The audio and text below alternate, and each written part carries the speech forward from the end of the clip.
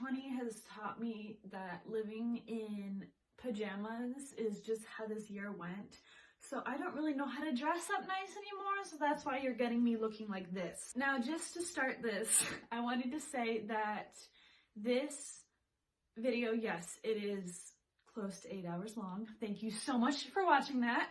But I also just wanted to say, whenever you get into this, that there is an intro and an outro in every single one of these videos. I just took what was already edited and up on the channel and just put it into a big marathon. So don't think that it's over whenever you get to an outro. Whenever you see me again like this is where this actually ends, okay? Just let me know, but I'll let you get into it because there's a lot to watch. So go enjoy it. This is a 2020 marathon. It is all of my art videos, so I really hope you like it, and I hope you have several hours to watch this. So grab your snacks and your drinks, and let's get into it. Hello,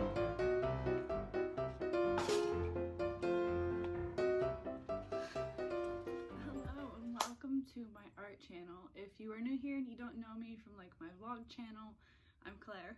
So this is one of the first videos on this channel. I don't know how many are up for this or if this is the first one. I've been filming a lot, so I said to see what I get up and when. But I figured today, since there's nothing to do and we are in that coronavirus social distancing quarantine kind of thing, we could go outside with my Polaroid camera and take 10 exposures of the world outside because yesterday was the first day of spring, so I figured it would be a fun little challenge, just an easy little video just to ease into it, see what we can get, and then I will probably be hanging these all up in my art room after I take them. So without further ado, let's go get started. Whoops, let's go get started. Okay, so I just have to figure out what I'm going to take and hope that these don't mess up. The thing with film, if you don't know much about it, it's easier to mess up if you move suddenly or something like that. It's not like a digital camera where you can just delete the photo. You get what you get, which you probably already know that, but there's a lot of differences between this and a digital camera. We will talk about that in a different video. So I guess all I was trying to say is what you get is what you're stuck with, I guess. So I'm just trying to figure out what to take pictures of first and what I want to do, because there is life coming back now that it's spring finally, but everything is just kind of dreary and still kind of dead from winter. So I'm gonna look around and then I will start, oops, I stepped in mud. I will start filming whenever I figure out what I'm gonna take. So I might do something with this. I'm not sure. I see there's an old burn barrel over there. Oops, over there looks really cool, and there's old stuff over there that looks kind of cool too. So I'll keep looking around is what I'm trying to say, and I'll keep taking pictures. You know, coronavirus is happening whenever your little cousin leaves Perel out on the playhouse. So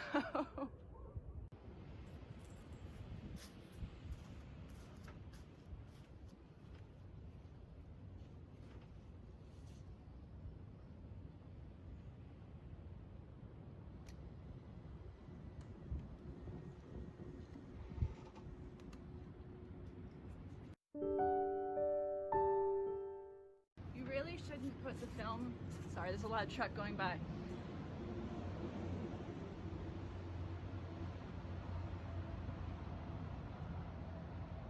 You really shouldn't put the film in your pocket after you take the picture because it's not the best place for it.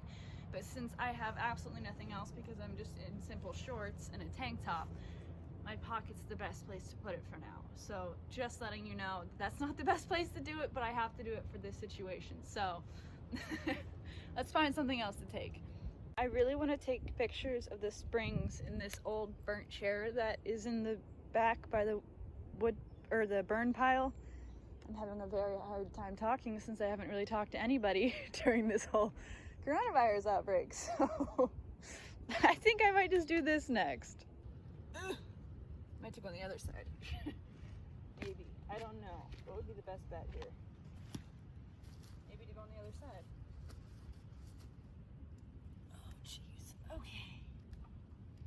Can't really see me, but this is kind of the angle we're working with. Not my hair in the frame.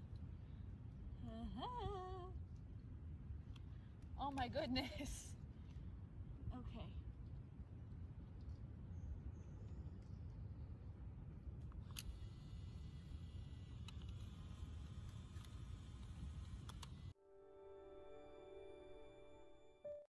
Very shaky, so I'm not sure how that one's gonna turn out.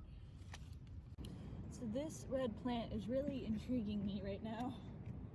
So I'm going to try to get that now. Let me take these out of my pocket so they don't get squished or anything.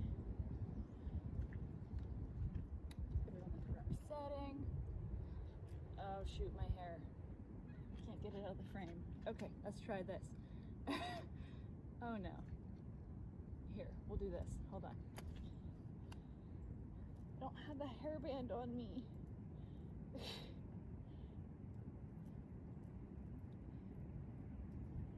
Doing so good filming.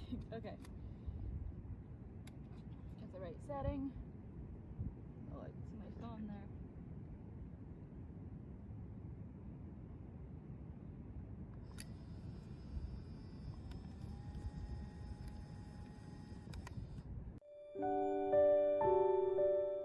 There are purple flowers right here.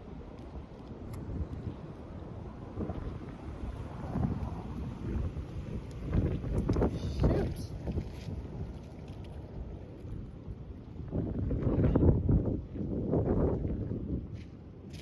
Sorry if you can't hear me. It's a little windy outside right now, but I'm gonna try to take pictures of these purple flowers for this next part.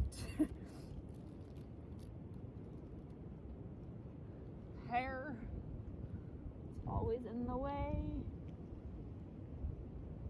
No.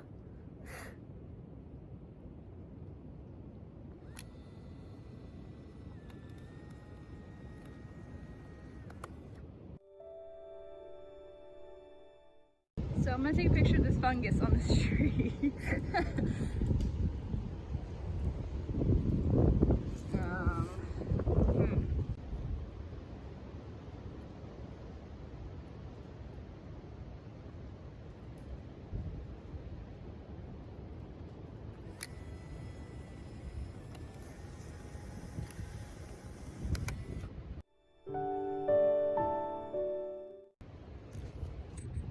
It's hard because you can only get so close to something without it being blurry whenever it's a Polaroid film. So we'll see how these turn out.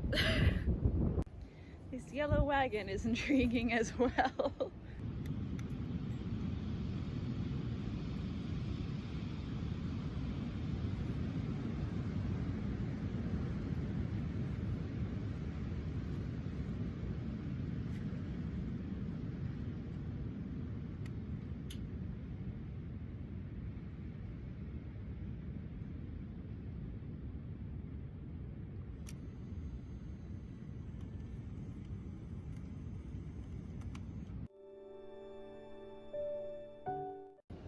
My little girls came outside. Maybe if I can, I'll get something of them. We'll just see. Look at all the soggy potato chips. Oh goodness. You guys didn't eat them all. You ate a bunch though. There was a ton in there. So I'm outside of my art room with little kitties.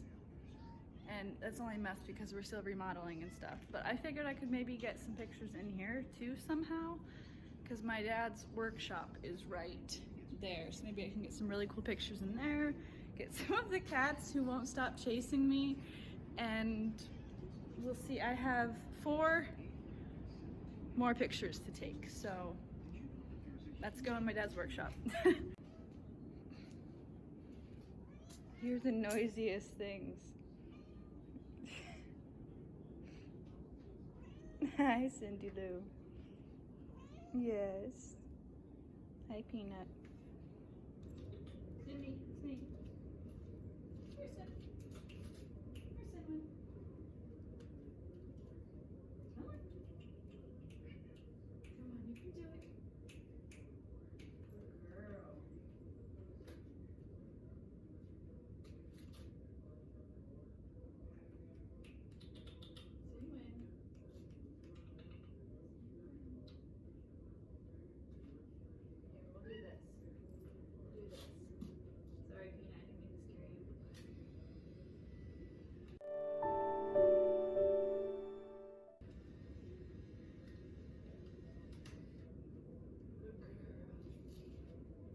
Tina, I didn't mean to scare you earlier. I feel like this angle somehow could be pretty cool. Let me see if I can do it. Hi, baby. Hi there, baby. Well, we'll see. I can see my phone. Let's do, I think that.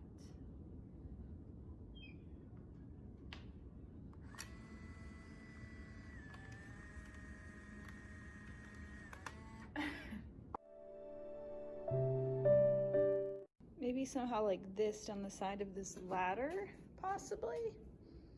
We'll see. We'll see.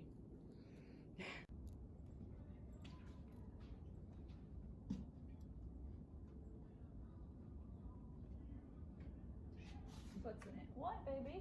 Oh, Peanut, you're passed out on the floor.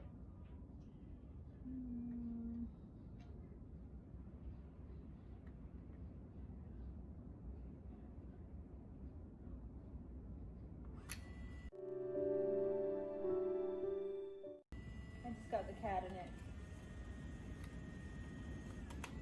Cindy Lou just put herself in it. All right, I can take one more picture, so let's find one more thing to do. Maybe we'll check out the art room. Let's see. Now, my art room is still in a process of being put together because it was just recently built. Let me open up this door, hold on. So there's not a whole lot of stuff in here and not everything is moved in yet. And it's kind of a mess, but oh, you're in here now too, Kat. I figured maybe we could somehow get something. Like I said, there's not really much in here yet. It's still pretty empty because I have to move a bunch of stuff out here because it just recently got done. This is gonna be a, shoot, what's it called? It's not a sunroom. If I think of the word, I will write it on the screen here, but that's what that room's gonna be. It's just boarded up for now because we haven't started building it yet. Not really seeing anything in here, so maybe we will go back to the workshop or outside. So let's go. You lazy babies. I think I might try to get a picture of this leaf thing. However else I should put it.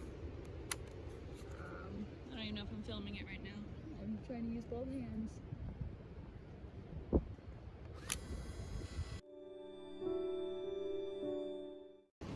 So that was my last exposure. It's down to 0 now. Let's go in and look at them. I'm sorry if you can't hear me, it's so windy. Alrighty, let's talk about the photos. So for the wood one, I think it turned out really well. I like how it looks. The color came out great. The light came out great as well. It just overall worked out really well. The spring photo, it looks pretty cool. I think the dark with it really helps bring it out in a way. It's very different and I like how it turned out actually quite a lot. For that red plant thing, I think this one is probably one of the coolest out of everything that I have taken today. I like how it starts off quite blurry and then it gets very clear overall and how you can see it, and you can really actually see the pink and the red and even some yellows poke through into the very gray monotone dark background. So it looks really good and I'm really happy with this one. Now for the fungus picture, it did not turn out the way I thought it was going to. I moved at the last second when I was taking the picture, so it didn't get the fungus in it, but it did get a really cool picture overall. It's just like the stump, and this is actually part of another tree that was there. So I think it actually turned out really cool. I actually like it a lot, even though it didn't turn out how I was expecting it to and how I wanted it to. You can still see some really cool different colors up here as well, so I like it a lot actually. The purple flower picture, I think it turned out pretty cool. I like how they're at the top, which I didn't put them at the top. I had them in the very center of the viewfinder, but they ended up being at the top. That's because with this kind of camera, the viewfinder's over here looking this way and the lens is over here looking this way. So if you're seeing something through the viewfinder, it's not exactly where the camera is going to be. So that makes it difficult in getting pictures that are straight on, and it causes this to happen. I still really do like how these all turn out because they're still really cool. And the mistakes that this does make can still give you really cool pictures overall. Just like how this is moved over. It's still really awesome because you can still see that pop of color and everything around it that's leading you to that flower. So I think it worked out well overall. Now the wagon photo. I was trying to shoot down this side over here more to get the picture, but like I said, with the viewfinder and the lens actually being in two different spots, they're not looking at the same thing. This is what I got instead. I still love it as well. It still really captures the yellow wagon. It does a lot for this photo actually. It's not what I was going for, but you can still get a lot of the dimension and everything that is in the photo. I just really like it.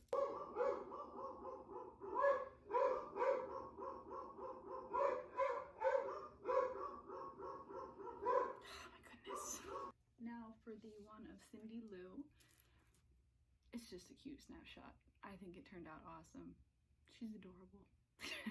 As for the one for the wood shop, I think it still turned out really cool. The lines still lead you directly up to the table saw. It wasn't exactly where I was hoping the lens would be pointing and be at, but it still turned out really good actually, really cool. I'm really happy with it. Now for the ladder shot with Cindy Lou, it turned out very dark and really all you can see is just the silhouette of Cindy Lou Who. I still think it's really cool. I still really like it, and that's because it's kind of mysterious. You don't exactly expect her to be there, so it just worked out really well in the long run actually, so I think it's pretty cool. And then for the very last photo that I took, I know that these were not all in order. I lost the order after the third one, and now I knew that this was the last one. So like those dead leaf things by the chicken coop, this is not where I aimed again either. Like I said, with the viewfinder and the lens being in two different spots, it can really change how a photograph looks. But this turned out really cool. I think the lines in the chicken wire with all of the dead flowers and stuff and how they're all going different directions and everything, it really creates a really interesting photo, and I like how the colors actually turned out. I think it looks really cool, and I also like how the stuff that's close is blurry and the stuff that's far behind, the rest of that is very clear to look at. So I like how that one turned out as well. Now for the overall photos, I'm not disappointed in a single one of them. I think that they all turned out great for what I was trying to do and for what I was trying to take, and for how the camera and the viewfinder are in two different spots, so it makes it harder to take a picture with these Instax minis.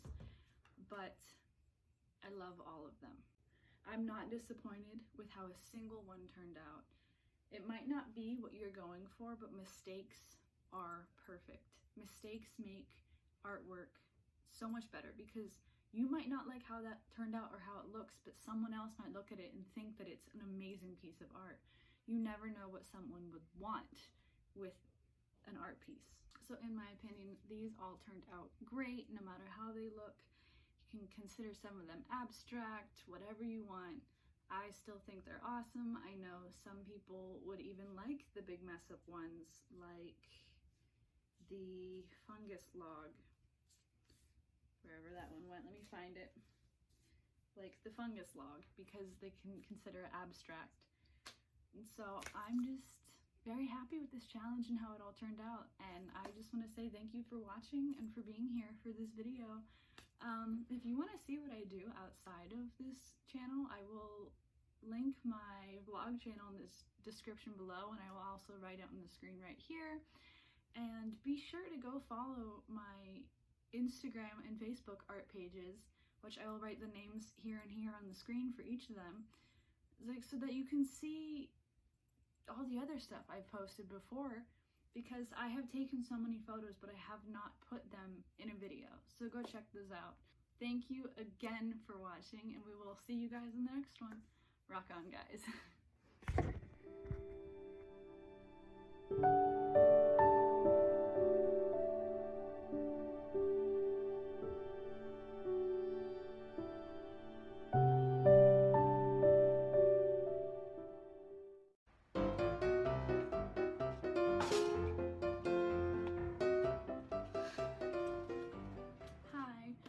Welcome to my channel. I'm Claire, and let's ignore this mess. I don't know what's going on up here. But today we are going to be doing the very first episode of Create This Book, which is by Mariah Elizabeth. If you don't know Mariah Elizabeth, I will tag her channel in the description below. But we will be doing 3 pages out of this book today, and we'll save the cover and the spine for a different time. But without further ado, let's get on to that. So here is our book. Now, obviously, you can write your name inside. But if you go to right before page 1, it has a tips and tricks page, which shows you the best materials to use on the front and back cover along with the spine. And for that, the best materials for that is permanent marker, acrylic paint, and other decorating materials like stickers, gems, scrapbook paper, decorative paper, etc. If you want some mixed results, you can use colored pencils and crayons, but you need to avoid washable markers. They smudge. Felt tip pens, they smudge as well, and watercolor paint, and it will not stick to the cover. Now, as for the inside of the book, all of the pages, the best materials to use are pens, acrylic paint, pencils and colored pencils, crayons, chalk and charcoal, and other decorating materials. Again, stickers, gems, scrapbook paper, and decorative paper. If you want to use wet media, you can cut a window out of the paper so that you can add it in to the book itself if you put it on another piece of paper first and then put it in here. And then to protect your artwork, apply a matte clear coat over top or use packing tape. And if you want to learn a little bit more on this book and what to do, you can go to Mariah Elizabeth's Create This Book 2 introduction video on YouTube. So for our first page, we're going to be doing a create a switch, which is come up with an idea for this page, switch up the plan halfway through, completing your original idea. Don't plan your second idea until you have already started your first one. I'm going to be putting other papers in here so it doesn't bleed through on the other pages, you know, that I'm going to be doing in the future and other episodes of this. So I'm going to glue those in first and then we will start. So this is the book with the pages in it. It's a little bit bumpy because I had to use liquid glue instead of glue sticks because this is all I have. We are not allowed to leave the house because everyone's told us that they need to stay home because of coronavirus. So I just have to make this work.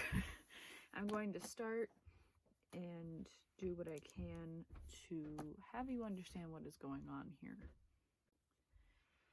So as weird as this might sound, I'm thinking about drawing a snake up here and then having it turn into something else. Not sure yet because I'm just going to focus on the snake right now.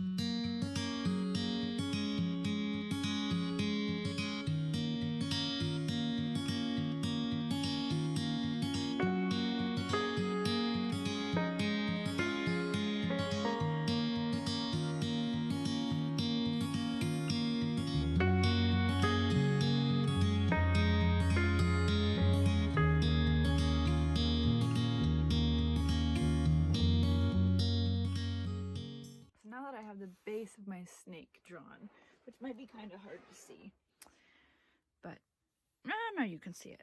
I'm thinking I might give him legs because you know you gotta switch it up. So if I was going to start off drawing a snake, switch it up into something else. So I think he's going to have legs.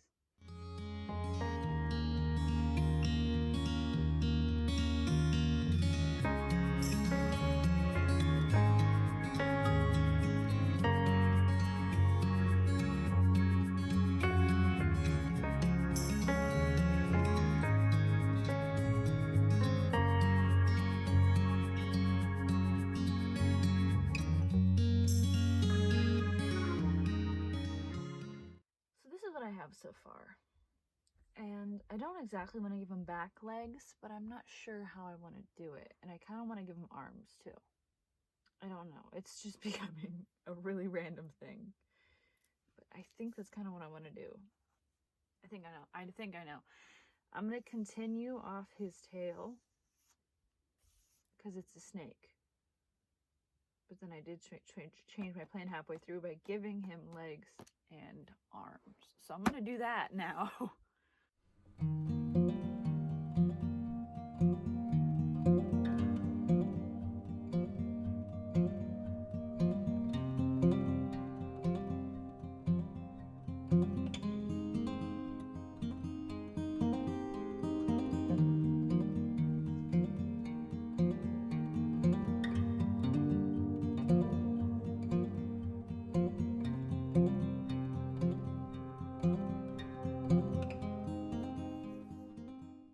So I also give him little arms with mittens and extended his weird tail.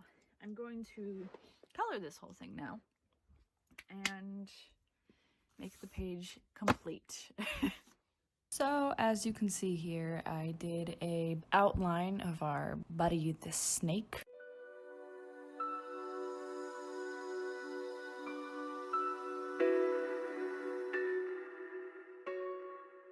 And then I moved on to the mittens, and you can see that I gave him some really weird colored spots. Oh, and here for some reason, I don't know why, I decided to make him checkered. Not sure where that idea came from or how it came about, but it's there. I gave him a yellow eye and made his eyelid and his arm 2 different color greens as compared to the whole body. And then I made really random shapes in the background and just colored those all in to go along with the chaos in this drawing.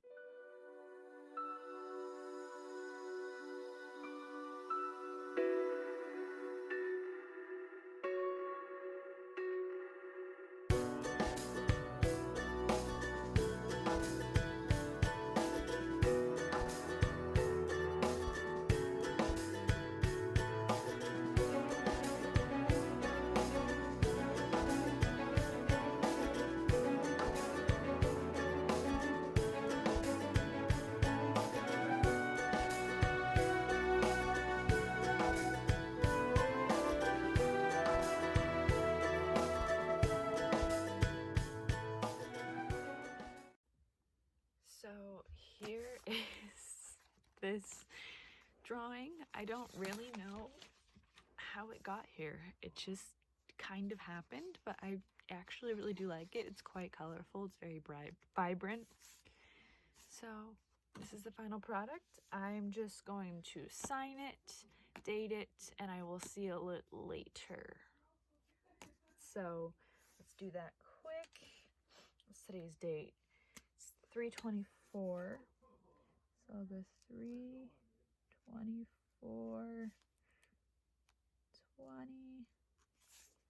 and I'll sign it right here. Okay.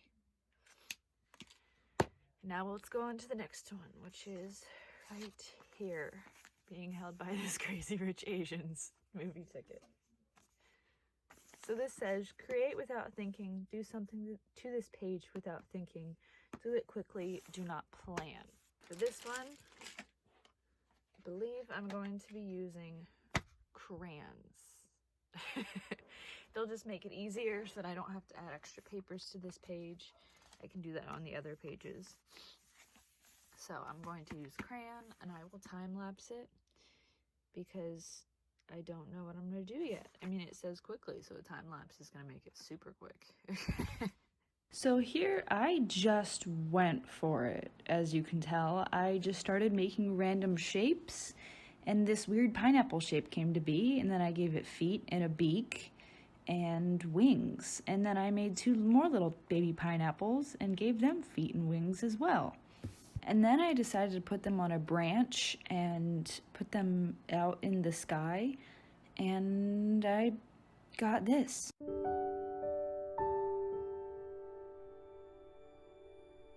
this is how this page turned out. I really did it without thinking. It ended up being a very tired mama bird and 2 energetic little baby birds. So I think it's cute. It was really quick and I really didn't think, like I said, and I did sign it. So I will seal this afterwards and we can move on to the last page, which is being held up by the Spider-Man ticket. Okay, it says create a profession, come up with a ridiculous job that you know is non-existent, write about it / draw pictures of it here. So for this page, I might add extra pages on top. I haven't decided yet. But my profession is going to be a clothing designer for giraffes. I don't know either, but it is going to be someone who designs and creates clothes for giraffes. So let's just go into the time lapse of this one and my voiceover. Alrighty, so I added pages and I just started going right in on it. I just made a sewing machine and a pair of pants and a couple like magazines that say like how to make clothes for giraffes and giraffe fashion and giraffe daily. And then you can see that I made the pants pink and green and decided to make checker pattern after that for the look of it. And then I just colored everything else in and gave it a subtle like red background. So here is what the giraffe clothing profession looks like. I decided to make the clothes 2 different colors and make it pretty vibrant. I think it turned out really well. I think it's really cute. I really like it. Overall, for these 3 drawings, I think it was a very good start to this book, and I cannot wait to continue on with everything else. Thank you so much for watching. If you want to follow my Instagram, it's CEC Photography and Art. It's the same thing as Facebook. I will have that linked in the description down below. If you want to see what I do outside of this channel, I will link my vlog channel down below as well. Thank you so much for watching the very first episode of me doing this. I cannot wait to share many more episodes from here on out. Thank you guys. Rock on. See you in the next one.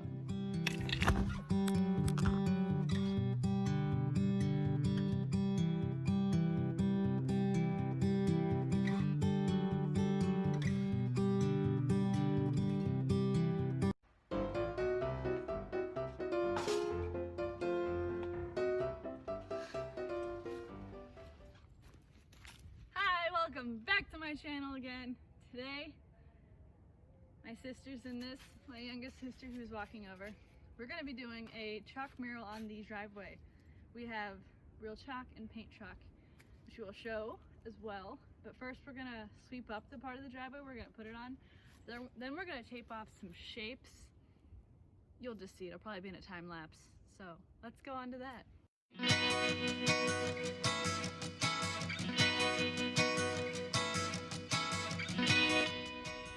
So here are our supplies, the second roll of tape. Now it is time to tape it off. Ready, Elaine? To tape it off.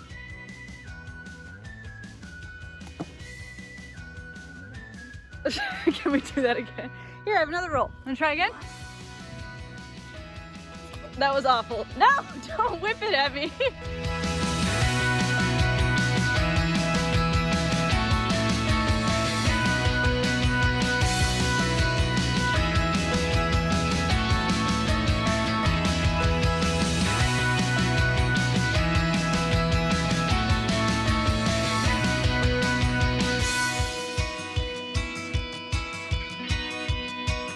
Okay, so here's our tape design. Time to start. Did you run into the door? Time to start coloring it all in.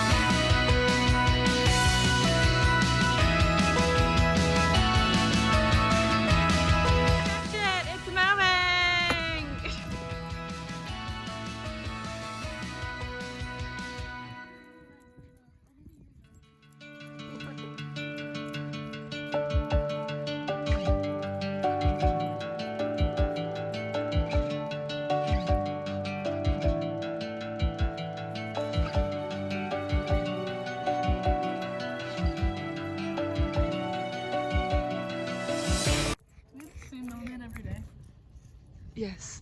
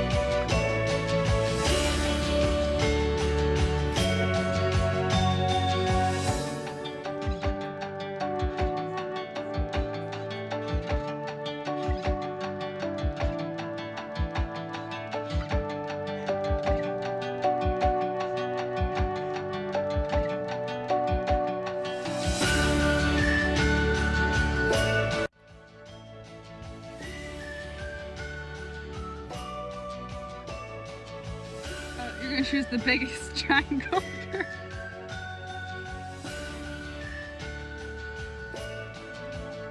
That's what I said, you should choose the biggest.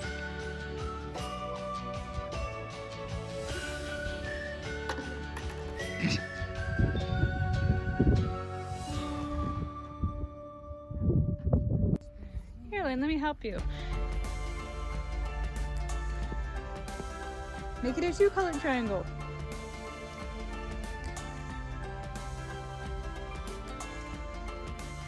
Because you don't have enough orange. Hey! Stop! Stop! Stop! Just gonna spend some quality time with you guys because Claire left me. Here. Yeah. Yeah.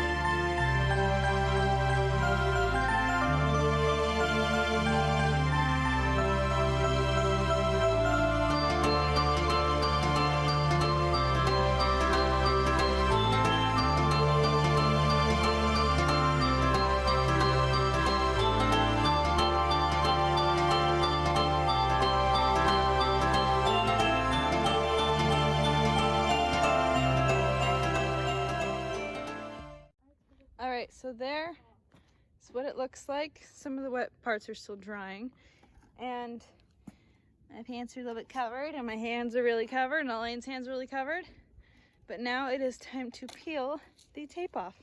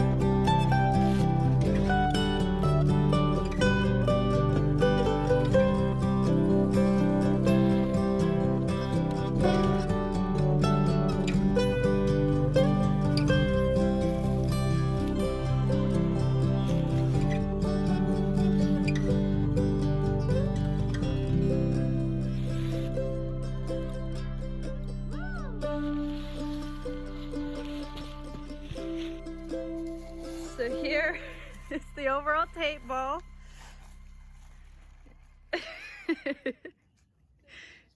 And here's the overall picture. Some parts of it came out of the lines. And not all of them are triangles because somebody kept trying to add baby triangles and made square corners of the triangles.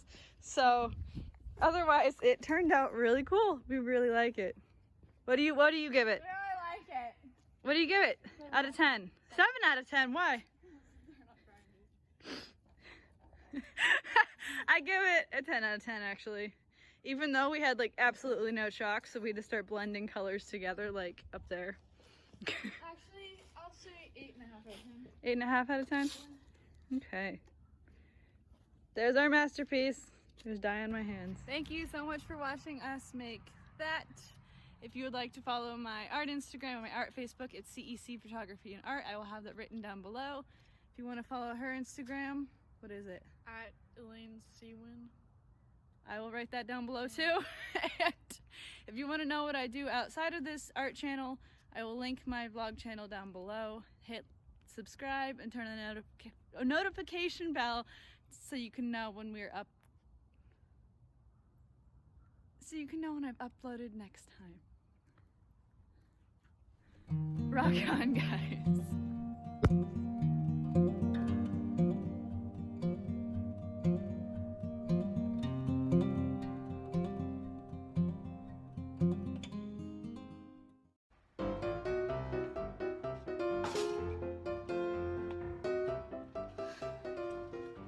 Hi guys, and welcome back to my channel. My name is Claire, if you don't know from beforehand, and today we're going to be doing a really cool and fun video. We are actually going to be doing 10 double exposures with this Polaroid camera. My best friend Kaylee is coming over, so we're going to be doing that today. If you don't know how double exposures work on a camera like this, you'll really just have to open up the back, and this is an empty cartridge.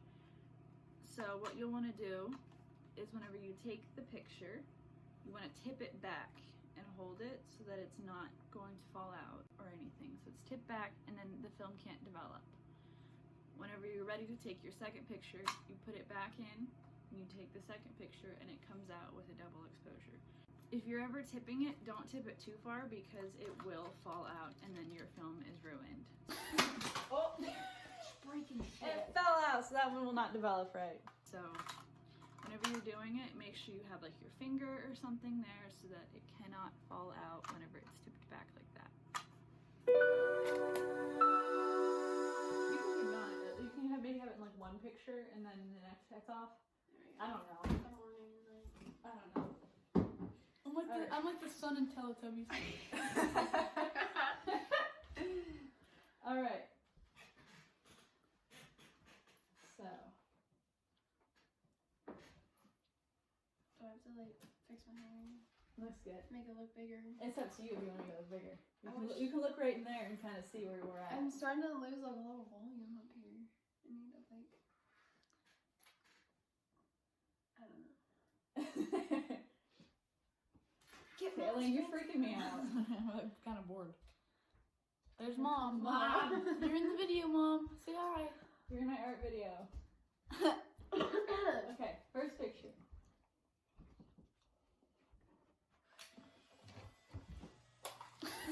Oh! Freaking shit. It fell out, so that one will not develop right. Way to waste a film clip. Wow. No, you're supposed to tape it out to make it have a double exposure. Well, you took a picture of me. Yeah, because I can't use that piece of film now. We'll try one more time.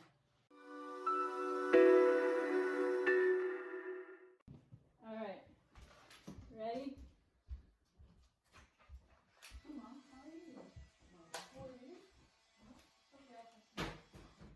Okay, go to the other seat. With your wine. Should I put my phone on?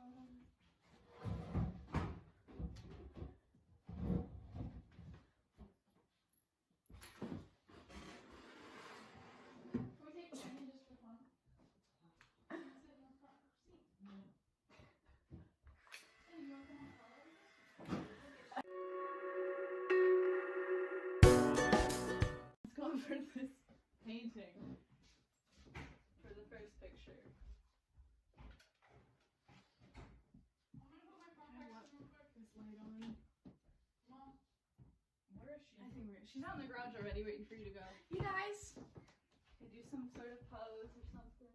Like, I'm just kidding. Like, We're getting it in front of so your what? face. What kind of pose should I do? Make like a meh kind of face. Maybe just sitting there. We'll do this one, I think, upside down, probably. Oh, jeez. So it's like you're at both ends of the film. Possibly.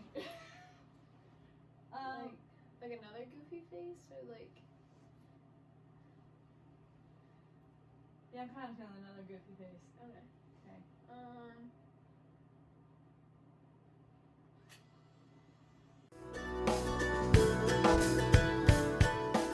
So we're gonna try something where she's looking in the fridge for one, and the second one she's gonna be down in the freezer. So we'll see how this turns out. This fridge is packed. Should I look at you? You could look at me for one of them, and the other one be looking into the Like, thing. I'll just be reaching for the same grapes.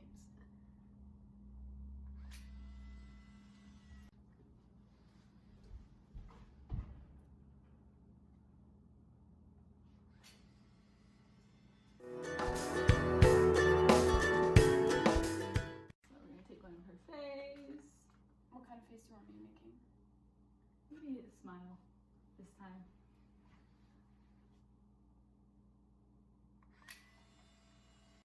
And then also going to get this red, whatever color it has on there, in there.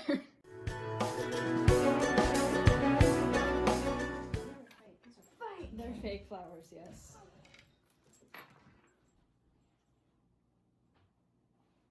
Maybe if you like hold them up to your face. Yes.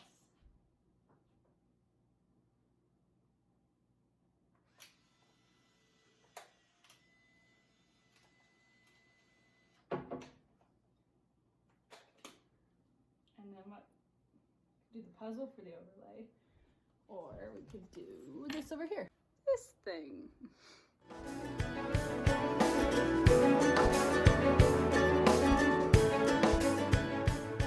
We're out in the car garage now.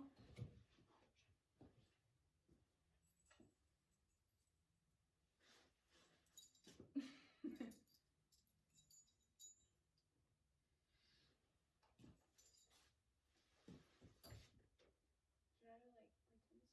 Well, yeah, I mean, you can look at me if you want to.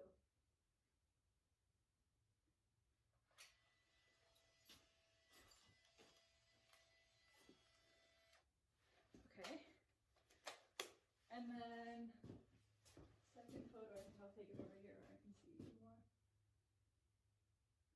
Should I look that way or this way? I think that way.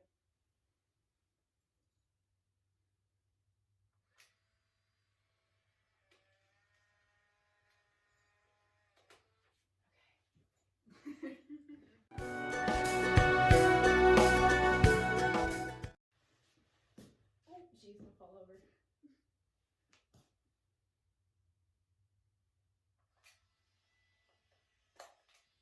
Such an awful noise.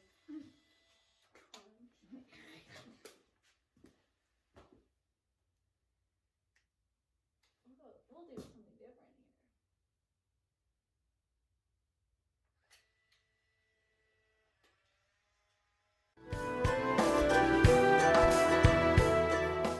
One of you in the passenger and the driver's seat, if I can somehow get it to work that way, so it looks like you're riding with yourself.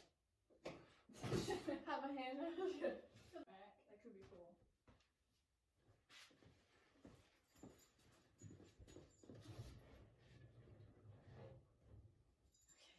Okay.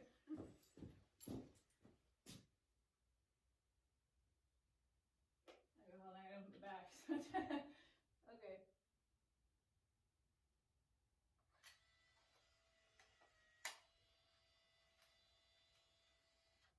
Okay. Do you want me to get the back or Yeah, you can. passenger? Back if you can. I mean, the seat leans forward if you pull the lever.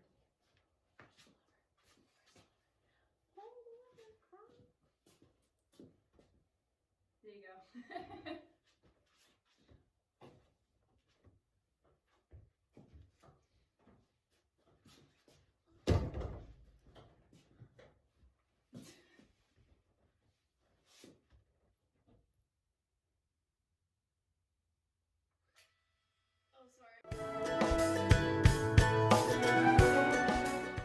I think we can take one more. So I'm thinking over at that phone.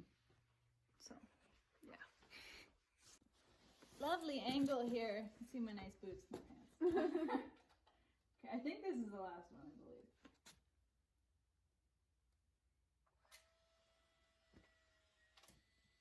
And maybe go on the other side. And hold the phone over there, yeah. Oh, what should I do for this one? You can pretend like you're talking. Because this is what I look like when I talk.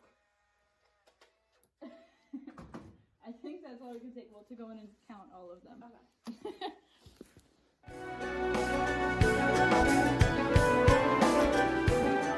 Now we're just gonna look at them finally because we haven't looked at them yet. So, is you with the flowers? That's cool. As it develops more, you'll be able to see yourself more. Oh. That's you with the fridge and the freezer. Where's my body? Here, but you I have one head. yeah, I somehow got it in the same place. You can see that where the bottom part of you is. Like there's, when you're down in the freezer. See, double exposures are weird. Oh, this is you thinking about wine. Yeah. I actually really like that one. Oh, That this one's one's funny. This one's white. Ooh, it's really cool though. You can still see exactly what's going on. And as it will develop more, you'll be able to see yourself more. Because they're still developing from the garage. What would you do? Yeah, that one. There's Elaine's room with the upside down. That's cool. I like that one a lot. That one's cool. You got the Crocs in that one. Yeah, I did catch the Crocs. The phone one, it just developed more, but that one's really cool. Yeah. Here's the white one that I messed up on the very first one. The white one. Ooh, This looks the exact same. I'm super. that has the red and brown stuff that's cool. overlay. Just Okay, kind of give you a okay. cool look to it. That's cool. Alright, last one. You in the front and the back, you see the same. I'm in the same spot! Oh no! There's only one of me! With an extra head in the back of your head. They turned out really cool though, because it looks like you're a ghost. Because you can see the chairs are in the same exact spot. Being as pale as I am. I didn't mean that. I somehow got the chairs in the same exact spot in both photos. Good job. These are really cool, I like them. Mm-hmm. Especially, this one. The white one. So pretty. Worked out so well. You just blend into the background. Exactly what I said not to do whenever I was explaining how to do this. And then you learn. Thank you guys so much for watching. If you want to follow her Instagram, it's kray12. I'll write that down in the description below. And if you want to follow my art Instagram, it's CEC_photography_and_art on Instagram. Same thing on Facebook. I'll write them both down at the bottom. And if you want to know what I do, and she's in them sometimes, outside of this channel, my vlog channel will be linked in the description down below. And we will see you in the next one. Well, rock on, guys. Bye.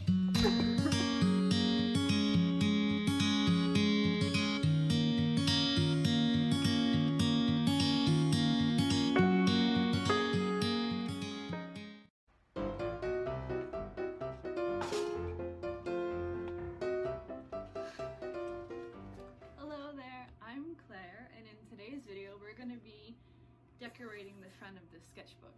Now in the past, whenever I have worked with sketchbooks, I have filled the pages with the actual final products, but this one is actually going to be sketches of the ideas in the videos. I hope that makes sense, but we're just gonna get on with the videos, so let's go. So here is our sketchbook. It's a little bit big for the frame, but I think on this very first page I'm going to sketch out some ideas. So for some reason I've been thinking about weather a lot. I don't know why, but I don't know. I'm feeling like a cloud,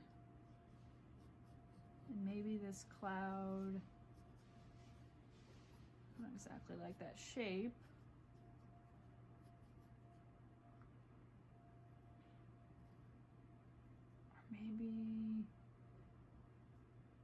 Should it be a happy cloud? I feel like that's really cute. Little tiny eyebrows. Or maybe I want...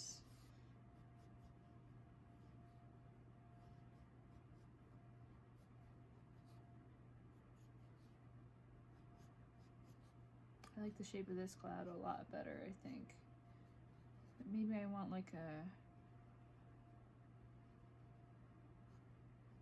me cloud. It's kind of angry. It's starting to look like Mario Kart kind of cloud. Maybe I could do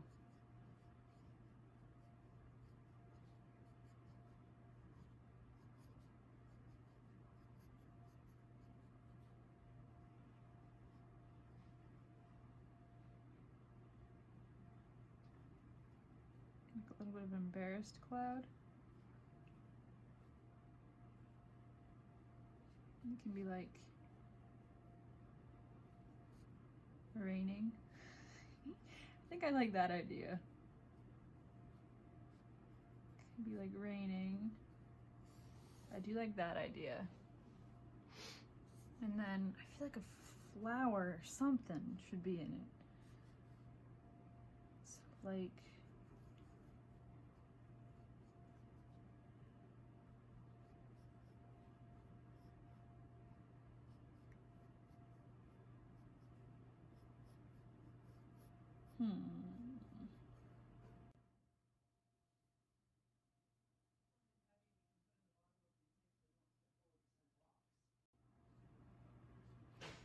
This flower's kind of cute.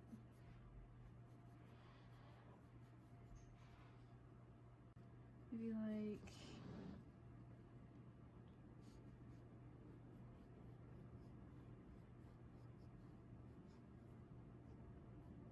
I do like how that flower looks. So maybe like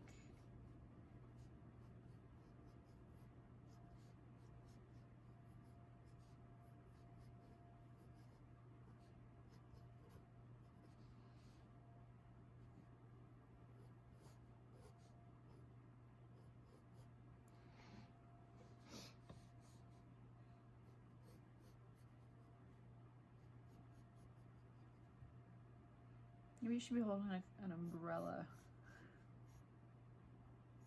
But like the umbrella would be over itself.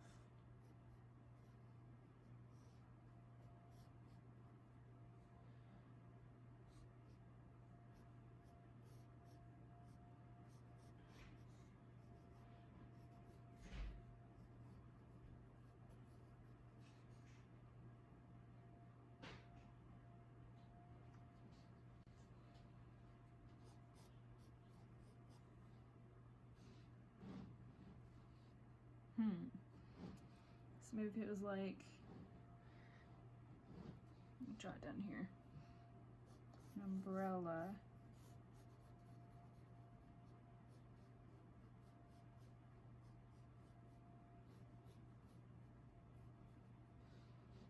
And the flower was like somewhere here.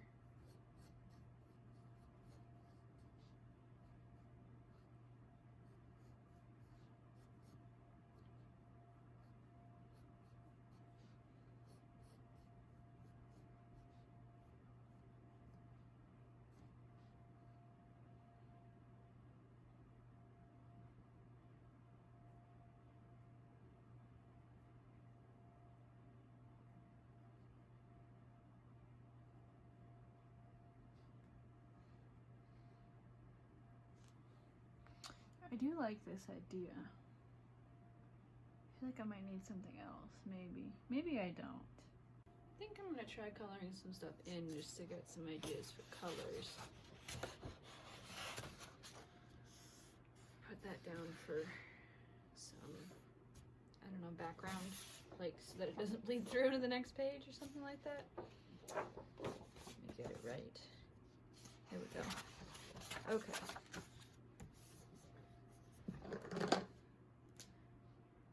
So I think I'll color this one.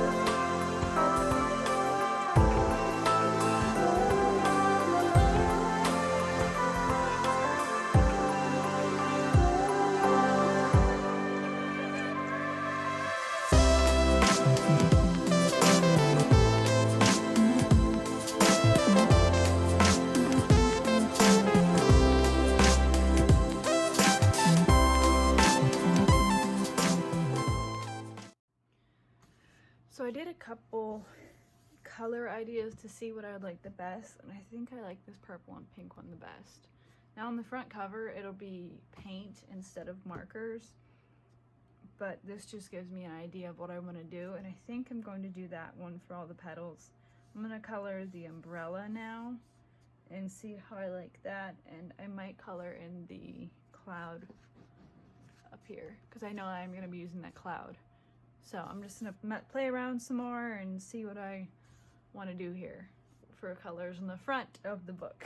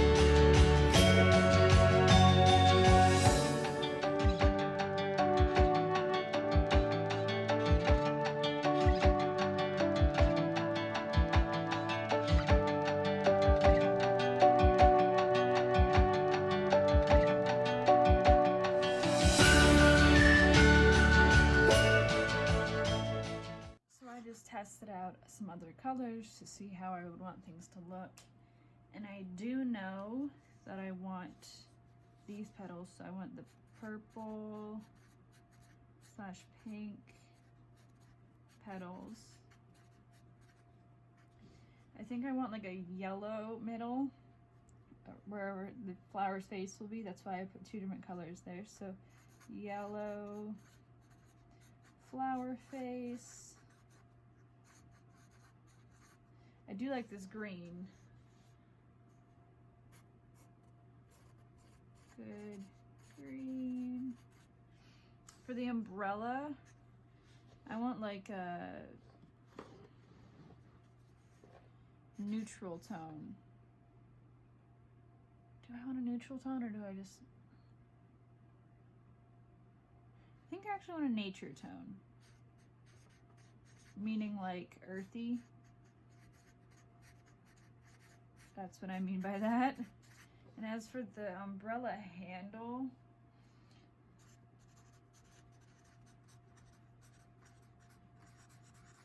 I think like maybe a light gray would look good. And then for the cloud, I would like more of a gray tone with some blues mixed in. I'd also like the cheeks to be red or pink on both of these. And these, I want them to be lighter. I think that's it. We can get started on this part. Alright,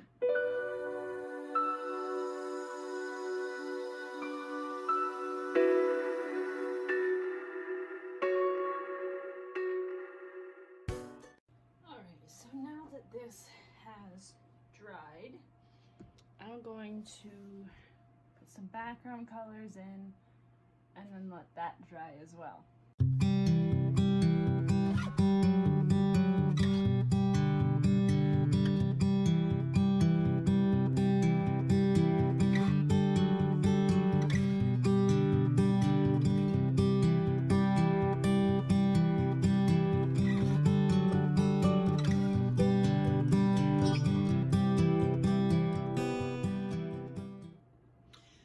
I just have a general color background set.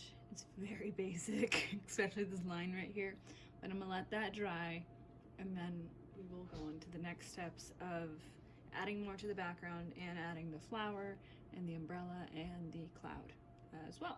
Okay, so now that this is dry, I will sketch out our design on it and go from there.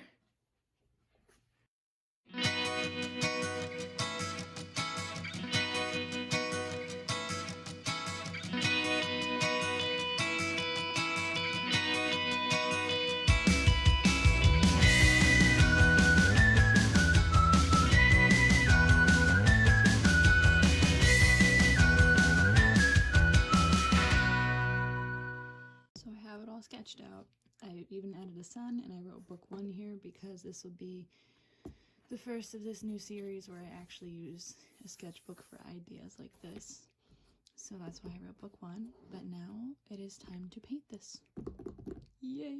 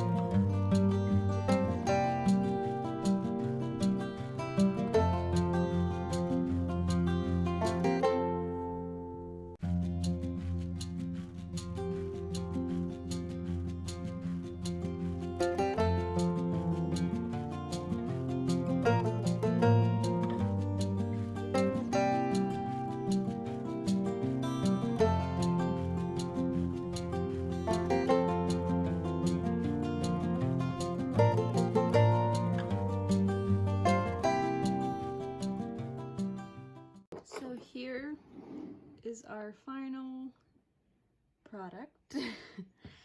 I have sealed it 3 times with this Mod Podge, the water-based sealer, glue, and finish. You mostly use this on like puzzles whenever you want them to stay together and stuff like that. It's mostly just like waterproof pretty much.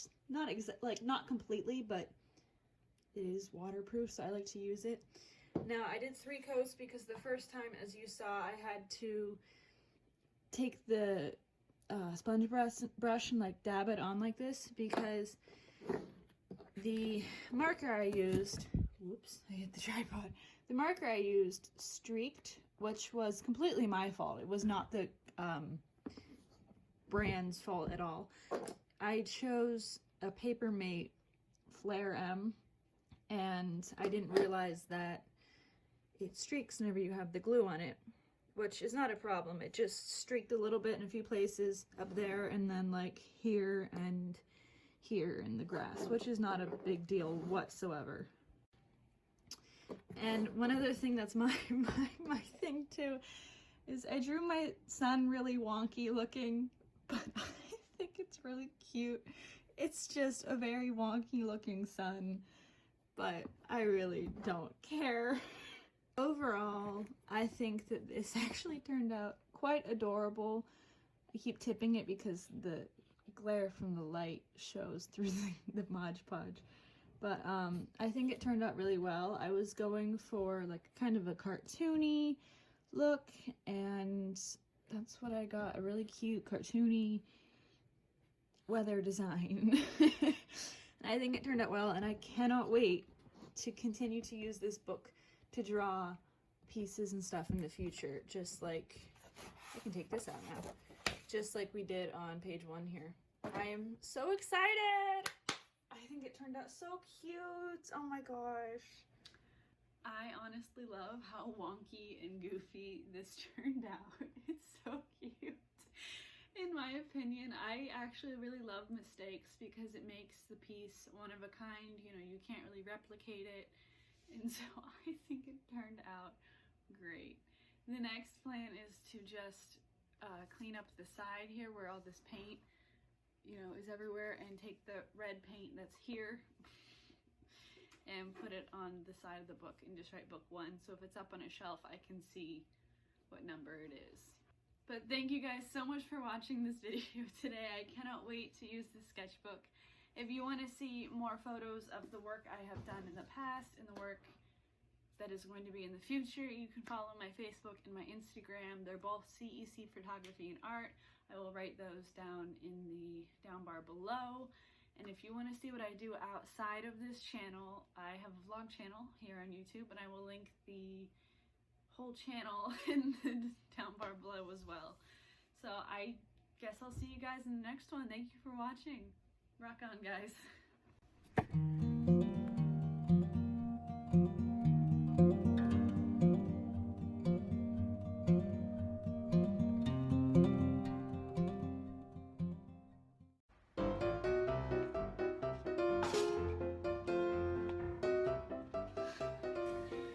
Hi guys, I'm Claire, and in today's video we will be putting Fujifilm Instax Mini Polaroid film into the freezer to see how it affects the chemicals inside of this Polaroid picture.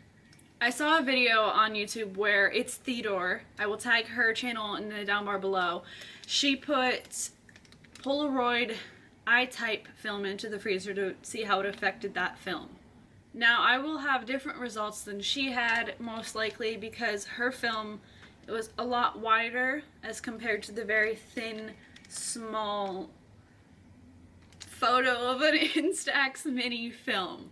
Now on the film itself, it says take pictures between 5 degrees Celsius or 41 degrees Fahrenheit and 40 degrees Celsius, which is 104 degrees Fahrenheit. So I'm probably going to leave it in the freezer for about 20 minutes. I'm thinking maybe a little bit longer, maybe a half an hour, and then take it out, let it go back to room temperature, and then we will come out and take photos and see the results overall to see how the cold affects the chemicals in the picture. Now in It's Theodore's video, she had some results that were actually really cool, but like I said, she had wider film, so it had a lot more room to try to cover on the picture itself, whereas this is small, so it doesn't have as much room. So I'm honestly wondering if these pictures will come out or if they won't. We will have to see together.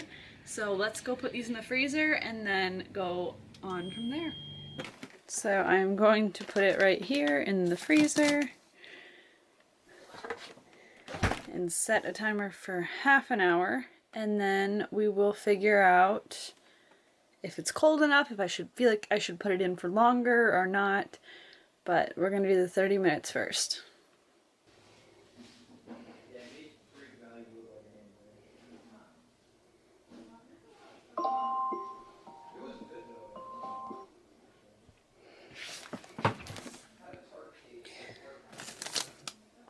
Ooh, it is very cold, very cold. It's a little bit frosty too, so now let's leave it at room temperature and then we will be taking pictures with it. So I've brought my boy to the property up the road that we have to test out the pictures. The view is very pretty out here, so I'm hoping we can get some good pictures up here. You ready? Archibald, you ready? I think the first picture I take will be of the view over there. He is so curious about everything up here. I think I'll take a picture of that.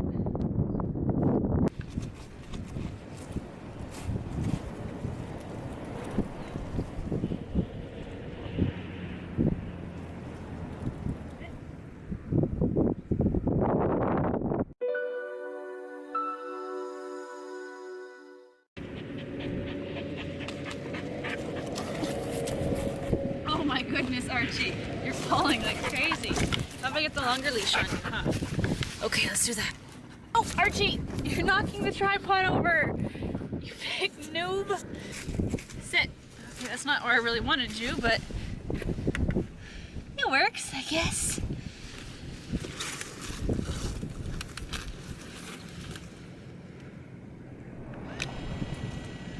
What a majestic dog I have.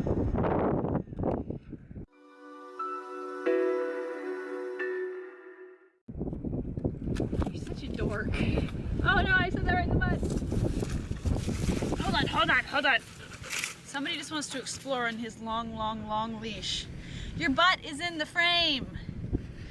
Archie!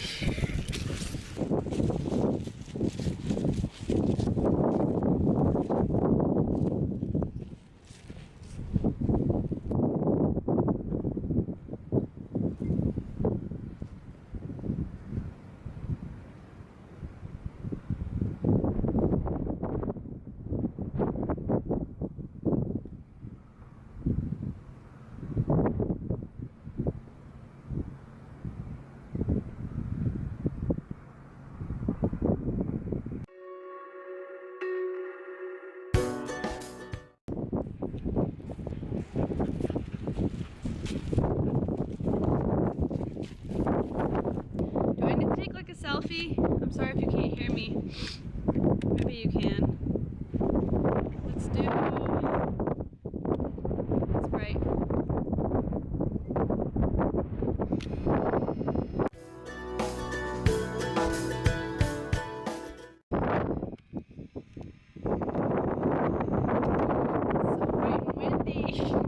So I let him run around a bit and we were trying to leave to go somewhere else and the car is stuck. Pretty deep into the ground, as you can see. Like, I knew the ground was soft and I had no problem getting out to there. It's getting back that is making me stuck. So I've called my father to come help me. And he just wants to hang out some more. He really does not care. We got 4 photos so far, and we're gonna go get the rest. Maybe we'll take some here while we're waiting for my father to come get the car out of the mud.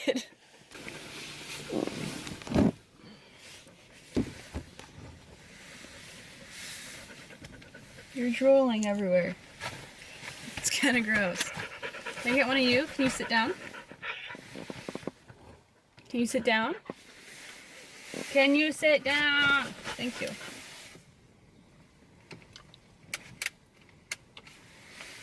Okay.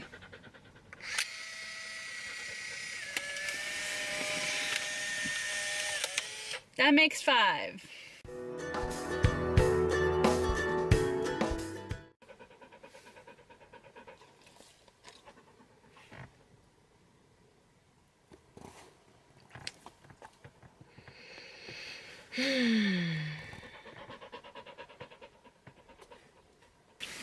I'm gonna try to get one of Archie and I, if he'll pay attention.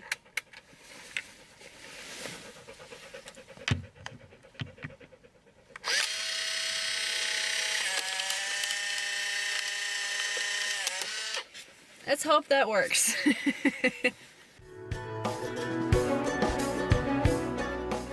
So we are back home, safe. My dad got us out. I really wasn't stuck terribly, like it was not too bad. I just didn't have the confidence to get myself out of there. It made me very nervous because my anxiety kicked in about being stuck. So my father came and got us.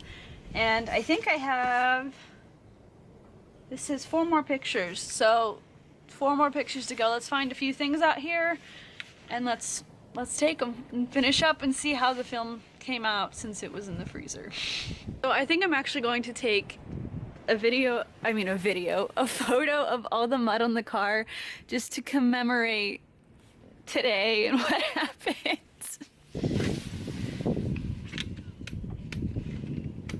I mean, it was Archie's first mudding trip, so like, why not? I don't know what setting to put this on. I'll do the cloud.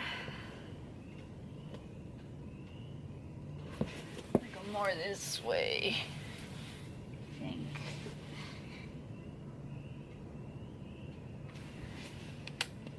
Oops. Kitty cat, I hear you.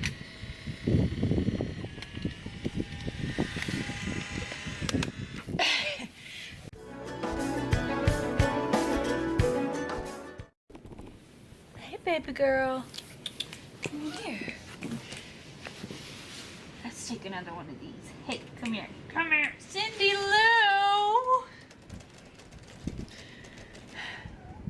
You left me with your box of cat litter. Baby, come here. Even the cats are sick of us in this quarantine. You gonna follow?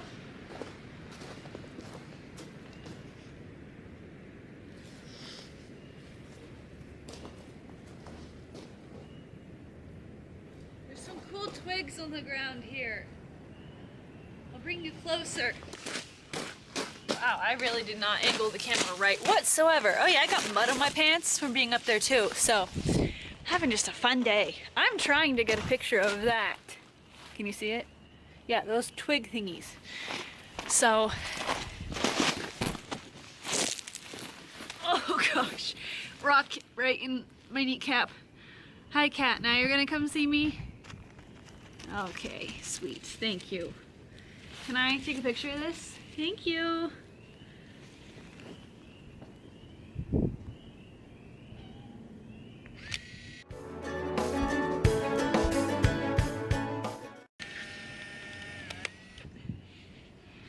She's petting herself with a rock.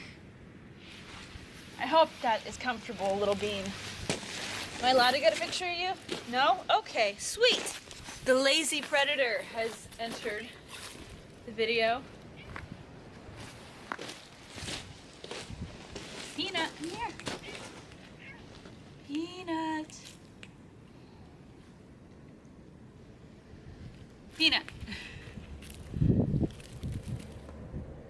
Don't you dare knock over that camera.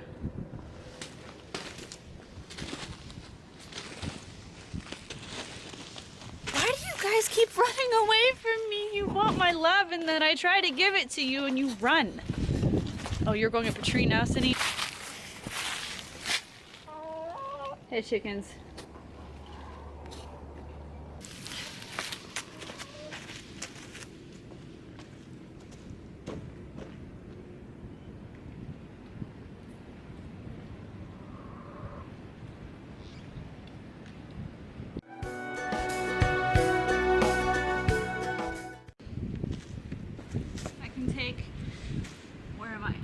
take one more out of this film. Are you here to break my heart again? Break my heart and not let me pet you? Off she goes. Well, the other one's tail's right there. This is stuff that I will be using in a future video. I know it looks like a bunch of random junk right now, but it'll be something down the road. But for now, the cats just like to play in it. Peanut! Peanut! Peanut, just because I can't see your head doesn't mean you're actually hiding. What are you doing? Can I get a picture of that? No! Peanut, please don't move. Please don't move. Peanut! Peanut! Peanut! Peanut! Ah! Sin, please. Just one? Okay.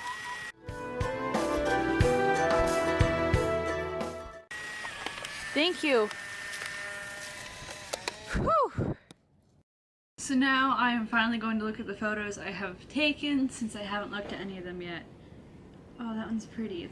It's the view. The very first photo I took. Ugh. That one. I think it's really pretty. Oh, Archie. These are a little bit overexposed because I put the wrong setting on, but they still turned out really cute. Another one of Arch. He's such a cute boy. Such a stinker. Oh, my little selfie I took. Turned out pretty good. It's still really bright in the picture. Archie in the car when we were waiting for Dad. He's so cute. That one turned out like perfect. Oh, here's the mud on the car. Turned out great. I like that one. Oh, Archie and I, that little selfie we tried to take. That's adorable. The rock twig things kind of look cool, but it wasn't what I was going for. It's kind of cool when I just took a picture of the woods. It's really dark. Trying to get the cat.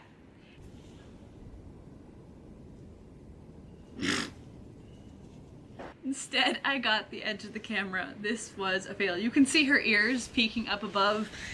Ow! My legs up above the camera though. Right there. So that one was a fail, but otherwise they were good. I think overall, let me lay down so I don't look so awkward. I think overall these turned out actually pretty good. I do think that it has a little bit of a blue tone to them, like a cold tone, but it's not a bad thing. It just gives it a different look. But I do believe that they have like a blue tone. So like whatever neutralizes it to make it look normal gave it a blue tone. It made it look like a winter tone. And that might just be this pack. I'm sure if I tried it with a different type of Polaroid camera and film, I could get something completely different. But this was overall, freezing it really didn't do any damage to it. Granted, mine was only a half an hour. I'm sure if I put it in for longer, it could do something else, but it really didn't do anything to the film overall. So with all that being said, I got 9 out of 10 good photos because this hilarious thing, I messed that up so badly, but it still was a good challenge. Down the road, I am going to do where I heat up the film and see how that affects it too. So be on the lookout for that, and I will go enjoy these photos now.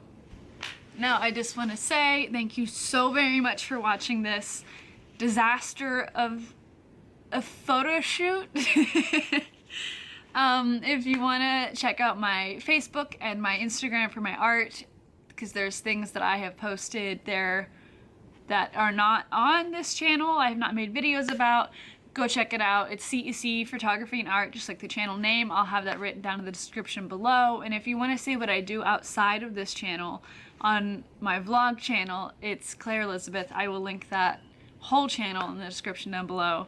Thank you so much for watching this chaos. but the photos turned out pretty good, and I will see you guys in the next video. Thanks, guys. Rock on.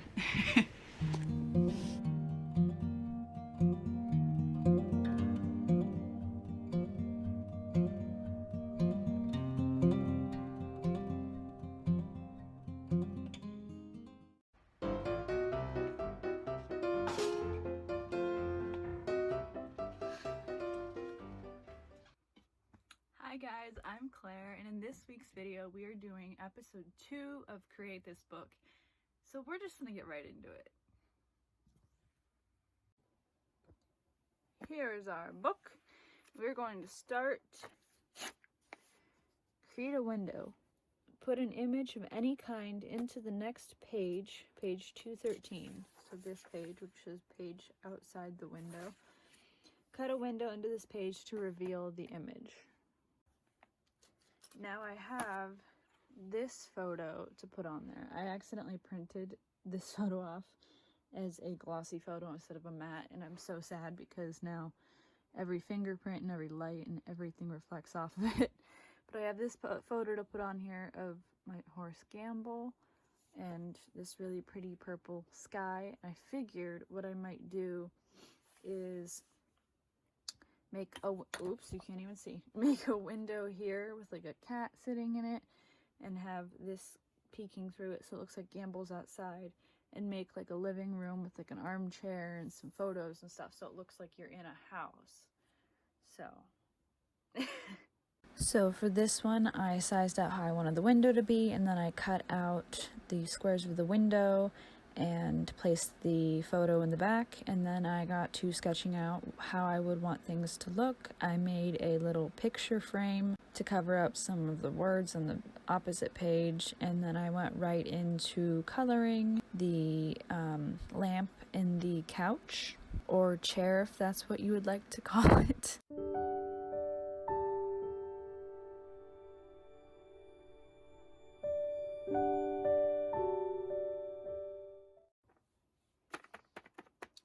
I don't like this.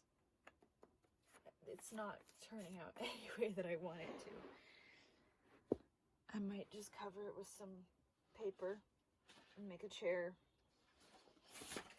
out of this instead, because I really don't like how this is all turning out. I don't like how it looks. Okie dokie.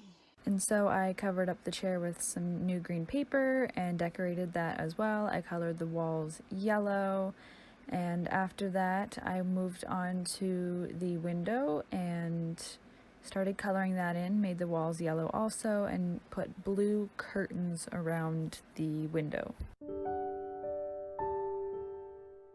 I also drew the cat on a piece of paper and cut it out and put it in the window so it looks like it's looking at the horse. So this is where I'm calling it for this one. This one just has been frustrating me and causing so many issues with markers and stuff like that. So it's kind of basic, but it is cute. I mean, it looks like the cat's looking at the horse outside. And I was gonna fill this page with stickers, so maybe give the kitty a face later. I don't know. But yeah, so I'm just gonna, where's a pen? I'm just gonna sign it and write the date, which is 4/10. I keep forgetting what the date is, but yes, that is how that one turned out. It's not my best, but I forgot to color this. Shoot. I'll get back to you in a second. Okay, this is what it officially looks like now that that's colored. I still think it's cute. I do like it. I know that it could be better, but I think it turned out pretty good actually. So next we're going to move on to this one. It says create a pair, draw a set of twins. Now, since I was going with photographs for this whole thing, I wasn't actually going to draw a pair of twins. I actually made mini photo books. I don't know how many I will use, but I made mini photo books of my twin brother and I. So there's one when we were little, older, just last year. We matched shirts. So I just have like a bunch of these random little photo books. I know that it'll make the book thicker and everything, but I still think it'll be really cute. Actually, how I did this is that I took the photograph and I set it down on the piece of paper. I sized out how big I wanted it, and then I just made four of those sizes of paper, and then I just put the photos inside and decorated the front and stapled it. And so I probably won't use all of them, but maybe I will. We'll see what I end up using. I definitely, this one though, I do want this one for sure. And I did cheat a little bit on this one. I printed out this wood grain because I wanted it to look like it was sitting on a table or something. So I did cheat a little bit in that way. I'll just end up putting this down, make it so that you can see that, or I might rewrite it or something. I'm not sure, but I'm just gonna go for it because this one's actually pretty easy since I already made the books.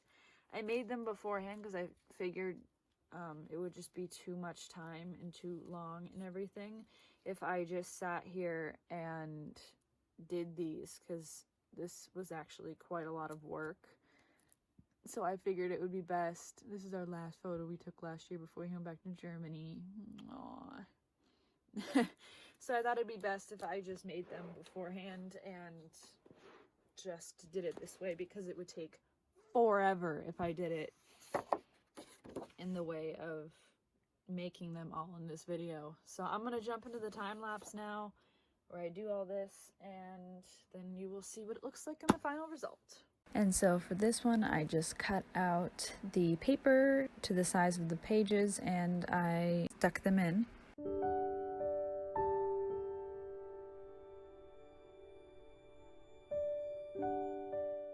I then situated the books as to where I might want them to be, and whenever I was satisfied with them, I glued them down.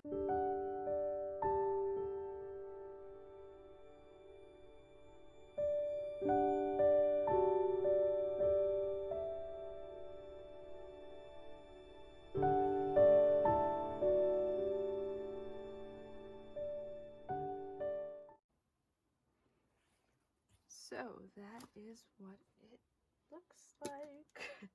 They're currently drying, so I'm not going to flip through them, but I am going to sign it. Oh jeez. And date it. And yes, so that is how that one turned out. I know it'll make the book like thicker whenever you close it, but I thought it was a fun idea. It was cute. I had wanted to do this, so I had some fun and did it. These are sliding, shoot. But yeah, now I just have to make sure that these don't go anywhere, so I'm gonna stick this back here so they can kind of like level out. Maybe I'll just do that for now. Yeah, and I will see you in the outro now. Thank you guys so much for watching. I had so much fun doing the Create This Book episode for this week. Be sure to hit subscribe and turn on that bell icon so you know whenever I upload. I post every Wednesday and every Saturday. If you would like to follow my Instagram and Facebook, it is CEC Photography and Art. I will have that written down below. And if you'd like to see what I do outside of this art channel, I have a vlog channel. It's Claire Elizabeth. I will have that link down below as well. And we will be doing daily vlogging starting Easter Sunday. So that is definitely something to look forward to. We will film on Sunday and post Monday, and what we film Monday we post Tuesday, and so on and so forth. So go subscribe to that channel and turn the bell icon so you can see what we do outside, or what I do outside of this channel. So yeah, thank you guys so much for watching, and I cannot wait to see you on Wednesday's video. Rock on, guys.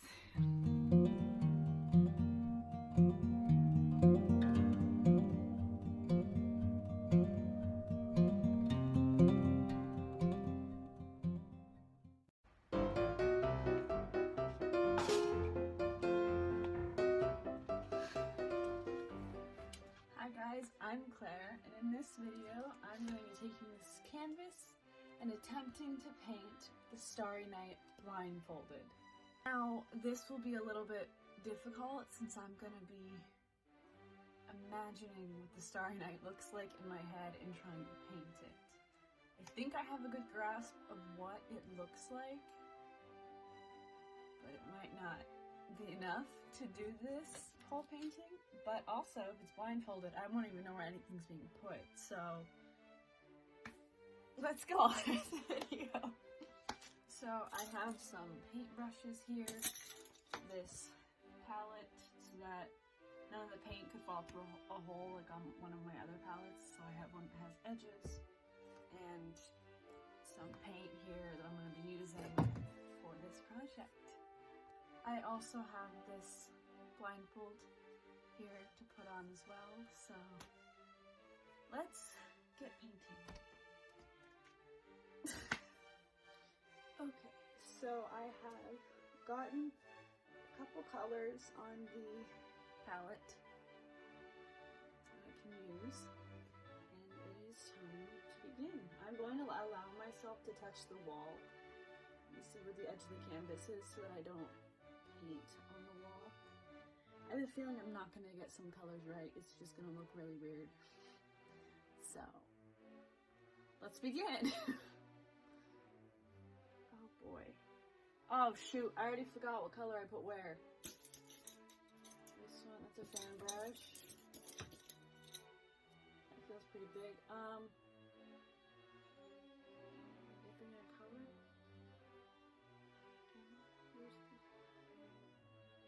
Ah, there's some. Okay.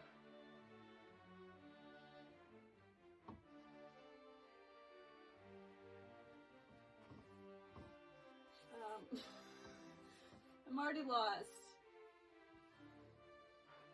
Better be on the canvas and not the wall, right? Oh, I'm almost off. Okay. Okay. Okay. Okay. I have no idea where I am.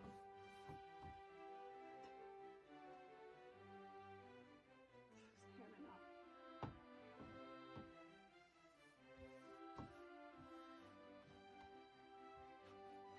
I have my paper towels here too if I need that.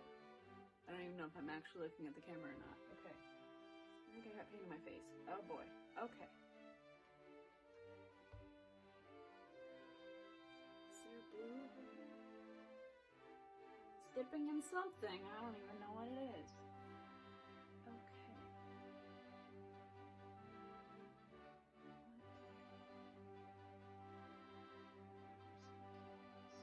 Contact. Let's make some swirls. Up here maybe? Alright.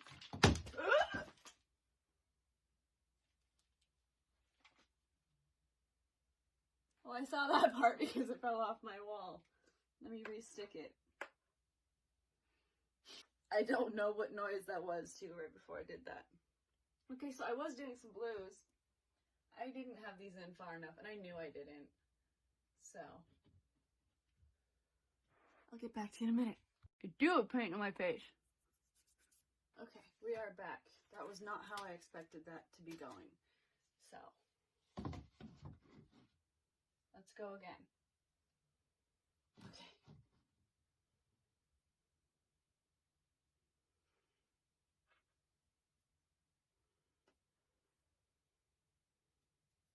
Where's the corner of this? Okay.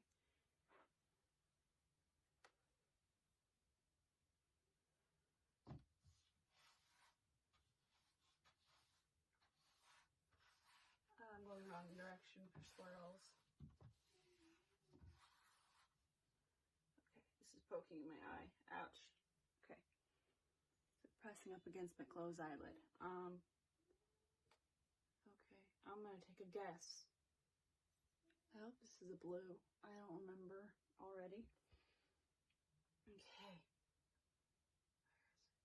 Okay.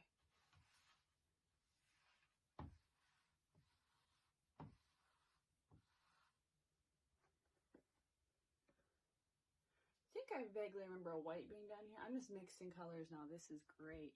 But you kind of gotta have it like a gradient. I didn't even make sure that was the canvas, to be sure. Where's the corner?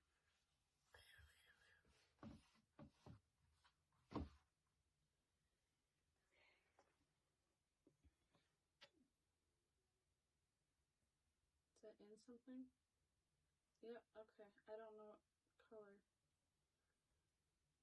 Okay.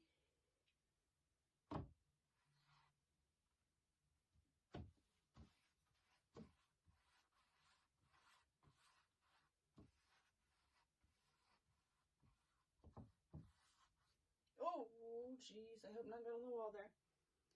If it did, I'd be so mad at myself. I just painted these walls. Okay, where is my thing? Okay. Let's try for this color over here, whatever this is. Am I getting some? I can't tell. Am I getting some? I hope so. Okay.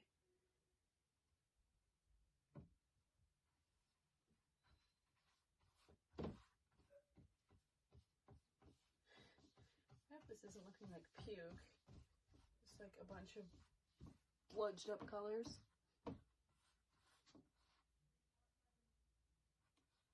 Where am I? Okay, the edge. There's the edge. Okay. Now what?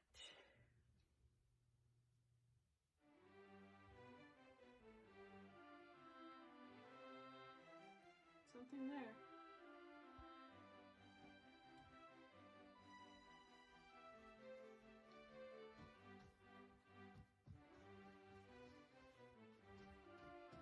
Just make sure everything's all blended in and painted. Oh, I think I touched the wall. Yeah.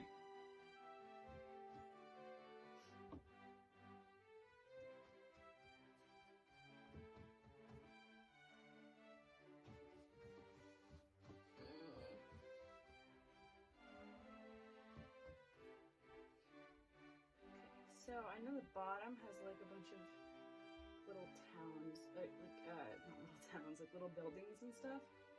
Because he painted this while he was in his asylum after he cut off his ear. He was in his asylum room. So it's like the tower tree thingy. I can't remember what it is. And then like a town over here. Am I even looking at the camera? Am I even in frame? I have no clue. So, but yes, that I do know. I want to put a little more in the background. Whatever color you sticked in, because I didn't show it. Hope that's good. Hope it's something good. Okay. It's not very swirl-like. My hands are getting covered in paint. Okay. Yeah, okay. Where's my cup of water? Let me see. Okay, right there. Okay. Where's another paper?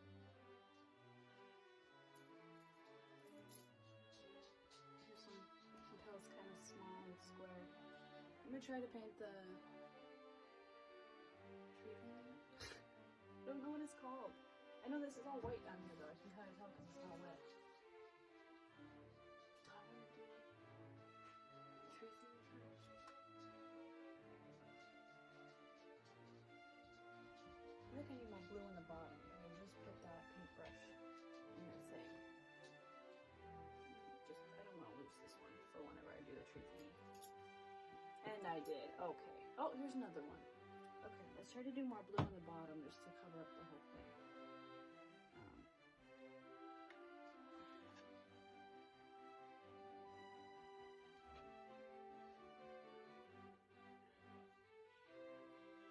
Okay, there's some paint there, I can tell.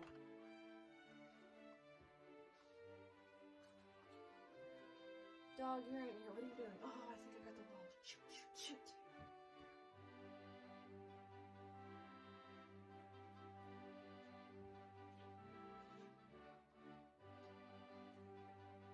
Guys, I'm filming a video.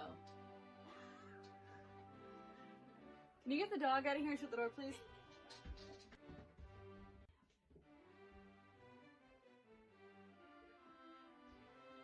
Okay, what? I don't know if this is another color. Am I mixing colors? colors together in the palette? Maybe. Who knows?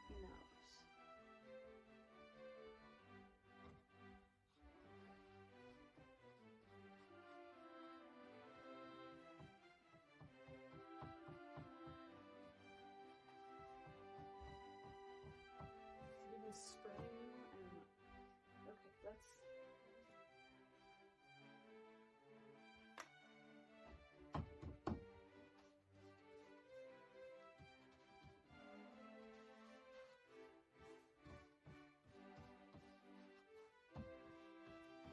Try to swirl it. Yeah.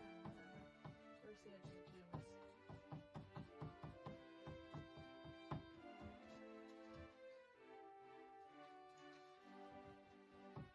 And I'll have this whole thing covered. Maybe it's not. I don't know. Let's just do another color.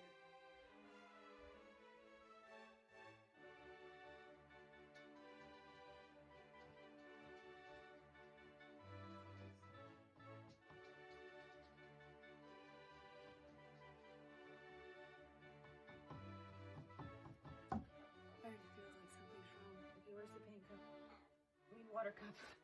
Where's the other paintbrush that I dropped? Okay, this is it. Okay, where's black?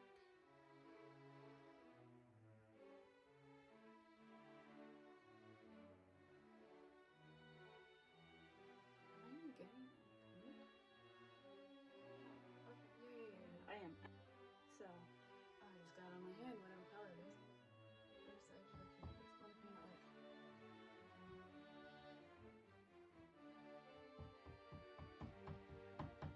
Where's the bottom? Okay, there it is. Okay, okay.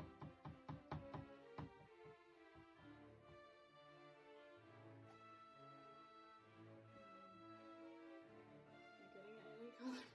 Hope I am. Okay.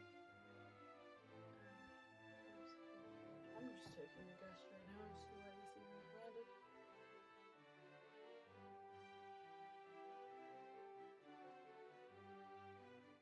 jeez.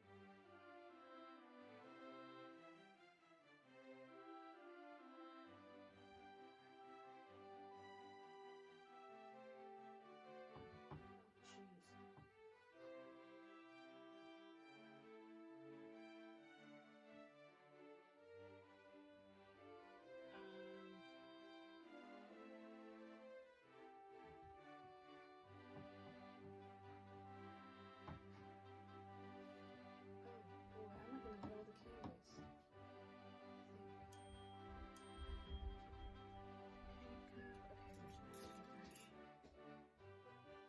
Ow, my eye itches.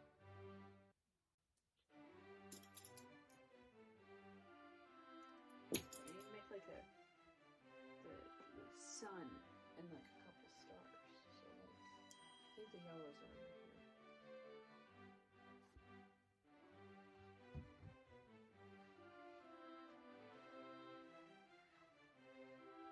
Is it pretty? I hope it's pretty. I don't know if it is.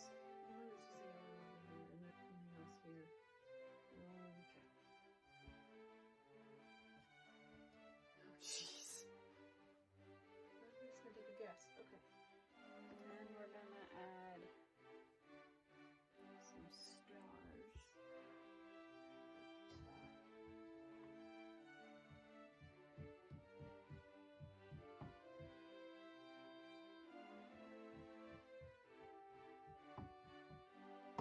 Good enough. I can't really tell where I'm doing anything. And I want to try to attempt adding just like some random gray at the bottom in the corner to make it look like. Should use this paper. To make it look like a little tiny thing. Okay, I have forgotten where I put gray on here. So just, is it doing anything? Oh, okay. It's on my finger now. Alrighty.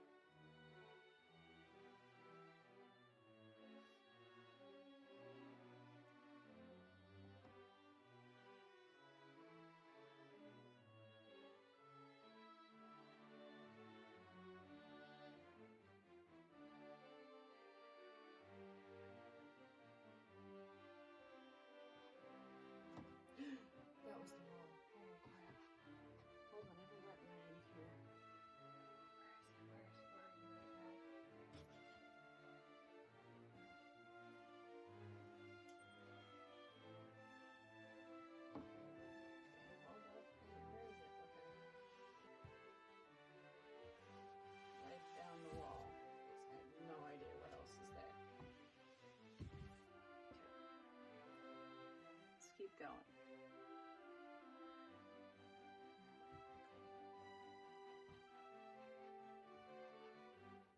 I like these little buildings. I want to try to add like little lights in them.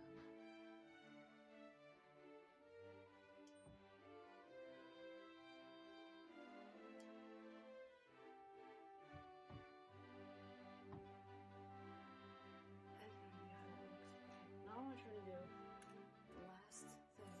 Well, second to last thing. I'm gonna add swirls.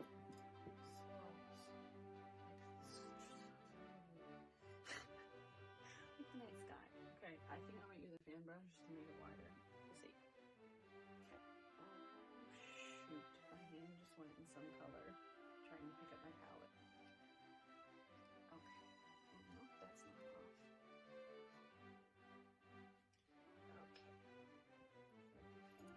Okay.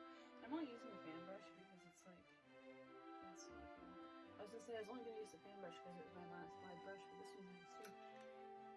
Okay, so let's get the color. Oh shoot.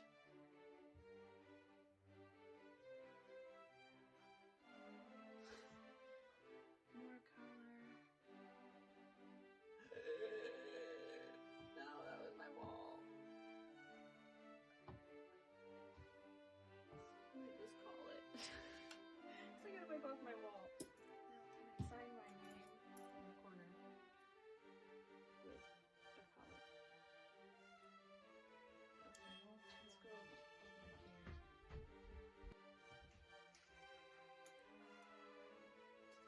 No, I touched my carpet. Good gosh, I cannot do anything when I can't see. Alright, now it's time for the reveal for me to see.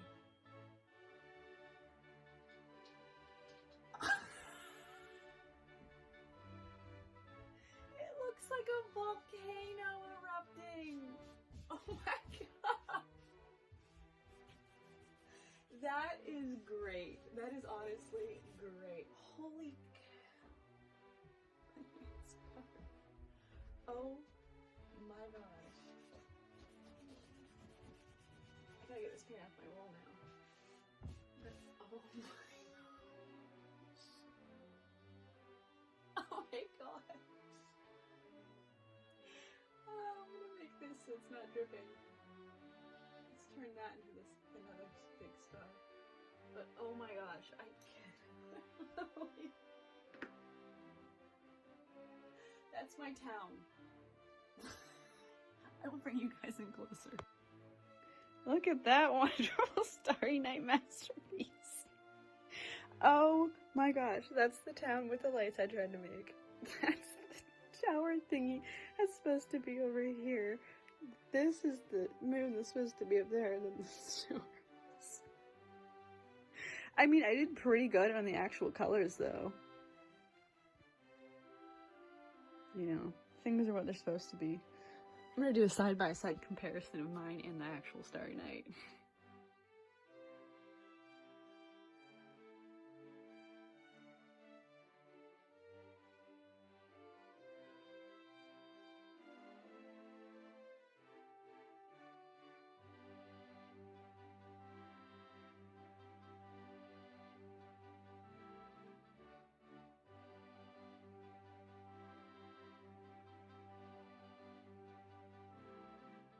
Thank you guys so much for watching. I have no idea what the heck happened here, but I love it. I will write out Facebook and Instagram right here, and I will tag my vlog channel down below if you want to see what I do outside of here. I got a lot of paint on my face too. I will see you in the next one. Thank you guys so much for watching. Rock on, guys.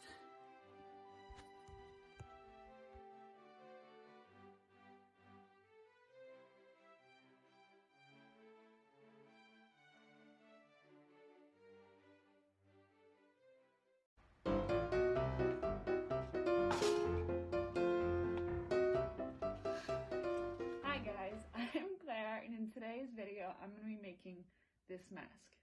You can watch and see exactly how I did this. The pattern I used will be down in the description down below, and the person who made the pattern also has a video too, so if you want to actually follow that and just watch me make this Harry Potter mask for fun, go right ahead.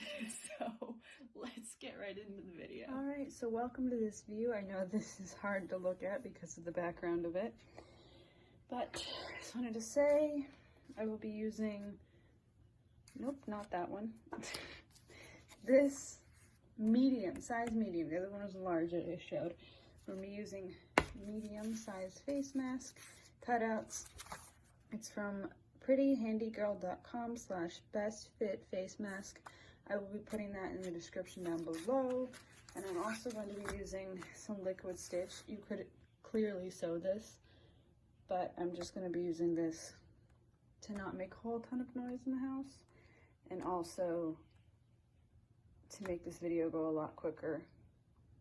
So that's why I'm going to be doing this. So let's get started. I'm going to be using this brown fabric for the outside of the mask. And then you're also going to need some felt. Does not matter what color. I probably won't even use this color. And then some fabric for the inside, which I probably won't even use this color either. I'm going to be using what is already cut out on the table. So let's get started. So you'll want to start with a fold, because you want this part of the mask to be on a fold, so whenever you open it up it lays flat. If that makes any sense at all. You'll be able to see what I'm doing here. Let me just trying to get it down to the right size here.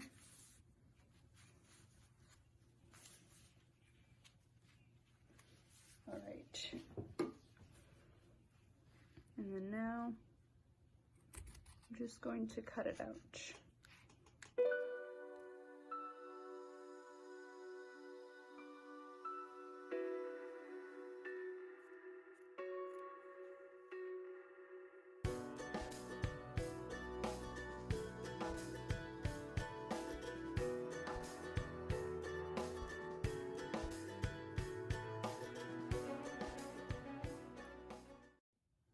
Okay, I did some of that cutting off camera just to make it easier. So I'm going to iron this so that this side is crisp and perfect, I guess. I'm gonna iron the whole thing too.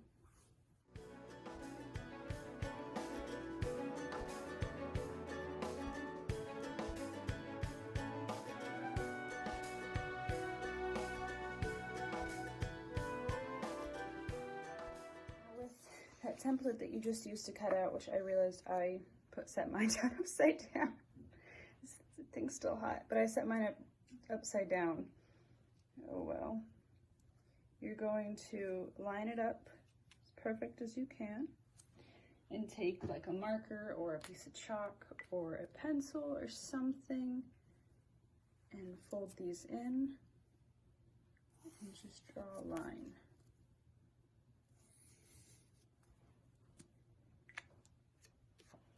So it'll look like that, but it would actually go this way for me because this is the bottom and this would be the top.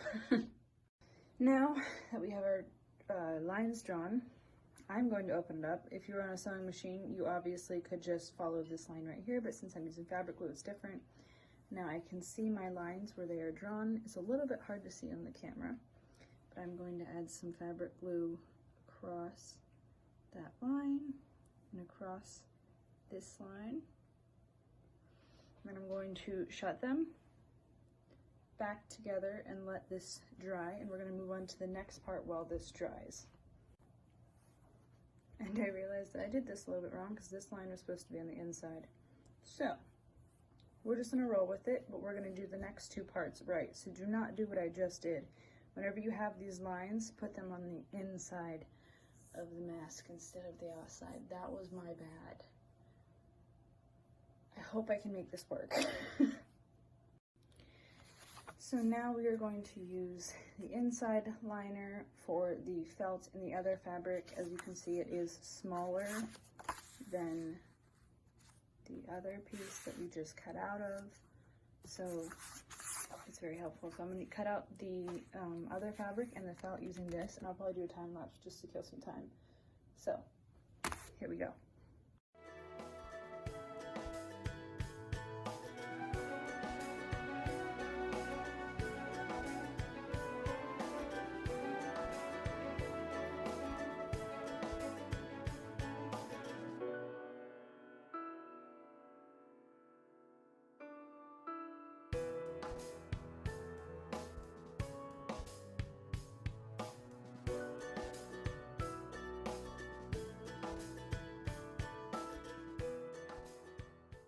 Okay, so now that these are done and they look the same way, it is time to cut off all of this extra little corners so it'll look like that.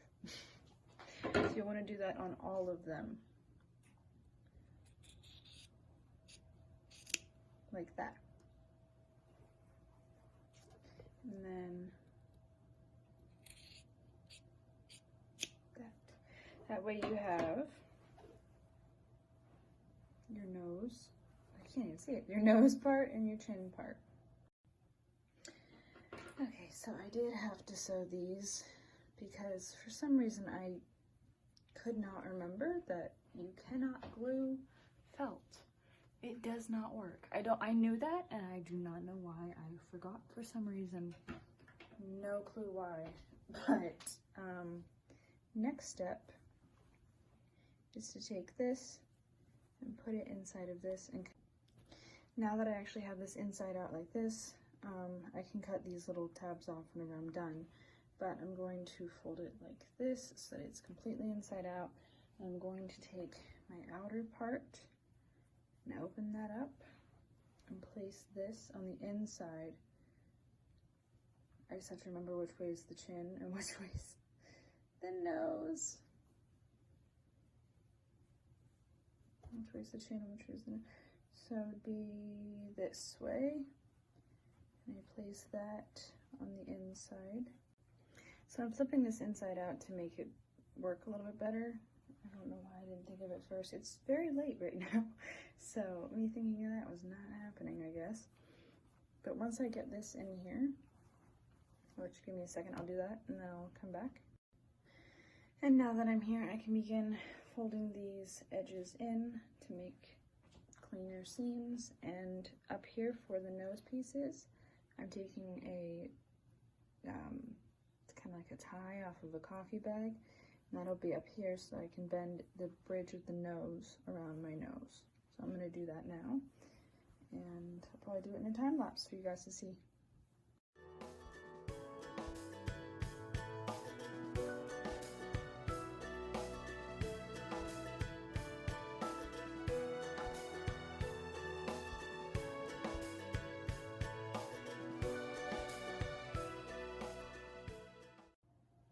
Now that this is all kind of ironed over, so I have an idea of what I'm going to be doing, I'm going to sew these actually.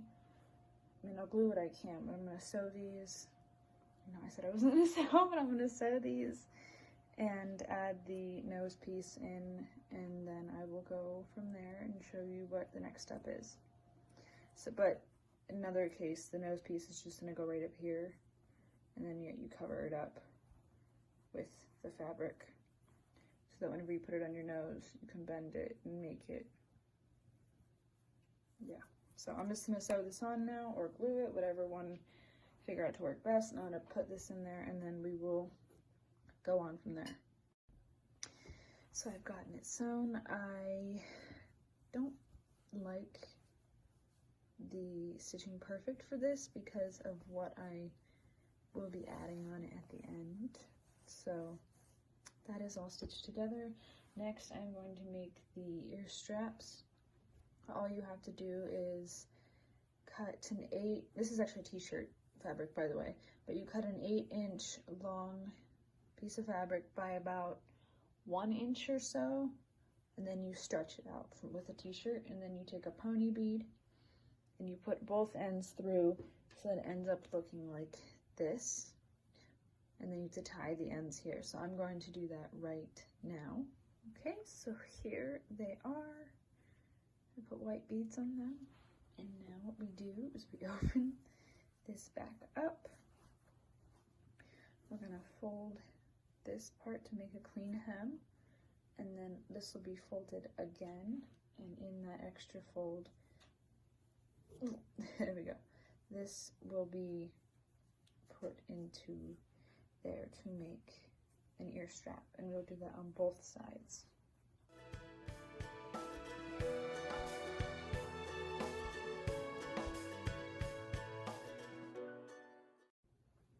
Alright, now that those are sewn in, let me add my final touches. And there it is. I solemnly swear that I am up to no good, from Harry Potter.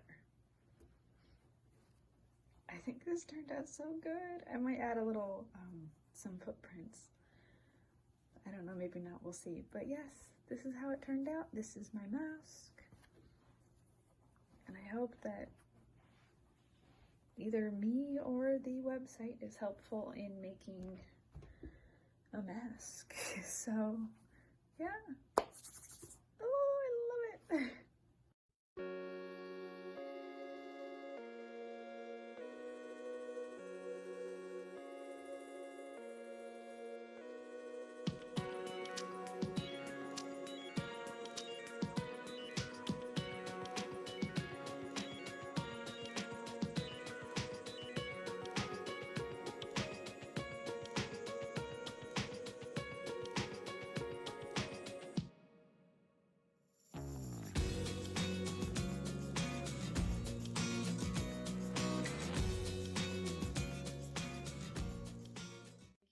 So much for watching. I had so much fun making this. Actually, I did have a lot of fun actually making a mask, which sounds kind of funny, but I did. Be sure to hit subscribe down below and turn on the bell icon so you can be notified every time I upload. I will also link my vlog channel down below if you want to see what I do outside of this channel. Everyone stay safe, wear your masks, and I will see you in the next one. Rock on, guys.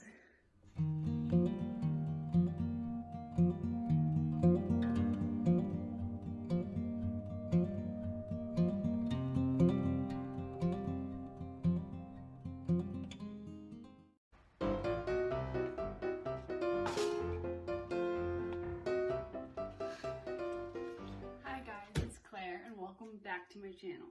Now, as you can currently see, I am working with the background. I would like to get tapestries and stuff to hang up, and this door will be in a different video coming up. Just need to put it back up, so that's why you can see in there. But today, I currently have 2 tie-dye kits. I already used one out of this one, and this one is a full pack. One's bigger than the other because this is a trial size, but I figured let's tie-dye some stuff today. Now, as for things to tie-dye, I have one of my white hats I would like to use. My sister gave me 2 sets of her volleyball socks that she would like me to tie-dye as well. I also have this sweatshirt that I'm going to be turning into a Disney sweatshirt whenever it's fully done. And my mother has this, where's the stain? Cowl neck sweatshirt that has gotten some bleach on it when she was highlighting my sister's hair. And so whenever this video goes up, her birthday will be the day before this, so this will be her birthday present to her. She knows that I'm tie-dyeing it, but she doesn't know how it's going to look or anything. So let's get into it. I'm probably going to band them off in a time lapse, and then we will go from there. So let's cue the time lapse.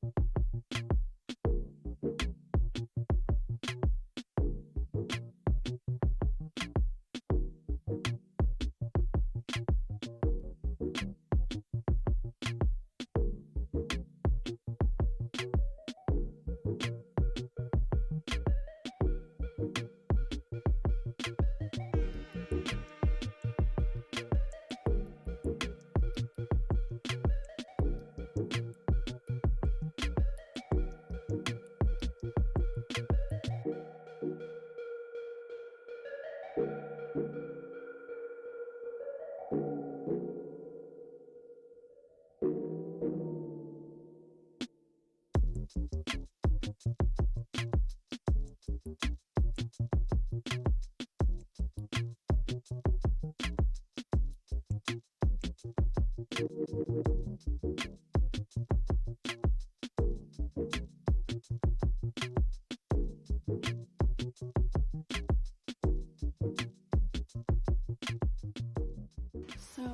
sorry if it's loud right now. It is currently raining, so there's a metal roof in my art studio, so it's quite loud right now. But I have all of my pieces banded. I know that they might look crazy, especially this one. It was gigantic and there's so much fabric to do. But right now, I am going to get these drenched with water, and then I will add the colors onto them. Probably going to do the teal on my mother's sweatshirt, and then it rolled off the counter, hold on. And then the purple and pink on the sweatshirt, the hat, and the socks. If there is some teal left over, I will try to use it on these as well. And then if I need more, I have a pink and fuchsia here. So maybe I'll even use some of the pink that's in here on these other pieces. But let's just get into that. Right now I gotta put on my apron and we'll get moving on to the next part. Okay, so I have my apron on, and I know you can't see my face right now because we're working on the table. But I have this little tin. I'm gonna be adding some water into it.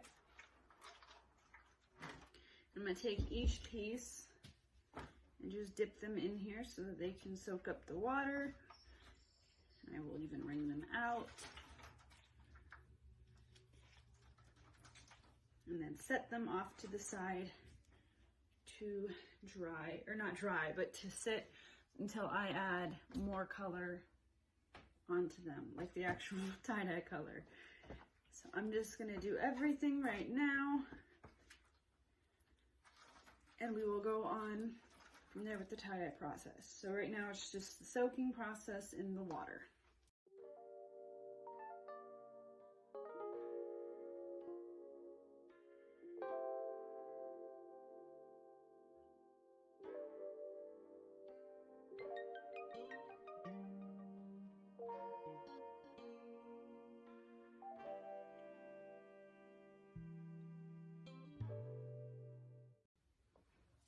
So now that that step is done, I have this pan that I will be putting, oh shoot, this on top of, and I will set each thing on top of that so that if the dye drips, it drips down into the pan. I'm probably going to start off maybe with the big kahuna with the teal, so I might start off there. I believe. This is a good idea, but I'm actually going to ditch it because I have a different idea, because this still has other dye on it, as you can see from red from a different project. So I need to clean this off. I just didn't clean it off yet. I think I'm actually going to use, if I can get this door open, a set of some canvases to have it sit on. It already still has the plastic on it, so if it gets on the plastic, it's not a big deal. I'll make a little gap in between so if it does run, it can run down.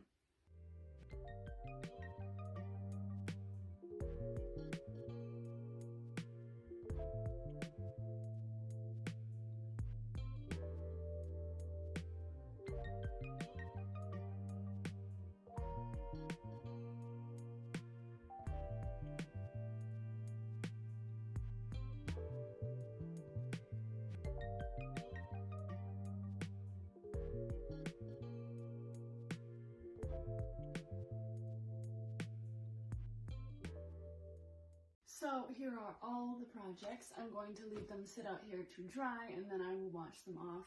This color, was actually a pain in the butt. As I was shaking and mixing the color, it broke open and it got all over my fingers. So now my hands are stained blue, and also while tie-dyeing I got purple all over me. So that's fun. I didn't have gloves on yet. I should have put them on beforehand, but yeah. So I'm excited to see how these will turn out, and we will go from there. But for now, it is dry time.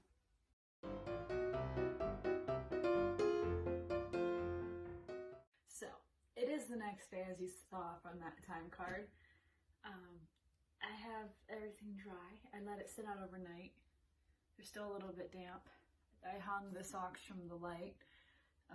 Yeah, and if you see these band-aids during this, it's because whenever I got all this dye on my arms and hands in yesterday, I tried cleaning it off and now I have burns. Slight burns in my arms. So I just am letting those heal. So if you're wondering what that's from. But it's not from the tie-dye, the dye itself, it's from me trying to clean it off. But, so, this is crazy. So we are going to be cutting these apart now and seeing how they look before they're going to go in the wash. So to start, I'm actually going to be doing the socks. So let's do that first. I will be putting gloves on just in case. What are those?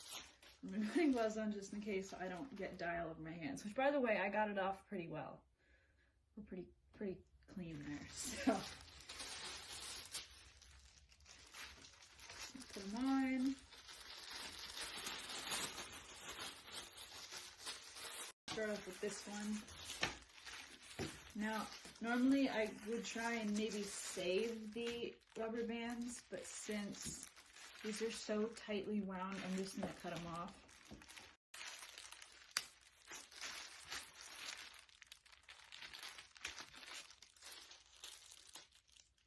I accidentally cut the glove. Whoops.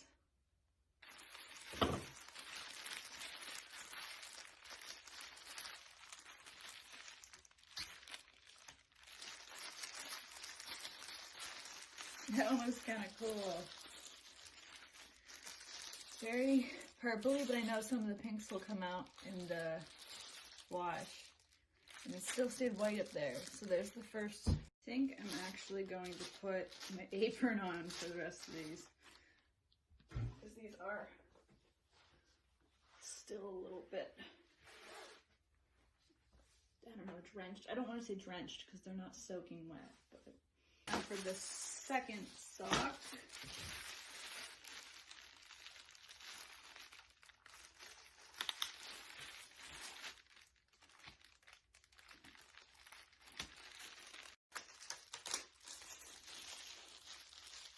And there is the second sock.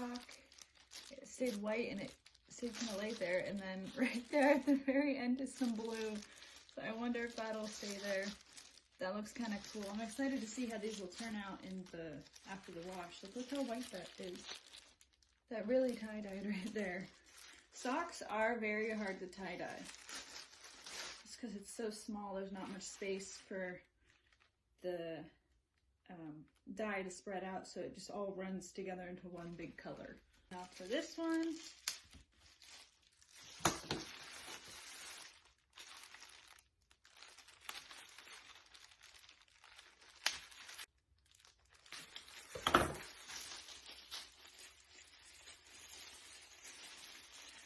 look at the top of that one. That looks really cool. I like how this one dyed a lot. And a lot of it, the white peeks through the dye up here, which I think is really cool. And right, oh, look at where the one rubber band was. That's cool. That's cool. And now, the last sock.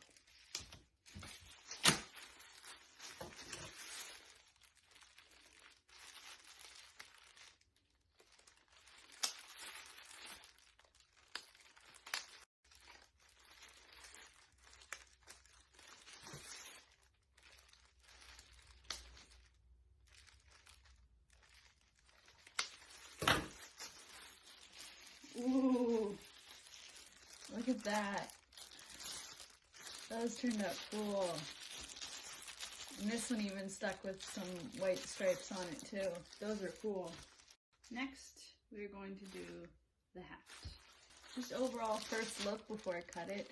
It looks like some parts did stay white and it took some blue as of right now. And the feeling of this is very dry, whereas the socks were still very soaked. This does feel like it dried pretty well, so I feel like these colors will take a lot better than the socks did. So let's cut it apart and then look how it turned out overall.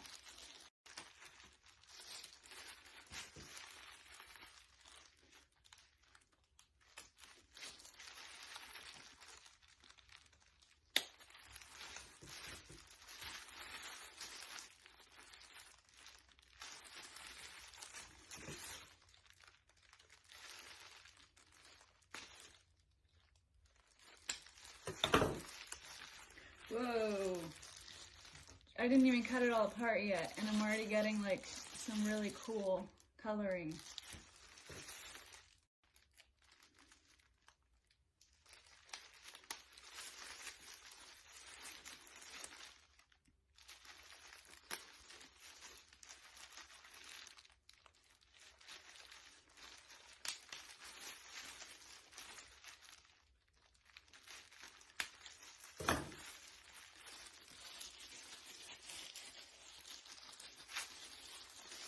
This is how the one side of the hat turned out overall, and here is the other side of the hat.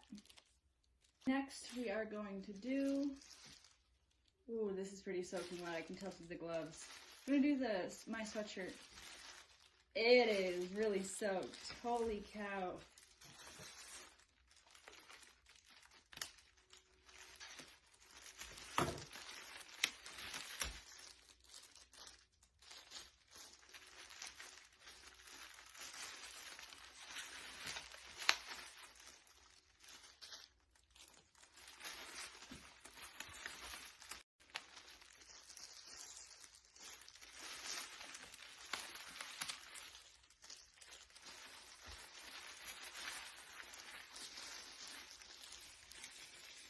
This is really heavy. Try to back up if I can. There's the neck and the shoulders on the front and the back. And there's the lower part and lower part in the front. Here's the one arm. Whoops. The one arm on the front and the back. I will be able to show it better once it's like washed and stuff and I do a try-on haul at the end, you know, kind of thing. There's the one side, it is drenched. For this next part, we are actually changing angles. Ignore the stuff behind me. Like I said before, we are still working on this room, but I decided to come over here because this needs to stay a single color, not get mixed with all the purples and the pinks that are on the table over there from the stuff I just cut apart. So I'm coming over here to do this because there's not as much color over here. So let's get into cutting it and then I will show you what it looks like. Now I'm actually not going to wear gloves for this one. Might be a mistake, might not. This does feel damp still, but I had purple on the gloves from that and I don't want to get it onto this whenever this is supposed to stay this specific color. So I'm just going to do my best here to not get it on my hands, and if I do, I can just try to get it off again.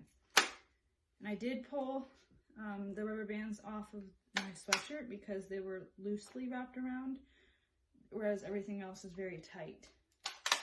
So I'm gonna finish cutting this and I'll show you what it looks like.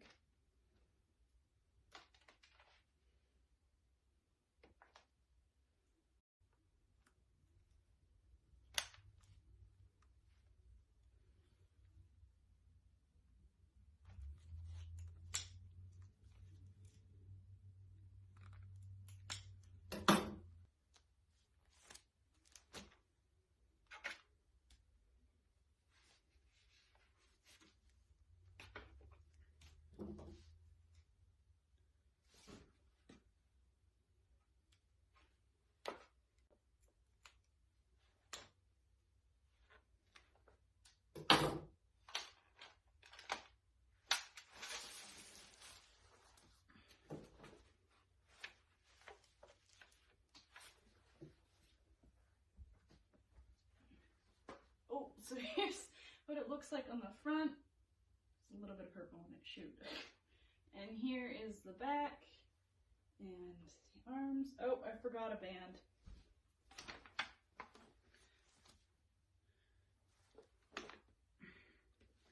Right here. There. So I'm going to go rinse these and wash these and then dry them, and you will see what the final look looks like.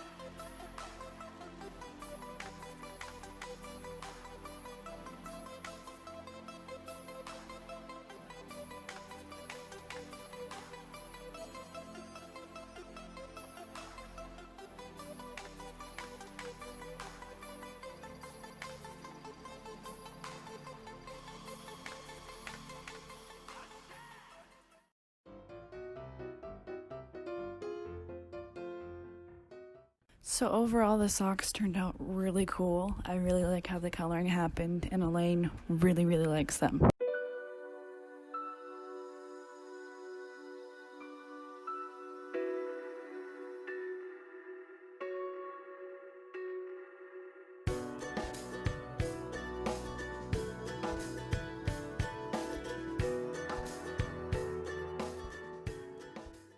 For the hat, I like how this turned out as well. The color's not as vibrant because the fabric took to the dye a lot faster than everything else, but I love how it looks. Also, I have no idea how to model, so I don't know what I'm doing here. My mother's shirt turned out awesome. She really loved it, and so did my tie-dye shirt. I cannot wait to finish this into a Disney shirt, and also the dogs wanted to help too. Thank you guys so much for watching. I will write Instagram right here and Facebook right here. Be sure to hit subscribe down below and turn on the bell icon so you can be notified every single time I upload. I know I missed one Wednesday and 2 Saturdays, but that was because I fell behind on filming and editing and I needed more time to be able to do those things. So thank you for understanding. We are back now on a normal schedule. I will also link my vlog channel down below too, if you want to check that out. That's what I do on a daily basis. And I will see you guys on Wednesday. Rock on, guys.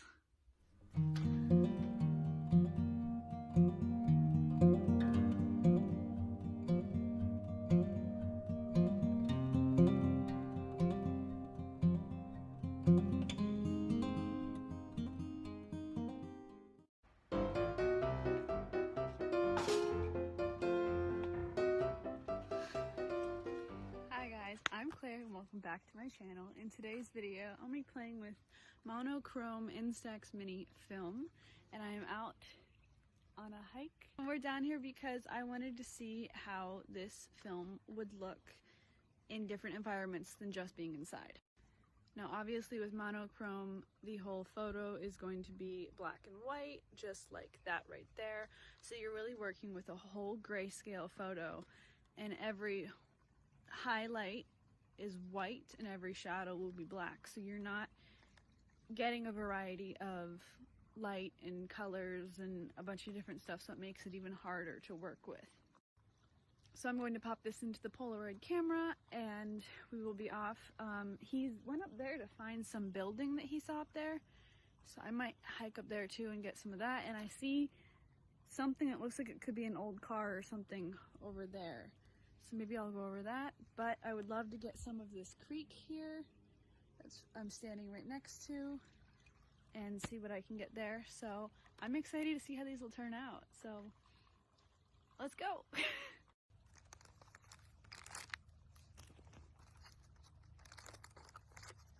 Oh geez, it's not opening.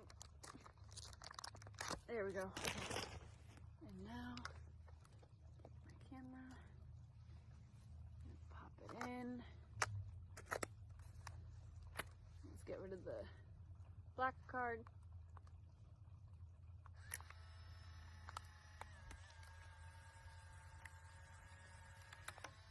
All right, let's go off to take some pictures. So this little itty bitty waterfall is very intriguing, so I'm gonna try to do something there. I don't know where the heck I'm gonna put the camera, but I'll have to figure that out. But yes, I'm gonna try to get somewhere in here for one of the first photos.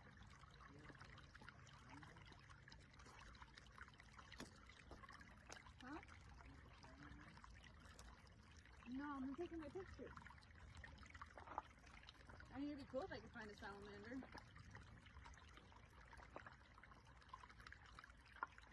Which angle do I want to go from here?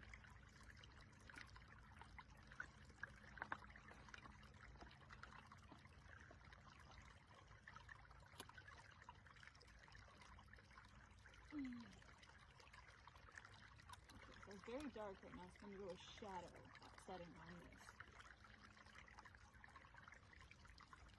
Oh god, there's nowhere to put my hand.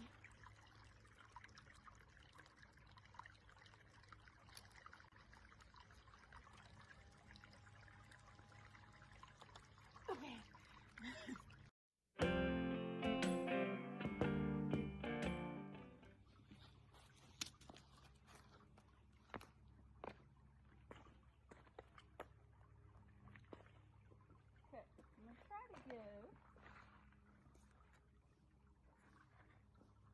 the best way to execute this.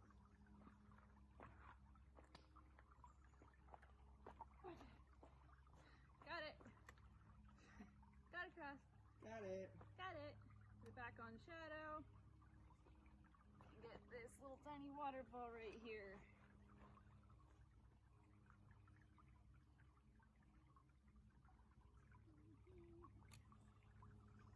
I'm gonna fall over. Okay. Sunk into a ton of mud. Hi, shadow again. Okay, I think I'm going to try to shoot up this somehow. Ooh, it's really cool up there. I'm gonna try to keep it on shadow here.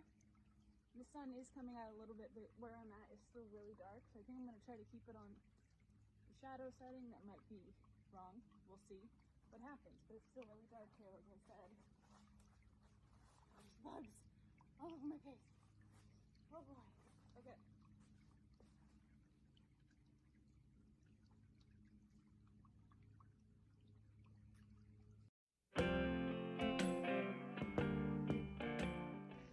Okay, we're gonna aim for this way. Maybe turn on the very first sun setting. Because there is some light in this photo.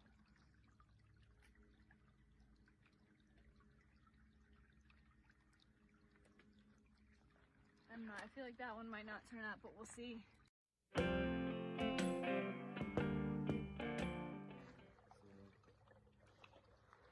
So this down here is looking pretty cool. We're gonna try for that or something. I'm gonna put shadow setting back on. I just don't know how to execute this the best way.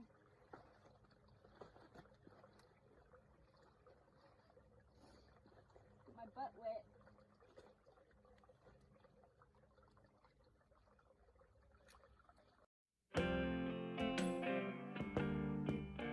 Oh, couldn't really see me in that clip, but I don't know where else to put the camera, so. Oh, geez. Okay, I'm gonna shoot for this view up here. Struck to me, jacket. I think I might put on the first light setting. Would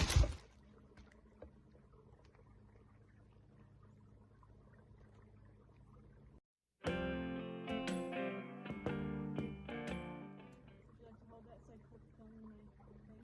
Now I can take 3 more. The thing moved. I can take 3 more exposures. So that's what we'll do. And then we'll probably head back and look at the photos, the final thing, because I have not looked at a single one. I've just been putting them in the pocket of my bag and waiting until we got back. So, did not know the bottle that's holding this up tipped over. Goodness me. And I'm gonna shoot down this tree because the bark's all peeling off, so it looks really cool. I'm gonna put on the shadow setting again and take that.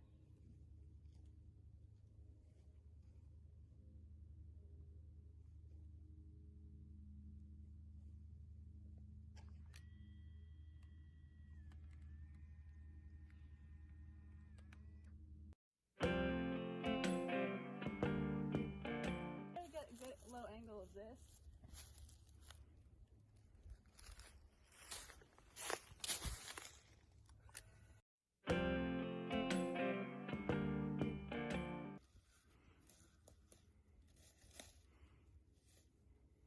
Oh, that is so squishy.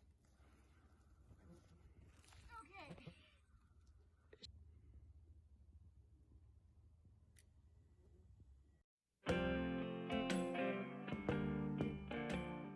And that's the last picture.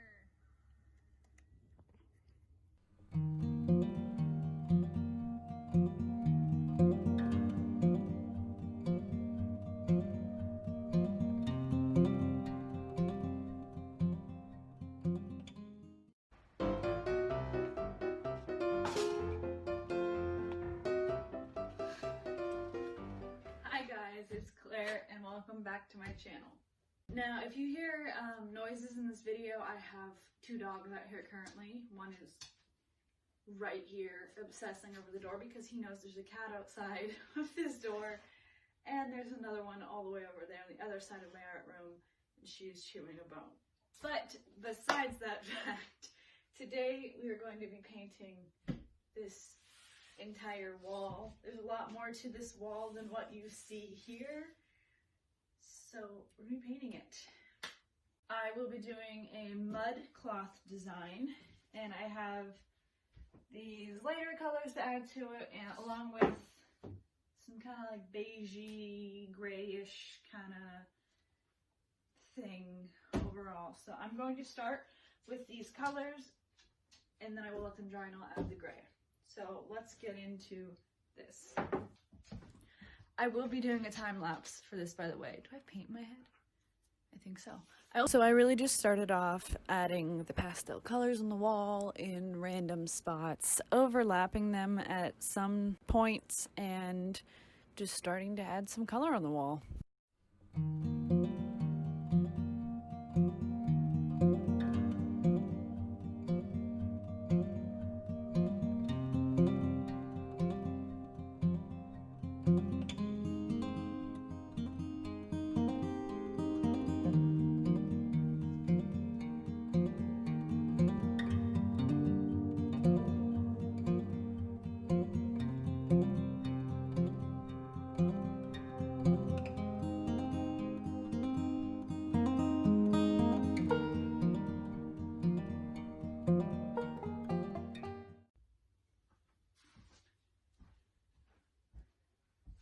So this is what it looks like so far. I actually really like it just like this, but I'm going to finish it with all the other colors in the pattern on it,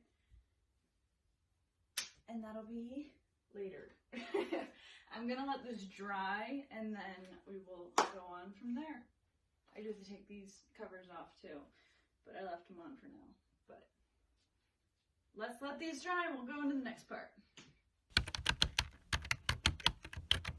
Is the next day. Now, if you hear random meowing and thumping and a bunch of random noises, I have the cats in here today instead of the dogs.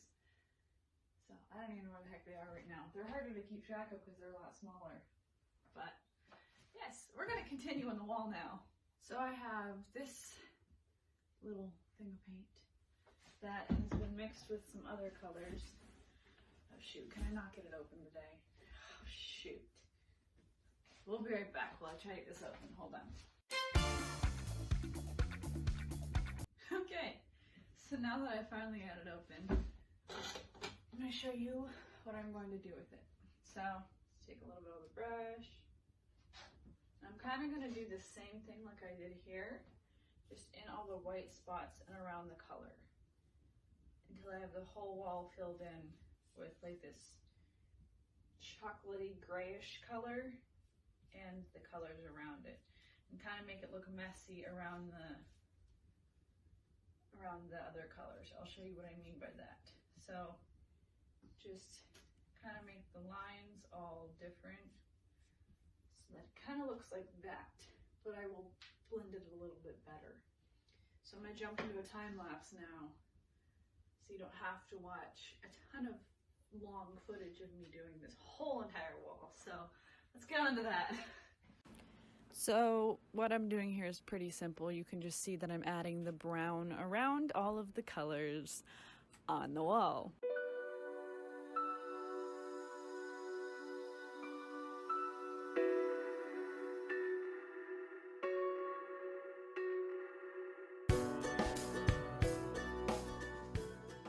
The cats decided that they wanted to hang out on the table and then that they wanted to leave, so that happened.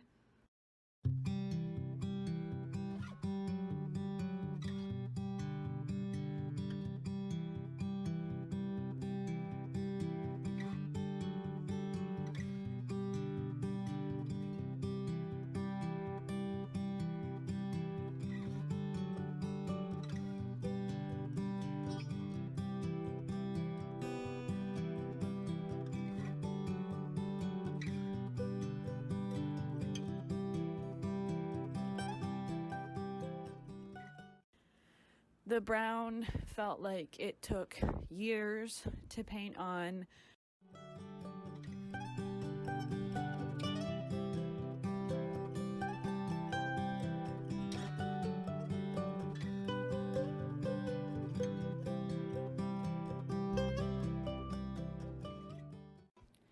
My one break that I gave myself was to drink a Huggy and to stare at the wall.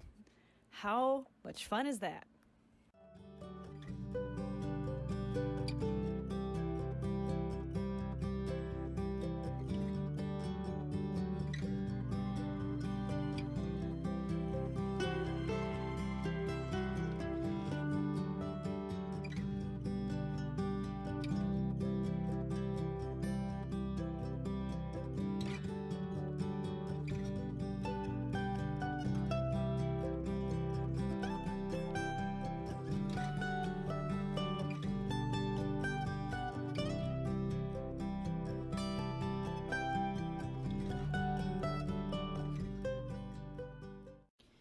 So for this part, I just did a little bit of dry brushing over the colors to make it look more uniform and together.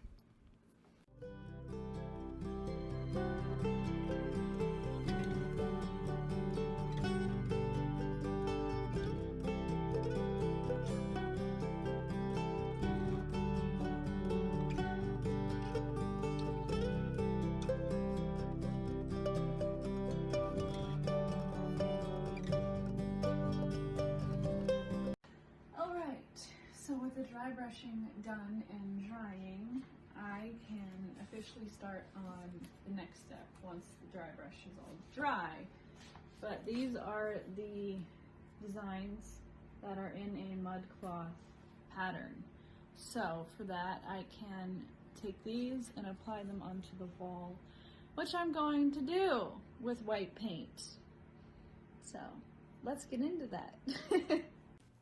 I started painting certain designs from that cardboard that I showed of the mud cloth and just took my time at deciding where I wanted to put things.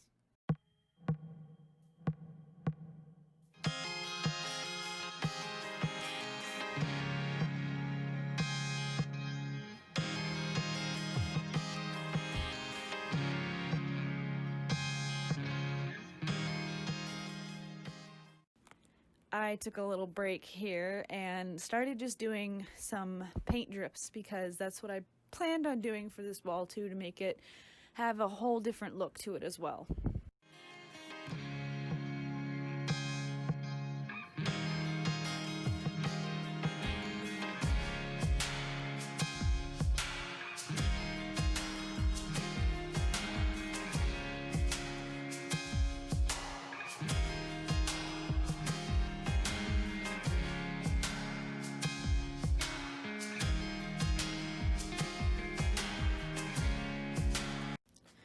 And then I continued to work on more designs, which was honestly very hard for me to do because I really did not know where I wanted to put anything.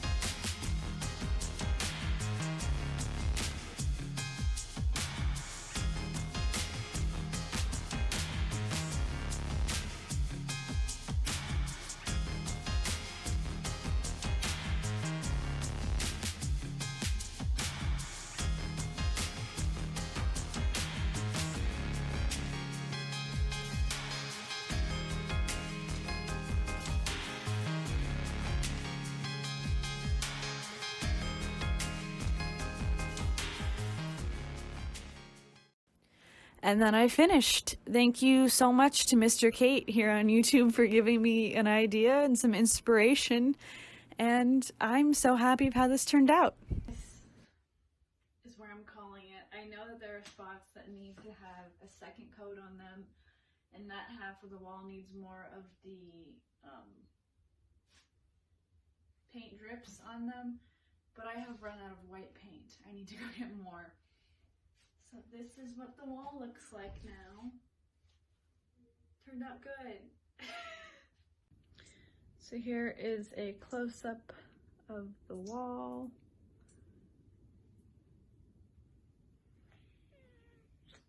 Trying my best to get everything.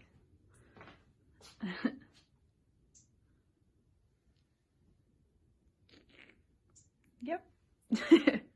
Okay, showing Elaine the art room wall. Yes, I'll hold on to your mask. Showing Elaine the art room wall. Turn the light on. Oh, sick. Wait, where's the light? Literally on that wall. Yo, what does it say? Oh, It's just a pattern, but I have to finish it. I ran out of some white paint and I have to add more paint drips on it. Oh, Louis Vuitton wall could be cool. Maybe I'll do it somewhere else. I have so many other walls. I want to do another one. Can we do it? I'm gonna have walls out here too, areas. I want to paint the ceiling of Sistine Chapel. What's that? Michelangelo's Sistine Chapel. Except instead of the people he used, I'd put like, Chapel. no, not 16, Sistine. Sistine. And I would put, Oh, my data's off. I would put like YouTubers and stuff like that on it instead. Maybe, we'll see. Us. Do us. How many people are on the thing? Look at it, you'll see that there's more than 2 people. There's like 80. So, with all that being said and the wall being done, mostly, I will write Instagram, where do I want to put it? Over there.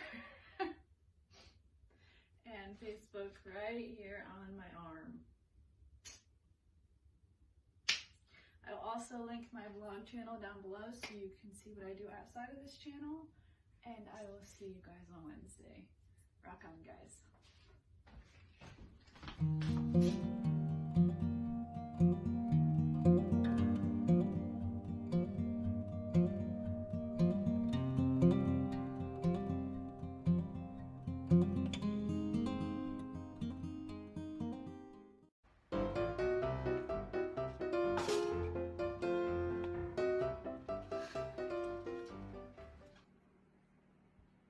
Hi guys, I'm Claire.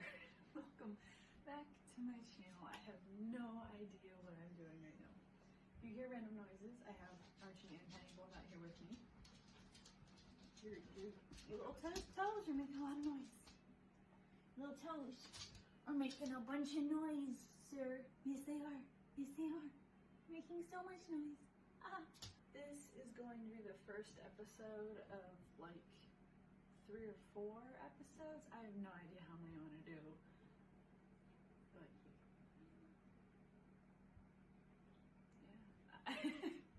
So for what today's video is about, I have sent my twin brother this video.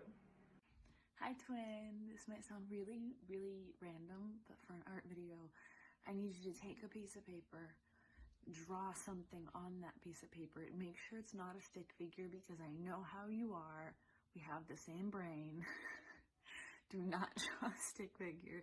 It doesn't have to be like really elaborate and over the top, but do draw something and then send me a picture of it, whether it's on WhatsApp, Messenger, whatever, but send me it because I'm going to take that drawing that you make and turn it into something else for my art video. So do that whenever you can, but love you, talk to you soon, be good. And he sent back this image of a drawing he has done. Like, I knew he was good at drawing, but I didn't know he was like that good. I'm honestly taken by surprise by him. Like, what? I didn't know he could do this. This is amazing to me. So as you saw from the title, I'm going to be taking this and turning it into something else. I have a come on. Okay, I have a canvas here. I'm thinking I might paint it. Not sure how I'm feeling about it yet. I'm thinking I might paint it. Let's get into it. Okay, so here is the canvas. I have to open it and we will go into the next step after that because I didn't even think to open it beforehand, so lovely.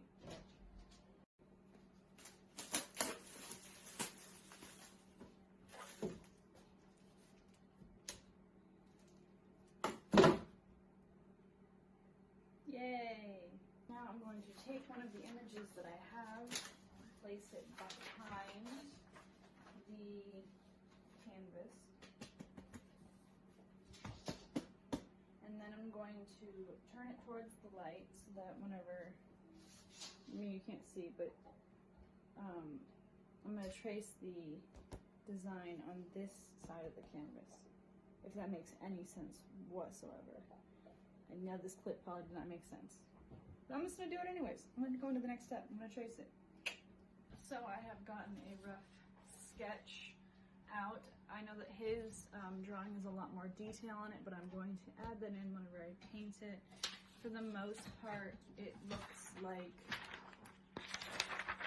goodness, like his sketch.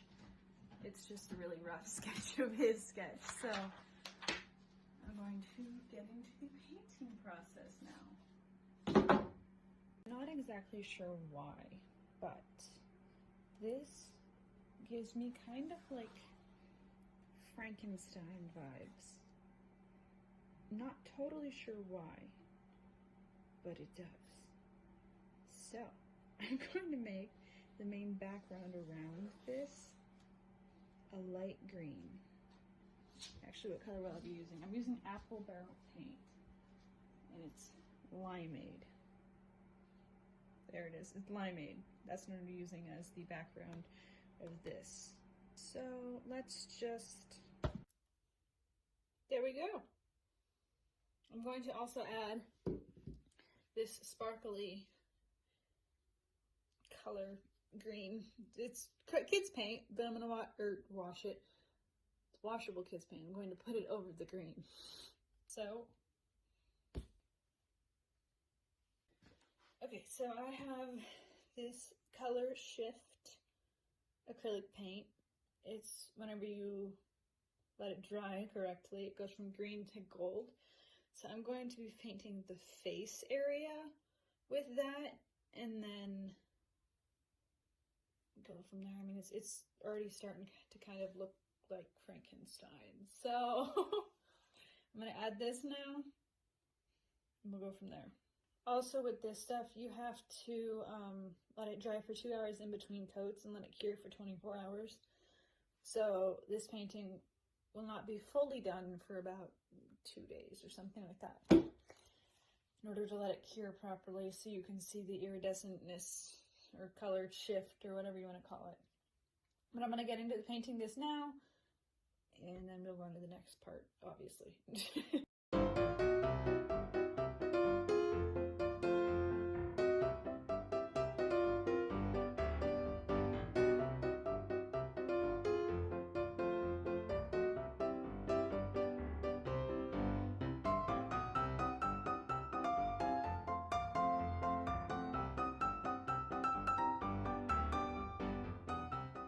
So here we are with this.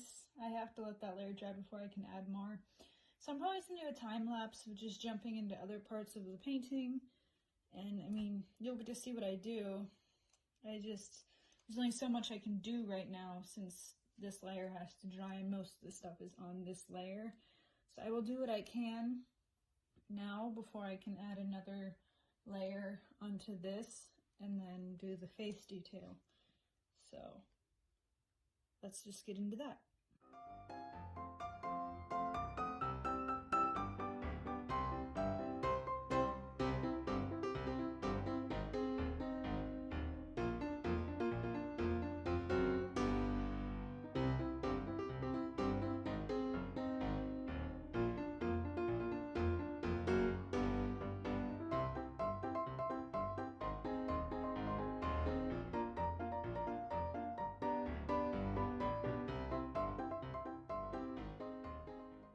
One eternity later. Alright, it's like 2 days later. I let this like cure a little bit. You can see how it changes colors. I also added a little bit in the heart just to see what it would look like. It's kind of hard to get the detail with light shining on it, but there's the detail still in it. Why is that so fun? Woo, woo, woo, woo. We're just going to continue to work on it today from here. It's kind of scary when my hand comes out the back. All right, let's just get into it. Oh, I ran into the wall. Ouch.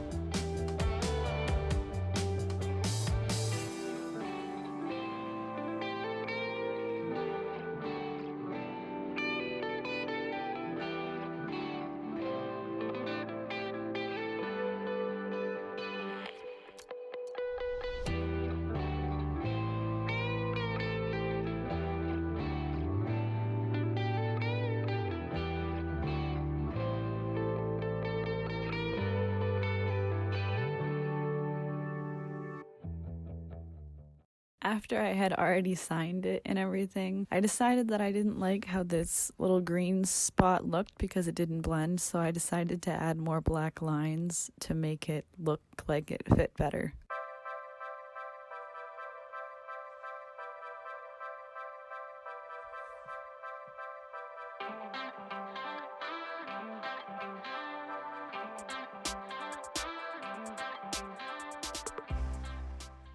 So I am closing out this video in a different location. Here is the final product. I really like how it turned out. It looks really cool, and even when the light hits it, and you saw earlier how it changes color. I'm just like staring at it now because I like it so much. I love how it turned out. Twin, if you're watching this, which you probably are, I hope I did your drawing justice. And I know I could have turned this into something else that wasn't a painting. Could have done a sculpture. I could have done a photograph where I drew this on it. I could have done anything, but I really felt like a painting fit this drawing that he sent. I am really, really happy with how this turned out. The colors are great with it. It looks awesome, and I'm really proud of that eye, actually. Not gonna lie there. But since this is the end of this video, I almost said vlog. This video, I will write Instagram right here and Facebook right here. I will also tag my vlog channel in the description down below. Be sure to hit subscribe and turn on the bell icon so you can be part of the family and know whenever I upload here. And also comment down below so that I know that you're new here too and I can say hi in the next video. But yes, for this one, I will call it a success. See you in the next one, guys. Rock on. Stay safe too.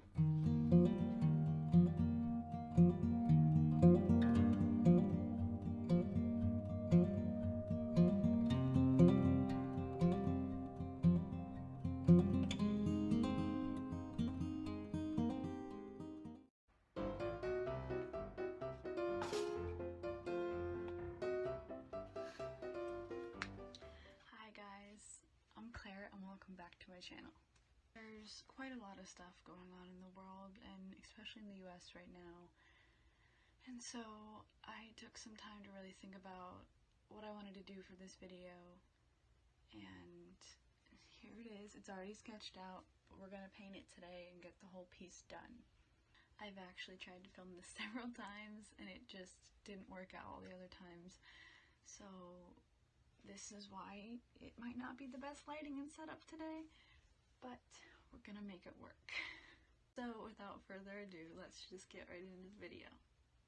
So it took me a little while to actually get this video done, and it wasn't because I didn't want to do this or I didn't feel like it was important, because I know that speaking up about this is really, really important. I waited and stalled on it because I was afraid of saying the wrong things, but in that time I realized that not saying anything is way worse than saying the wrong things.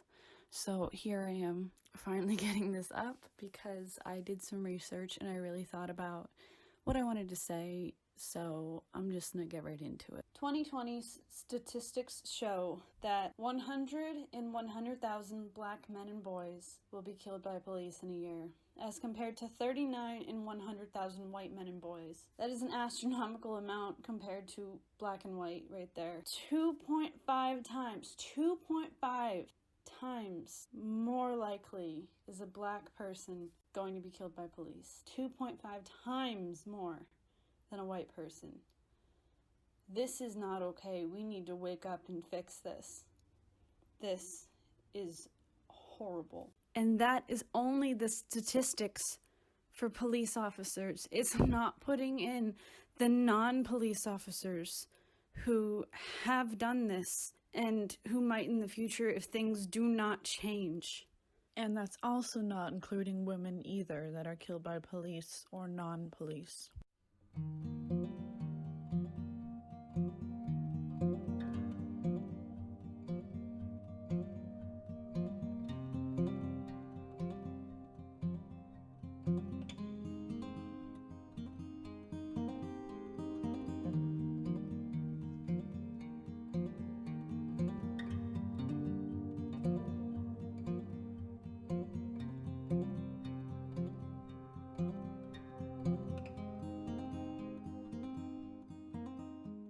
I honestly just don't understand how someone can just not care for anybody just because of the color of their skin. It's just a color. Like, they still have people who love them and friends and family and lives and jobs, and they still are people. They still have blood running through their veins. They still have a heart that beats. They still have feelings. So how can you hate someone whenever they're just like you?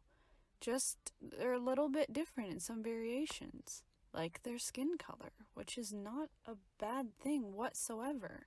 And also, why is it that we live in a society where your looks is what determines your worth in this world? I mean, with society's standards like that, most of the world is born at a disadvantage. And how is that fair in any way, shape, or form? And what else isn't fair with Black lives is that if you're not known as like Kevin Hart or Steph Curry or somebody, you're seen as a threat. And that is so not okay. Now, I'm going to be calling out some people here, and I don't mean to be rude or mean about it, but when you say all lives matter as a response to Black Lives Matter, it's like saying that a fire department should spray down all the houses in the neighborhood just because you say that your house matters. It does matter, but your house isn't the one that's on fire. So what is the point of spraying down all the houses if your house isn't on fire? The house that's on fire is what needs help. And also for all the religious people out there who don't like Black lives or don't like this whole Black Lives Matter movement, what I don't understand is how can you love God but hate what he created? I don't think you ever really thought of it that way, huh? If anything I say is wrong in this video, please don't ridicule me. Please help to educate me instead. You can message me, you can comment down below, whatever. Please help to educate me instead.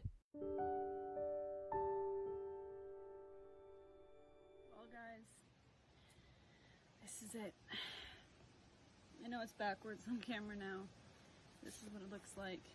And yeah, I did get choked up a lot while talking during this because it's 2020 and this is still going on. No one should ever have to fear going anywhere, doing things. It's not something that should ever happen. No one should ever have to live through that or live with it. It's not a good thing at all. So with all of that, we need to band together and stand together and be the voices that help change this, no matter what race or gender we are. Just help make the world a better place for everyone to live in. And I will see you guys in the next one. Stay safe, speak up, and rock on, guys. Linked in the description box down below is Nikki Tutorial's video on Black Lives Matter. Please, please, please watch the entire thing and all of the ads all the way through, because all the proceeds from that video will be going towards BLM movements and organizations. So I encourage you to go check that out after you watch this, or before, or however you want to do it, but please go check that out.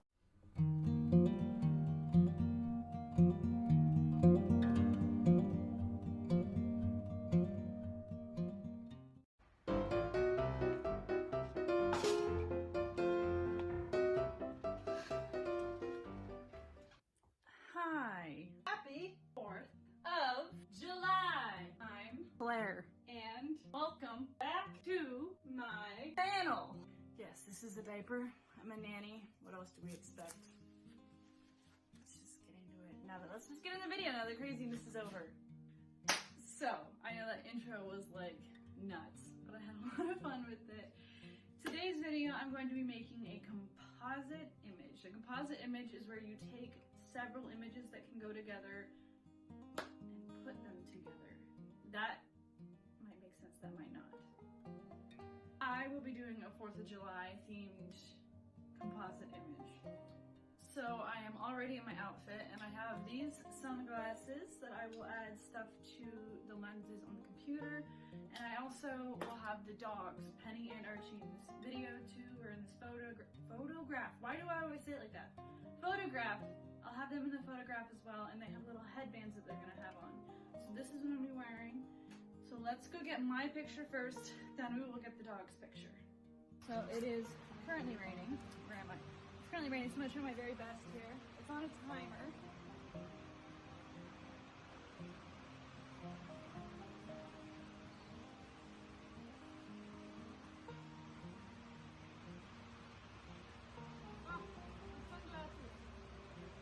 Hold up, I forgot my sunglasses. Hi, Peanut. Hi, baby girl.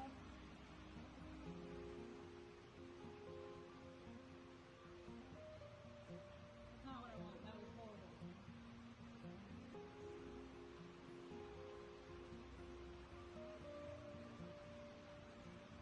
Okay, we're just gonna start with that one. I couldn't really see it, but I'll put it on the screen right here. You gotta get an Archie picture, okay?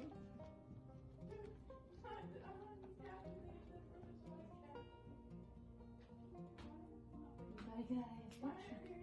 Honey, over here. Sit.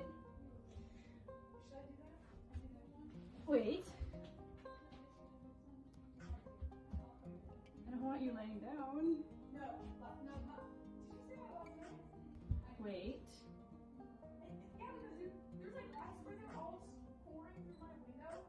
Good job.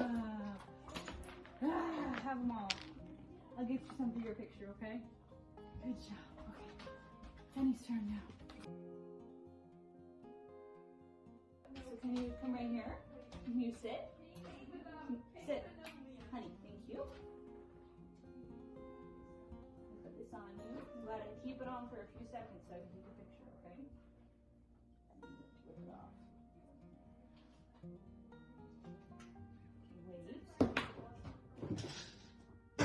Wait.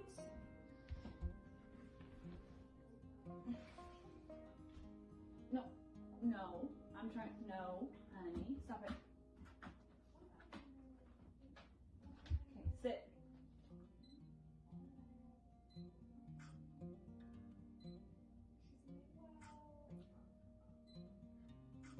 Okay, there you go. You can have all those. Okay, so now that we have all 3 of our photos, we can now put them together into the image we're gonna make for this video.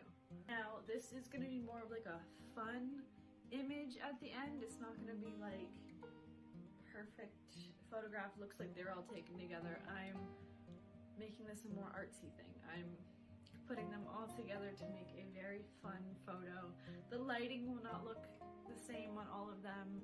In the end result, probably, I'm feeling like, because I took the pictures of the dogs inside the house instead of outside like I did out in the yard, but it started pouring and I was not going to take the dogs out and have them sit in the rain and get pelted in the face with rain and hail and stuff, because it did a little bit of that too, even though it's 90 degrees outside.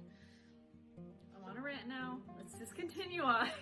So lighting, like I said, will be different, but let's just get into the screen recording on the computer and you can see what I did.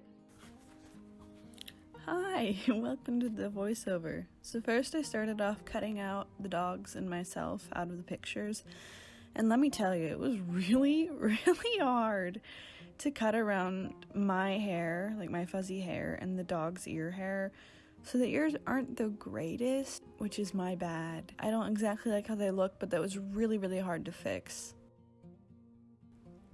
One thing with working with animals for photographs is that you never truly know what you're going to get. Like babies and kids, good photos are just really a gamble. They really just do their own thing, and it's really hard to get pictures of them.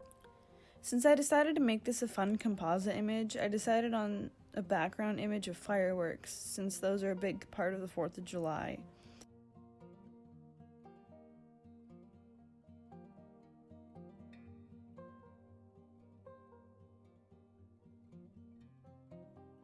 I did have to work a lot with the lighting end of Photoshop, since the photos of the dogs weren't taken outside like mine were.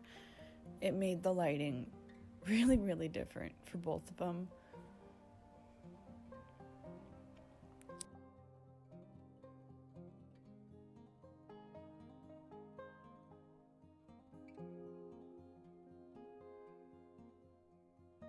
Here I ended up putting something like an orange filter over the whole image to make it a bit more uniform, and I erased the filter from the images of the dogs, since they're already orange enough.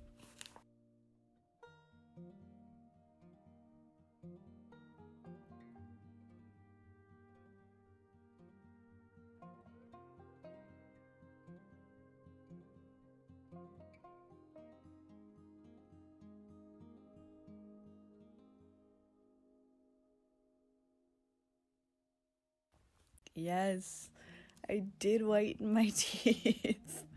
The orange filter turned them orange, and I wanted to really fix that because I really didn't like the orange teeth. I mean, kind of who would, you know? I said I was going to put something on my glasses. Well, here it is, the American flag. Sizing was weird, and I almost didn't keep the flag, but I think it worked out really well in the end.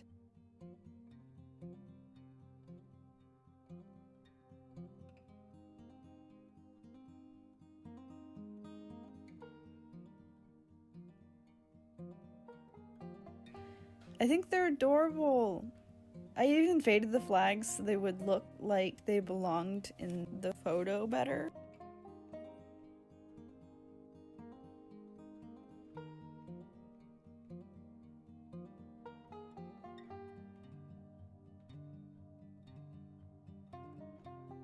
I even decided to add little sparkles into the picture to make it more festive, like sparklers.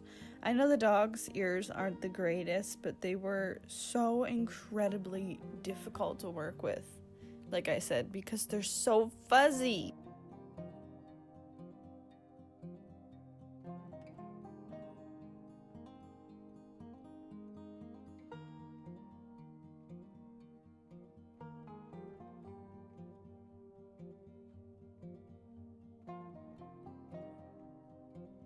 I also wrote out Happy 4th of July on the bottom of the photograph and alternated the colors between red, white, and blue.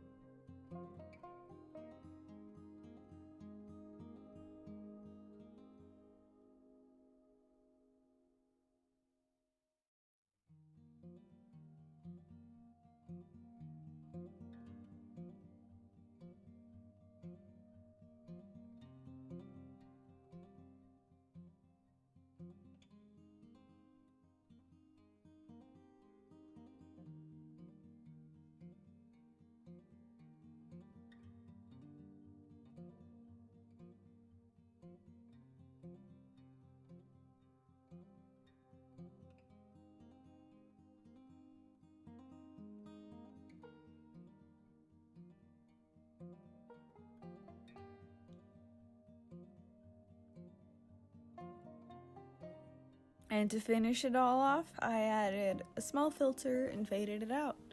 And here's the final product.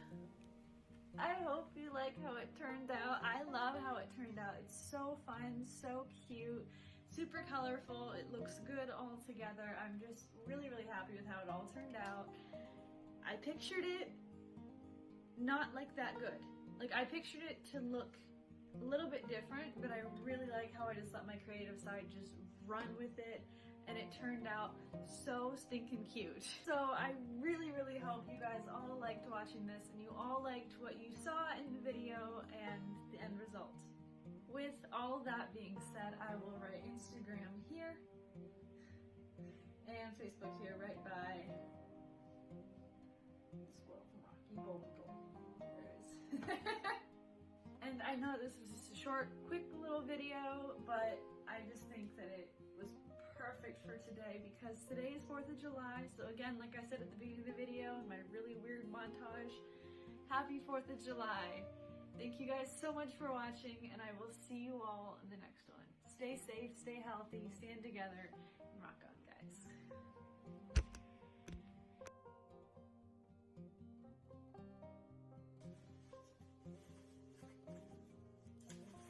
This isn't gonna work.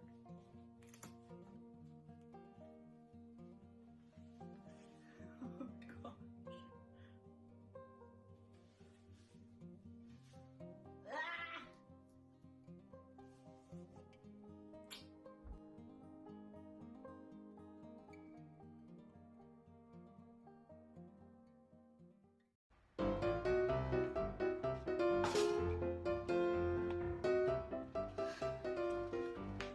Hello guys, I'm Claire and welcome back to my channel.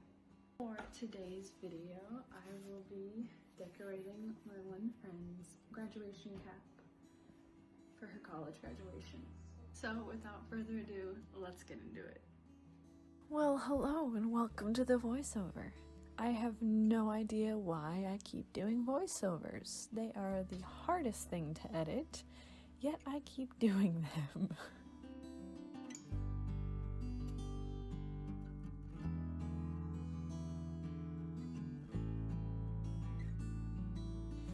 So for this project, she really just wanted a Disney-themed graduation cap. To begin with, I started off with flattening every piece of sequin and individually gluing them on. I used tweezers to help me place them and toothpicks to push them down into the glue into the spot that they needed to be. I did that on the entire border for the beginning of this project.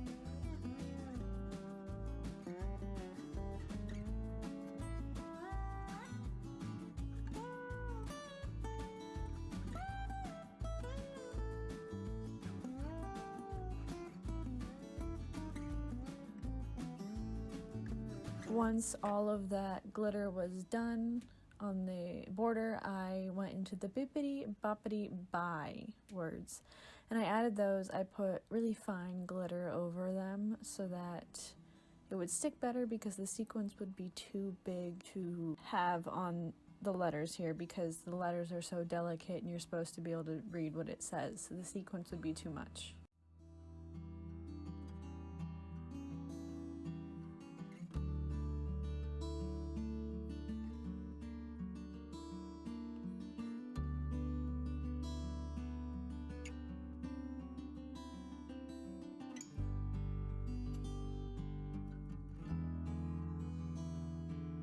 After that, I traced the castle onto a piece of paper, or two in this case, taped them together, and then I placed them on a piece of felt and cut the shape out of the felt that way.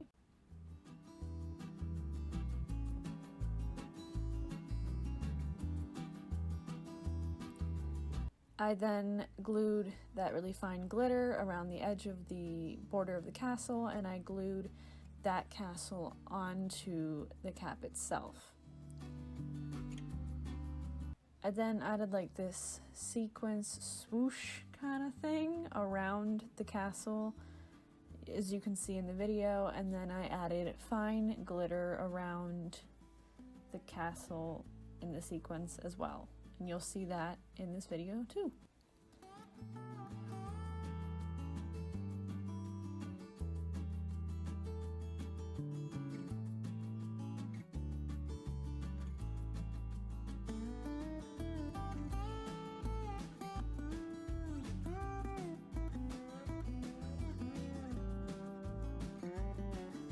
Thanks for joining me in this voiceover. Now back to not voiceover me.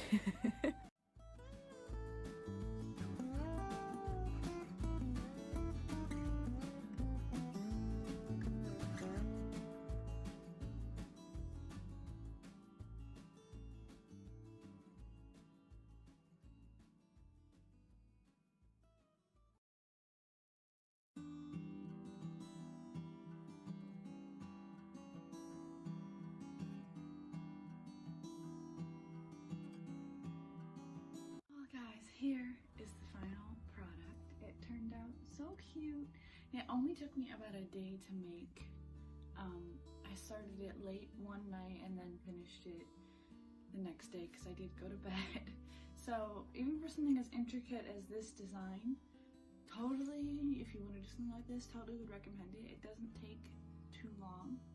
It's quite easy, and I even showed you how to do it. So you can just go off of this video if this is something that you want to make in the future for your cap or something like it, or you want to use just like the border or you just the words.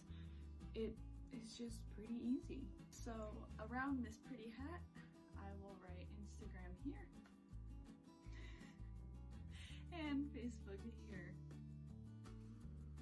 And I will also tag my vlog channel down below if you want to check that out. So you can see what I do outside of this channel in my daily life.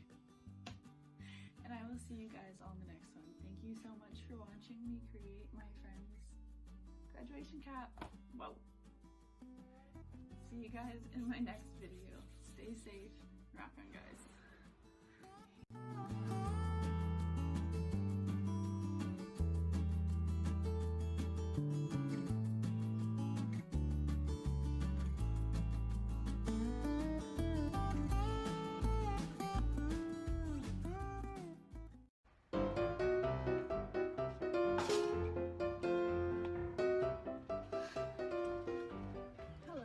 My name is Claire and welcome back to my channel. In today's video, I will be taking 4 photos with this Polaroid camera and painting on top of them to turn them into something else. So without further ado, let's get into it.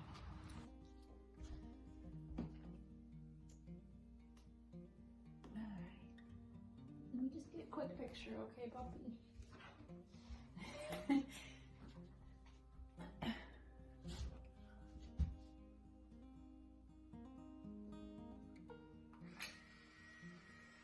Good boy. Good boy. You're a good boy.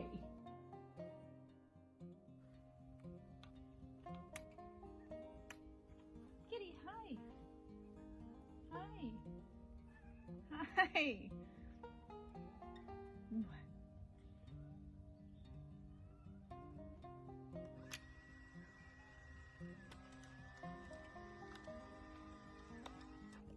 Probably look better when it's painted, not as cringy, you know? Yeah.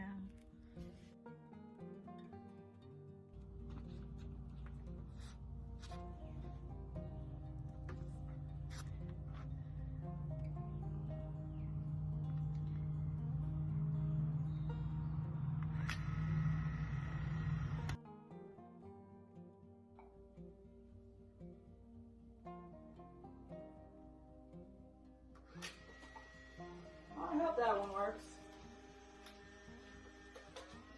You guys are a little far apart, but I know that if I tried to move you, it would not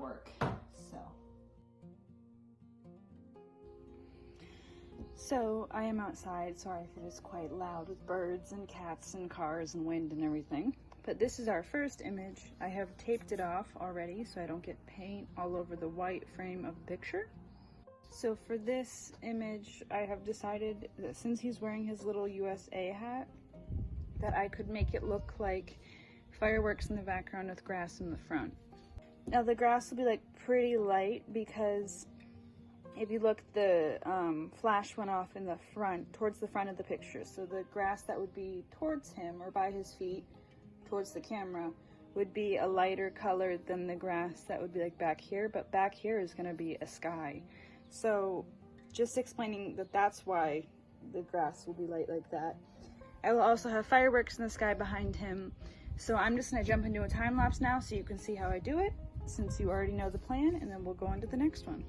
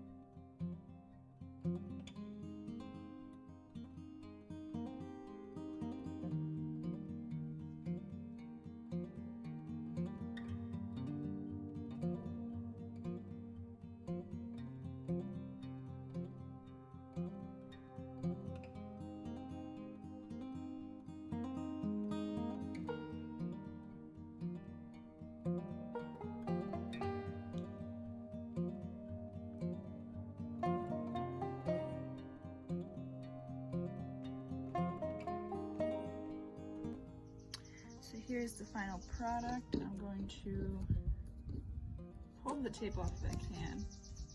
Now I like to go for more of like cartoon look. Ooh, I just bumped the camera. Cartoon look in my paintings and stuff. It just fits my style more and just what I enjoy.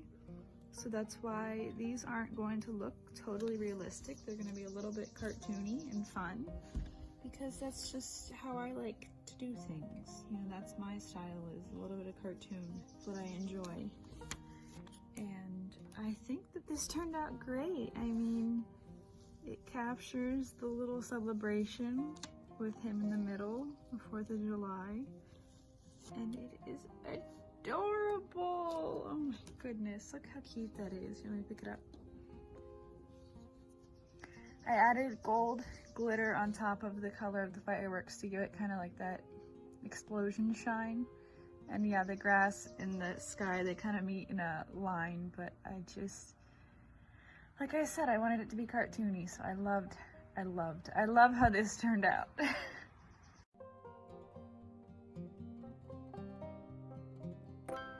Now for the next one is me.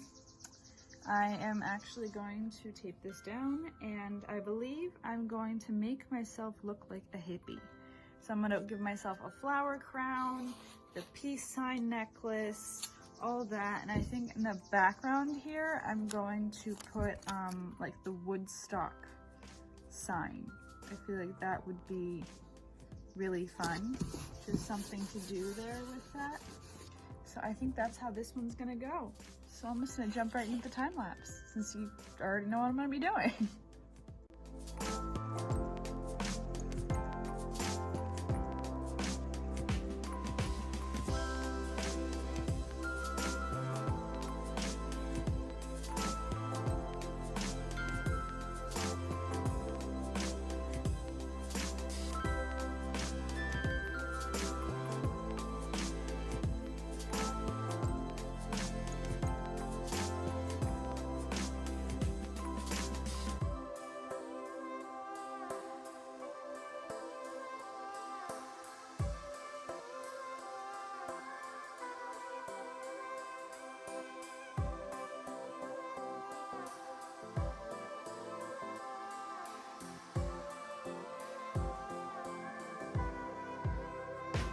this is how it turned out. I honestly love this so much. It is so cute.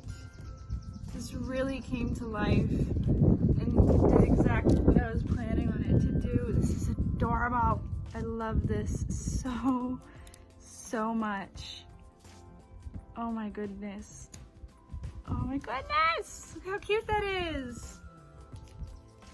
It's just perfect. Let me get rid of this little spot here that went out.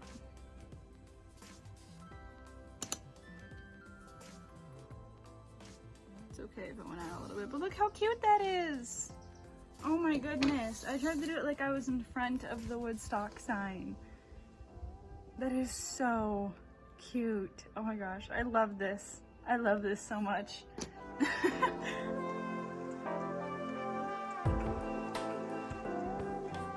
I'm going to be honest. I actually have no idea what the heck I'm going to do with this one. Maybe I'll add some toys. Maybe I'll make her laying on a rug. I don't know exactly yet. So you'll see whatever I do in the time lapse, because whatever I do in the time lapse is just me just running with whatever idea I think of, because I have no idea.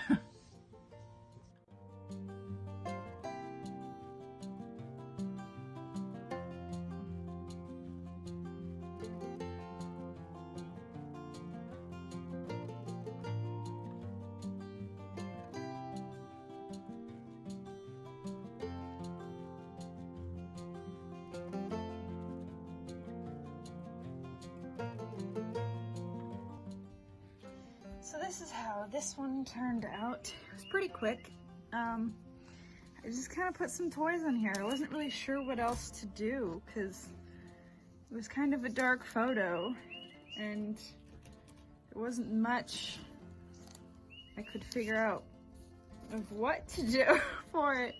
It's because I kind of had an idea for all the others. This one just kind of didn't give me any ideas, you know? So that's how that one turned out. I think it's pretty cute actually, just some toys painted on there for her. It fits the picture, I think it's cute. That is the loudest bird I've ever heard. Oh my gosh. Oh my gosh.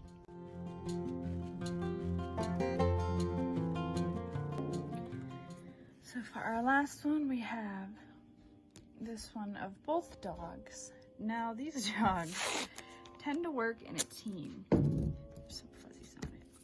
They tend to work in a team where one will be bad and one will be good. It's just never the same one that's bad. So it's kind of like a good cop, bad cop situation, but towards us. Like they help each other get away with stuff. Someone acts cute while the other one does the bad stuff. So my plan is I'm going to make one of them look like an angel. One of them look like a devil. I just need to decide which ones. I'm not sure yet. I think I have an idea. I might make Archie look like a devil and Penny look like an angel. So let's just jump right into the time lapse then, why don't we?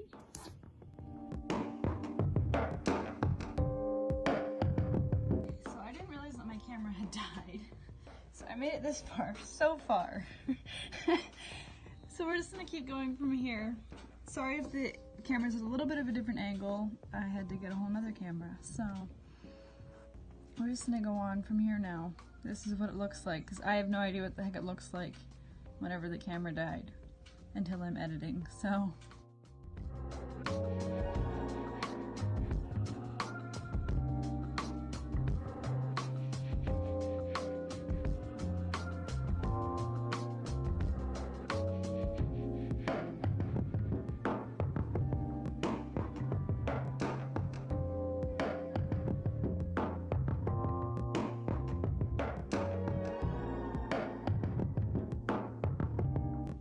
So here it is. Her wings look a little bit funny, but I think it turned out really cute as compared to, you know, anything else that I could have done, I guess. I don't know, but it just fits the photo perfectly.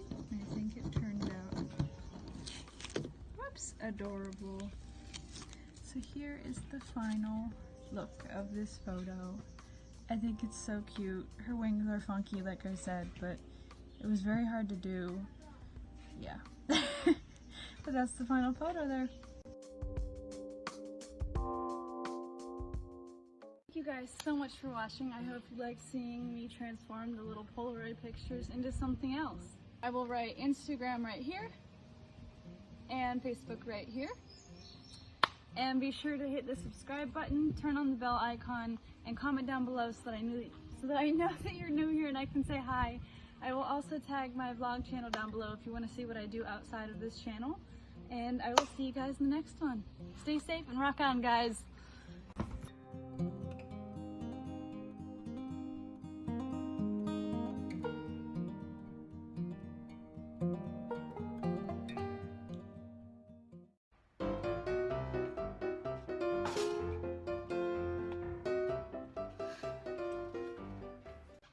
Hello guys!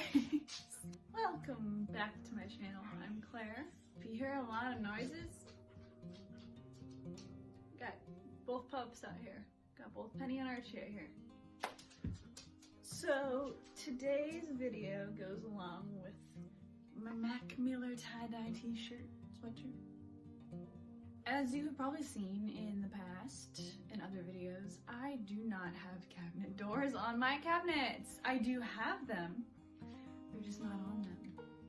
That is because I have been wanting to paint them, and I have taken them off to start, but have not started them. So we're gonna be doing the very first one today. I'm gonna paint this tie-dye. Like using actual paint. These are the colors, and this glitter gloss cover protectant thing. We'll go over it at the end, but that is what we're doing. You've probably seen this on TikTok. Some girl had been doing, I just realized my ring light has not been on this entire time.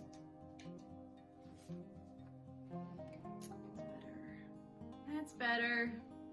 If you have a TikTok, you've seen there's a girl in there that has painted her whole entire bedroom wall like this. So I thought it'd be fun to add it to a cabinet today.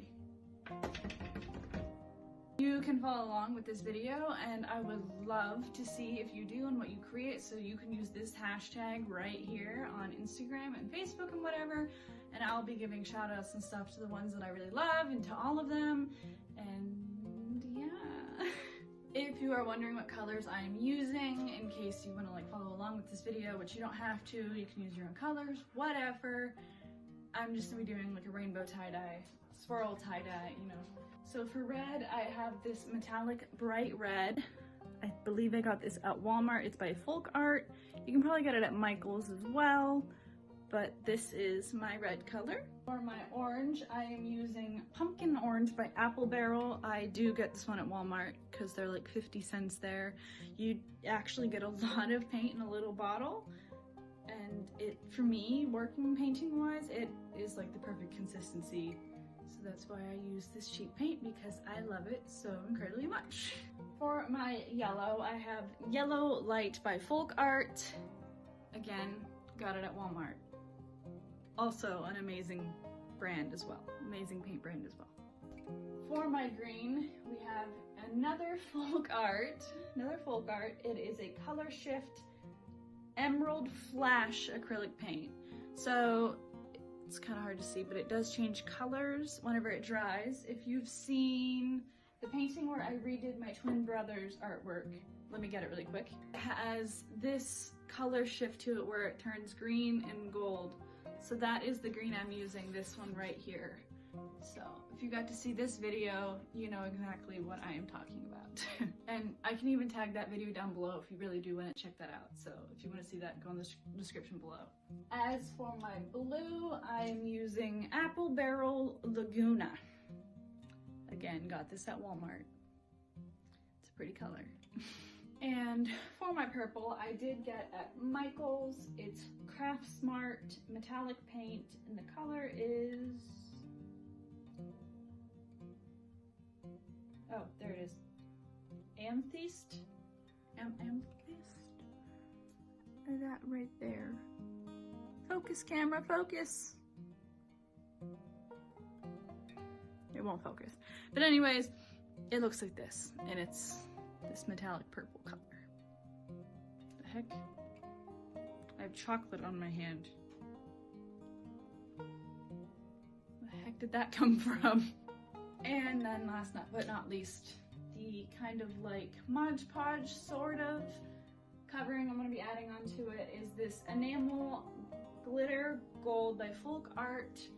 It is basically like Mod Podge with glitter mixed in. It dries clear and the glitter is just sealed into the top of the product. So I'm probably just going to cover the entire painting with that one when I'm done, just to give it a little extra,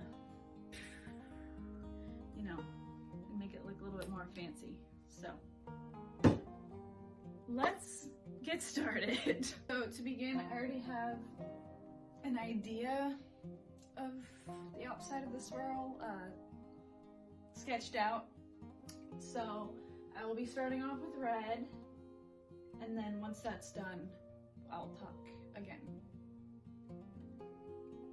It's just another way, I guess, of saying that I'm going to be doing time lapses of the color, so you're not sitting here watching me do each and every color the entire time. Time lapses just make it go a little bit quicker, you know? Now, if you don't have TikTok or you haven't seen the video of that girl painting her bedroom wall like a tie-dye, I will show you what to do here. So now that it's zoomed in, you can see a little bit better. So I'm starting off with red. And what you really want to do is just take it on your brush. You can see that, I have no idea, I can't even see the monitor. And you just go up and down, over and over and over, to kind of give it that look like the color is dispersed everywhere. So you just go over and over. I will probably need to do several coats of this red because it's so light, but that is how you do it, and you just go in the spirals to begin with. So I'm going to jump into the time lapse of me doing the red, and then I will talk to you about stuff after that. Yeah.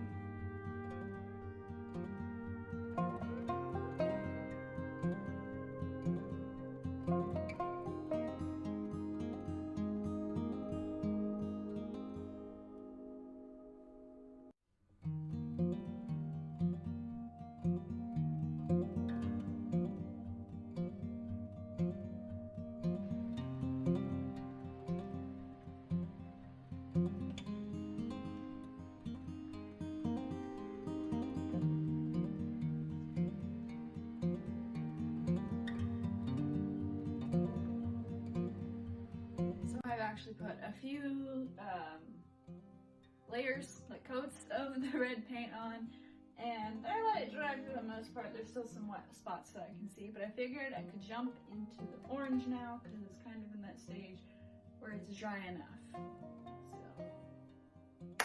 So you want it to look like that, and you just kind of blend it into the color up above. And I will be doing several layers of this as well.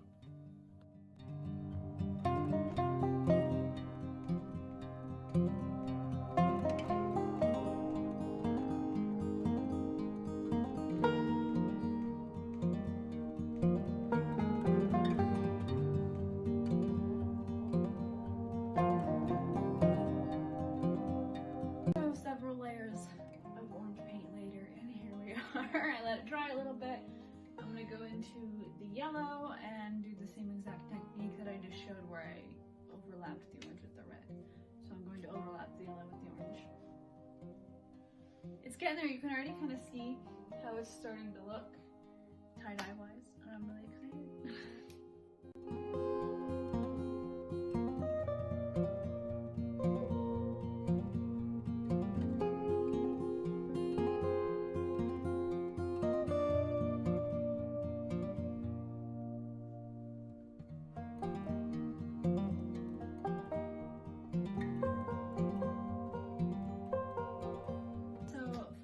Brand has much thicker paint, so I'm going to do 2 coats of the yellow. Now I'm going to move on to the color shift green, which I'm super excited about to see how that looks. So I'm just gonna do the same technique as I already have and go from there. I'm really enjoying this because I actually have a tie-dyed sweatshirt that is just these 3 colors. And so it reminds me that it looks really cool. This is coming along nicely.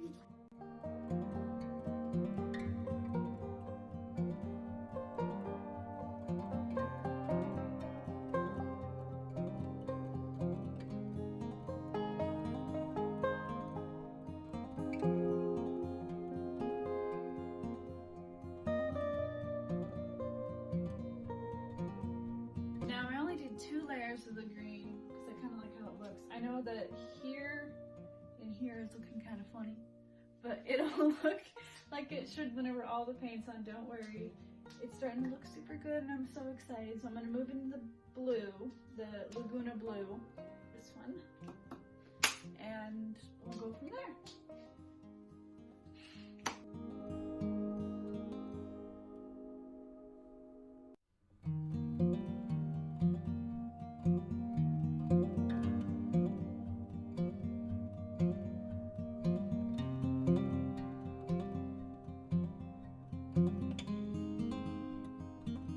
Oh, the blue is done. I know this part looks kind of goofy and this part might look kind of goofy, but for the most part, tie-dye is never perfect, so this isn't going to be very perfect either. The blue is still a little bit wet, but I'm going to add the purple on to kind of help it to blend a little bit, because I kind of want it to blend because it's going to be in such a small spot, but we'll make it work. I want it to stand out and blend at the same time, so that if that makes any sense whatsoever. So we're just gonna jump right into that.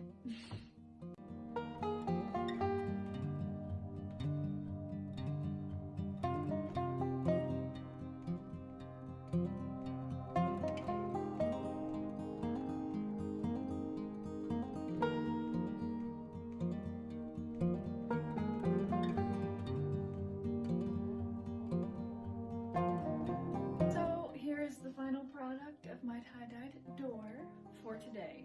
I have not added the glitter paint yet. I'm going to let this cure overnight and then we will put on the glitter paint tomorrow and hang it up and see how beautiful it is.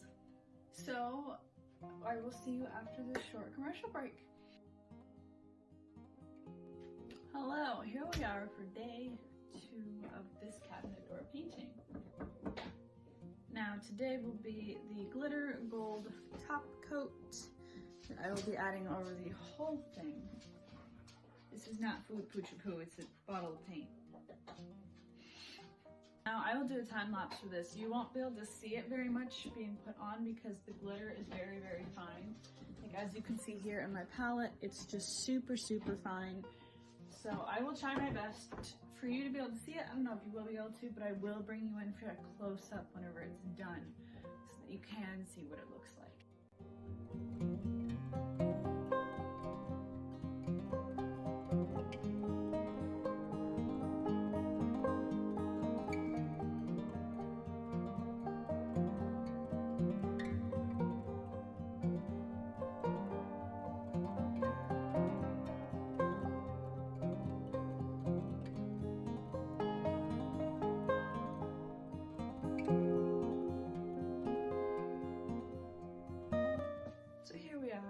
Day 3 of this. So for the hinges, I actually spray painted them gold and then I added some of that gold glitter sealant stuff on them too. So they look pretty good. I'll bring you in for a close-up for this, but we're gonna add the handle, the hinges, and we're gonna put the door back up. This is a close-up of the cabinet door. You can see the glitter in it. It looks so pretty. I love it. Also, where the cabinet door will be, I have painted the square around it gold, and I even added some of that gold glitter as well to help tie it together. This is the handle I plan on using to go along with this 60s kind of tie-dye thing. It's just a thumbs up. So that'll be down here, kind of like that. You'll see it better later. Right now I'll put the hinges on and then we'll get to hanging it up.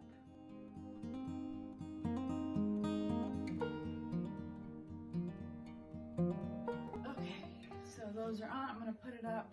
This is the cabinet that I keep all my extra tablecloths for the middle island that I usually film on. So that's why those are here if you're wondering. But let's get the cabinet up and then we'll get the handle on. There it is. So now I will attach the handle, and that's the final look. The screws do need painted gold, but haven't done that yet. So let's get the handle on.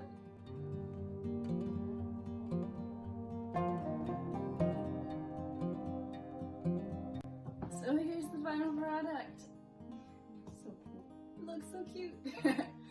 I am very excited to start getting doors put back on my cabinets because it's been a long time without them and I haven't been able to film in front of my cabinets because they look like this, and that's just not very pleasing in my opinion to see on a channel of someone that you don't personally know, you know, when you can see all their stuff. So I'm happy to be putting these back up. This is the first episode in this series. I'm gonna have like, I don't know, 1, 2, 3, 4. Probably over like 15 because I have a lot of cabinet doors in here. It's all these uppers and lowers to do. So there'll be a lot of episodes in this, and every single cabinet door is gonna be different. So this was just the first one, and I'm very, very happy with how it turned out.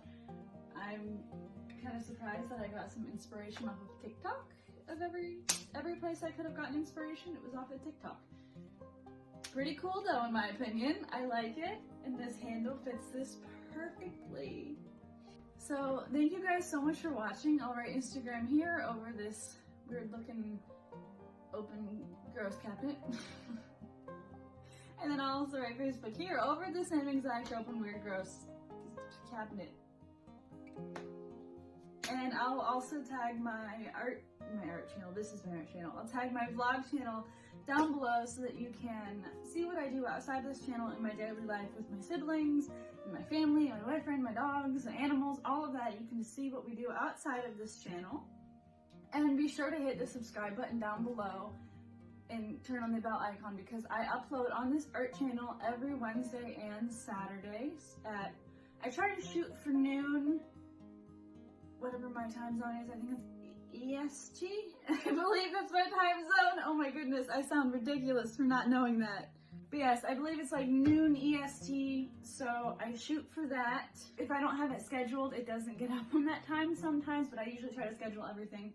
So do hit subscribe and turn on the bell icon if you want to see more of these cabinet paintings or just whatever else I do. I have another cabinet painting in the process right over there off camera. I can see it. It's going to be really, really cool. It's for this cabinet door right here. I'm so excited, and I have so many more ideas for a bunch of the cabinets in here. I am so excited for this series. It's going to be pretty awesome. But before I keep on rambling and this video never ends, thank you guys so much for watching, and I will see you guys in the next one. I hope you enjoyed it. Rock on, stay safe, guys.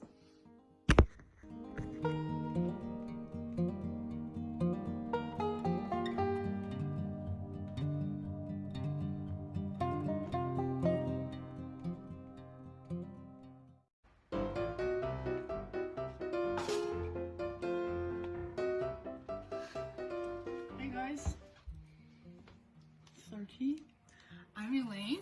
Welcome back to Claire's channel. I'll be taking over her channel for the day.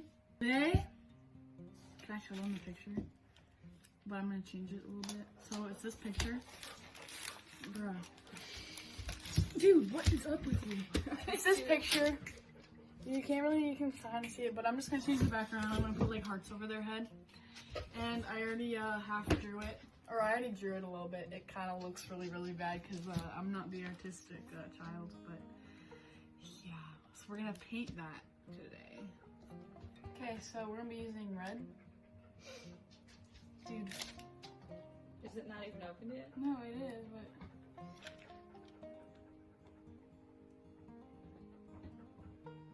Like, hit it, like.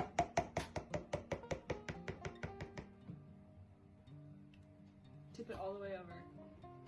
I literally only need a little bit of that. Okay. for the collar. So then, Cardinal Crimson. This is not open yet. Can you open this for me? Oh my god. Juice came out. Yeah. Oh, that's so fun looking. Ew. This is a fun video so far. This is nasty looking. This is gonna be the whole background. No, wait. This is just gonna be the hearts. Alright, cool. We're gonna be using sky blue for the collar. Be using this for the whole background, but I'm not gonna get out yet because we should do the background first. That's what I usually do. Okay, I'll do the Yes, you background go first. inside the painting. What color is it? Pink eraser. Pinky. But I'm gonna be mixing the two pinks with some white so that it's a lighter color. Okay. But I can't get this out. Wow. Okay. For the background, we just gotta get along with it. White. Black. Because for their ears and the features, you know. This is just chilling. Right.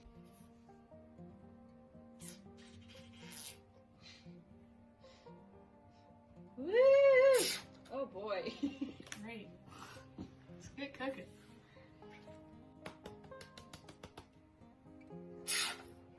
So Elaine, so do you think your boyfriend would be willing to do a fun video on here? We can make him do it. You can make him Yeah, I don't think he'll like be opposed. What does opposed mean? I don't know. against. Yeah, I don't think he'll be against doing it, but I don't think it'll be like it's like, oh my god, I want to do that. You think it just is something he might enjoy doing Yeah. just for fun? Yeah. Because you know you don't always have to take everything so seriously here for art. And he doesn't take anything seriously. So what would you say your favorite art form is? Painting, photography, clay? I like clay. You like clay a lot? Yeah. Maybe we could do a We clay should video. do a pottery wheel. Yeah, clay Actually, no, video in actually- the future. Pottery wheel, all Archie that stuff. knocks over the whole thing. Archie's being a pest.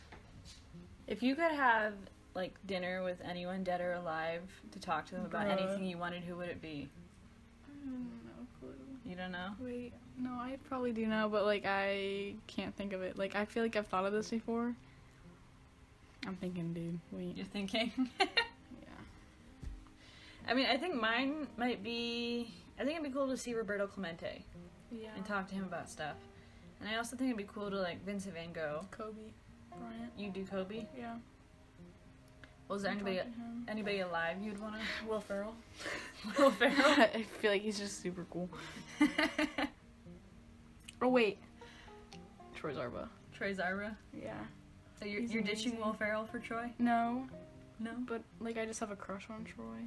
Oh. But like Will Ferrell's probably would be my homie. Okay, well I changed my answer. I would not meet Will Ferrell. I would definitely meet Eddie Murphy. Eddie Murphy. Yeah. That would be cool. I would meet him. Yeah, that's on my bucket list to Meet Eddie Murphy. meet. Yeah, I agree with that one. Though. That'd be really cool. yeah. Can I ask some questions? Who's your celebrity crush? I really like Eddie Redmayne a lot. I also like KJ Apa and Dacre Montgomery. My celebrity crush, Troy Zarba or the OG, Grayson Dolan. I do like Grayson and Ethan too. Gonna my toes in it. I'm gonna paint over that and do it So again. do you prefer Disney or Nickelodeon? It's a tough one, Claire. I know. I had to ask it. Oh no, I like Nickelodeon cartoons. I feel like I'm not talking at all. I'm just kind of mumbling. I like Rocco and like Rugrats and stuff, but like movies, I don't like Nickelodeon movies. I like Disney movies. I mean, we also liked iCarly growing up. Well, yeah, I'm saying TV shows like Rocco, Modern Yeah. Life, and like Rugrats and stuff, and like I mean those are good movies too, but I don't know. I like Nickelodeon TV shows. Yeah. If you could have one animal, any kind of animal as a pet, what would you choose? Like any animal, like Any animal in the world. a hippo. A hippo? Yeah. That would be cute. Could live in the pond. What is the one place you would want to travel to, no matter how much money it costs? I have no clue. You have no idea? Or just like Hawaii or something. Hawaii. Where's Dubai? Dubai is kind of, sort of near Saudi Arabia. Wait, where did Kim Kardashian? Where's your earring? Wait, where is that? Is that was that Bali or was it? I have no clue. No. Bora Bora. Since Elaine is the first guest to paint on my channel or take over, she gets to add her name to the white apron that we have. If volleyball did not exist, it was not a sport whatsoever, what would you rather play? Or would you just not even play a sport at all? Probably do lacrosse. Lacrosse? Yeah, I might do that this year. For school? Or, I don't know if I'm gonna do track or lacrosse this year. I also took some photos of Elaine while she was out here doing some fun stuff, so I will add these right here.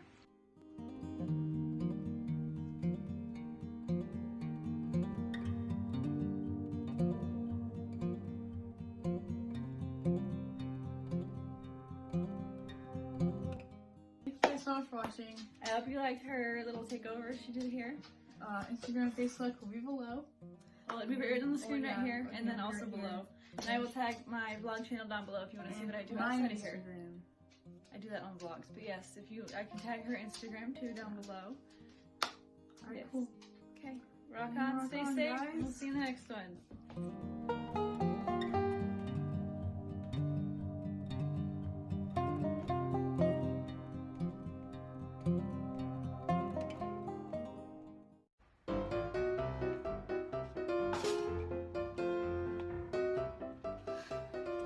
Hello guys, I'm Claire and welcome back to my channel. In today's video I will be testing out this old one-step Polaroid camera that's from the 80s/90s era and seeing if it still works. Now, earlier today I ran to Target with my best friend Kaylee and I did buy some 600 film.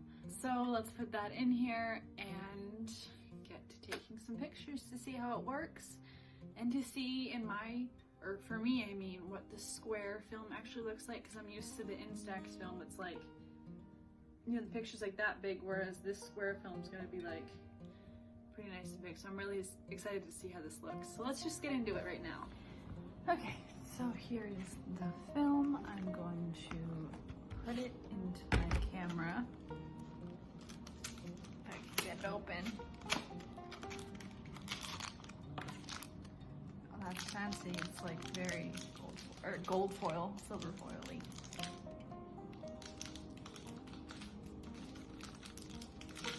There we go. This is a force to be reckoned with. On it.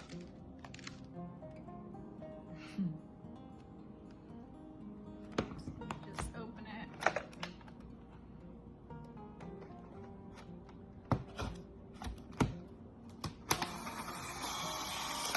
There's the dark side that came out. And now we should be ready to take some pictures. I'm so excited! Wow, this is working. Holy cow! I'm going to try to take a picture of Archie while he's like laying down like this. So wait.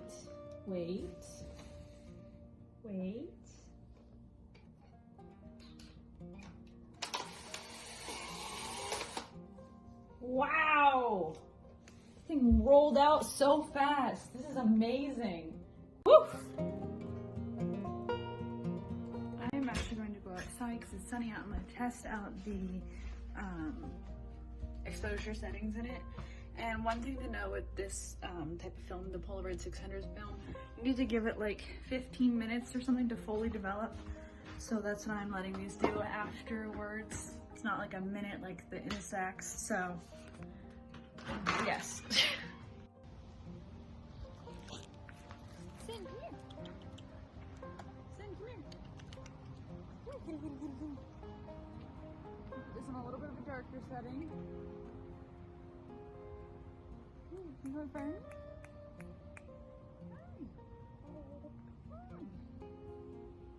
Oh, no, you're not going to cooperate. I'm going to do this.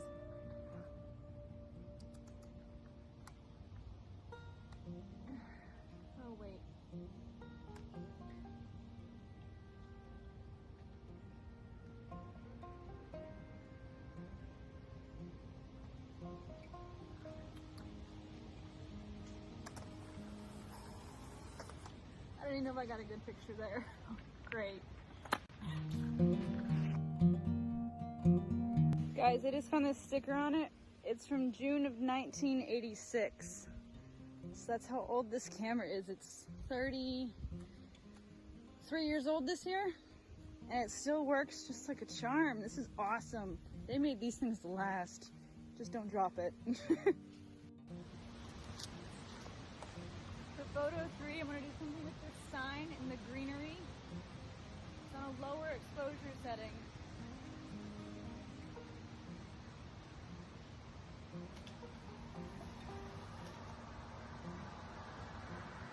Got it! The next day, it got way too dark to sit down and talk about the camera and the photos like I wanted to, so I'm doing it today. And for the photos, the very first one I took was Archie. That turned out adorable in my opinion. I do have to learn how to use the exposure and shadow, that kind of stuff, all of that on this camera because it's different than what I'm used to, but it still turned out really, really good in my opinion. He's just so cute! The second photo, you see the first blue lens flare up here. That is something I'm gonna have to learn how to use too, since this is different than my Instax camera. This photo also turned out weird because my cat was being a doofus. She was sitting down perfectly fine, took it and she ran, so.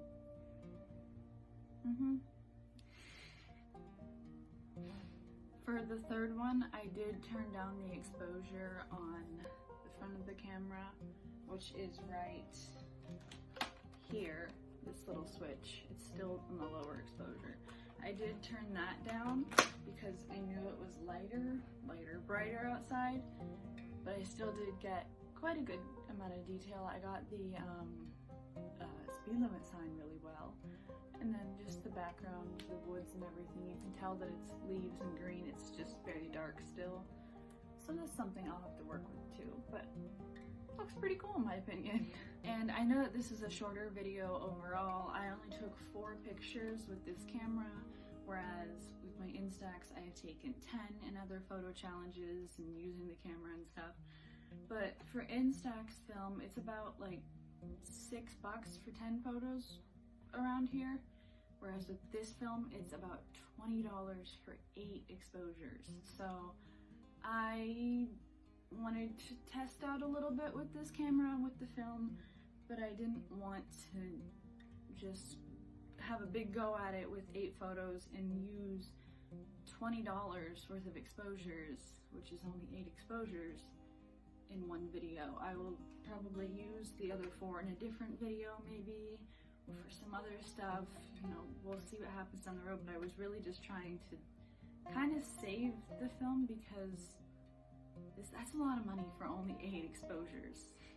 And I am someone who loves to take pictures, no matter if it's on a Polaroid camera, a digital camera, on a phone, however you can take pictures. I do love doing that, and I don't like not taking a picture because the film's expensive, but I just wanted to save it for whenever I have another photo challenge I do, or if there is an actual photograph I want to capture in the future. So that is why I only took 4 photos in this instead of going through all of the exposures and taking 8 photos, or 8 exposures if you will, and only ended up with 4. I do love this camera. I love that it kind of fell into my lap, honestly. We found it and it works really, really good. It honestly is like the new One Step Plus cameras like they make for the Polaroid that you can buy now, except you can go through your phone with that, which is really cool. I can link It's Theodore's channel down below if you want to see more on the One Step Plus cameras, which are the newer.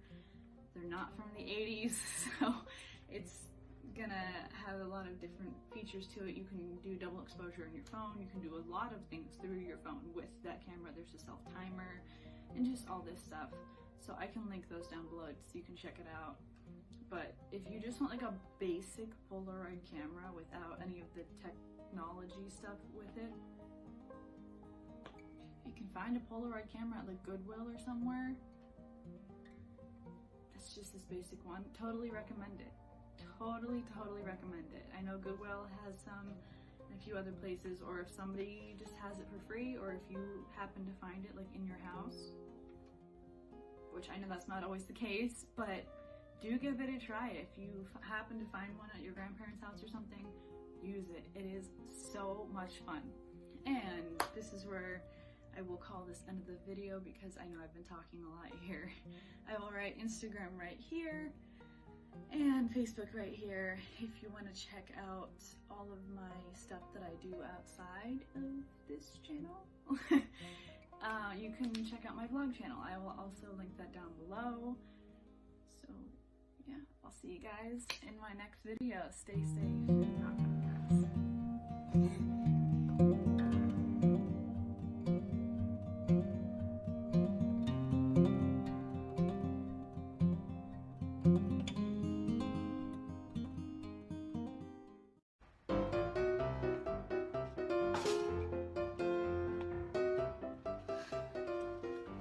Merry Christmas in July!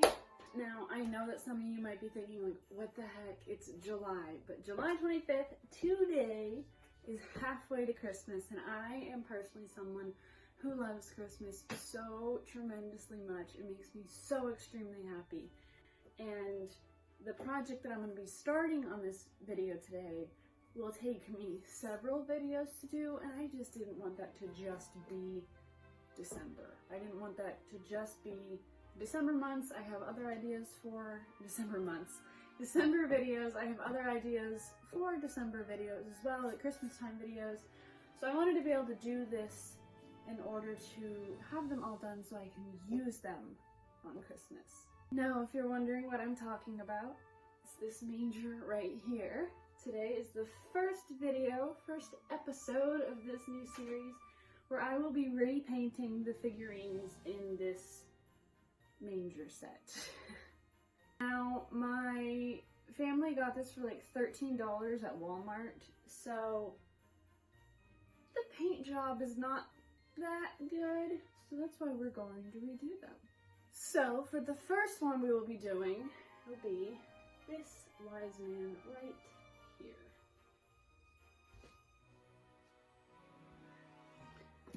Okay, here's the overview. Now, if you hear a weird buzzing in the background, like this, it is my one light. I need to change that sometime, but we're just gonna get into it.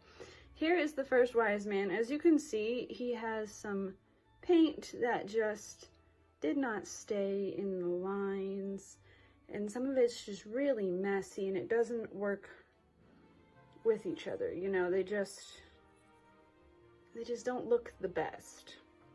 Like here it went out of the line there. That's supposed to be part of his arm. I mean, you can't expect much for $13 at Walmart. So here is what we will be working with first. So the very first step is to spray paint him. So here he is now, all spray painted. Some parts were missed, but that is okay, just to have a mostly white paint coat. That part was so wet there. But here's what it looks like, and we're gonna get into the time lapse and get started. Mostly so you can stop hearing these annoying buzzing from my fan and lights, so. Hi, so here we are for yet another voiceover. Merry Christmas in July, guys. I'm so happy to finally be posting this. As you can see, I went really particular about where I wanted the colors to be, especially the blue cloak, since that was just all over whenever it was the Walmart painting. So I really tried my very best to make it look how it should.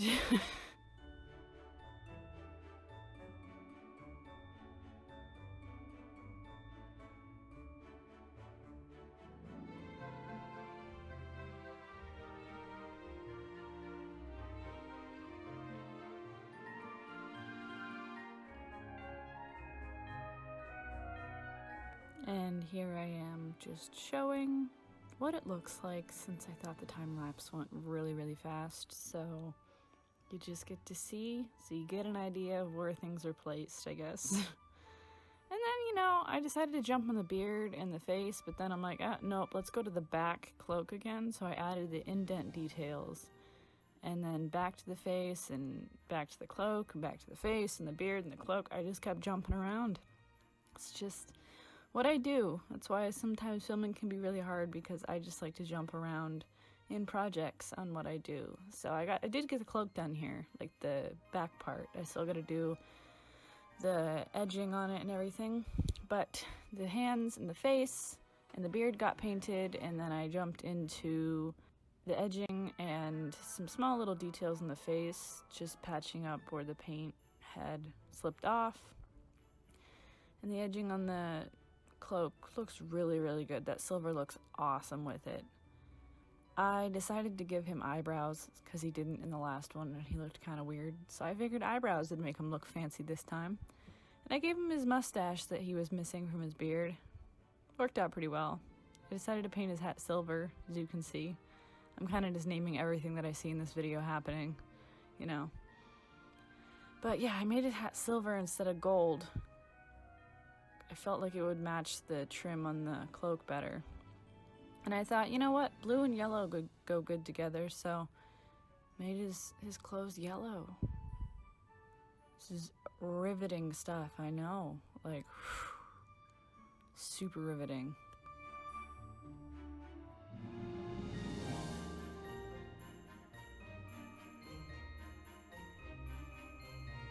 I added like some darker yellow to give it some definition, and then here I am showing you an overview of everything, of what it looks like.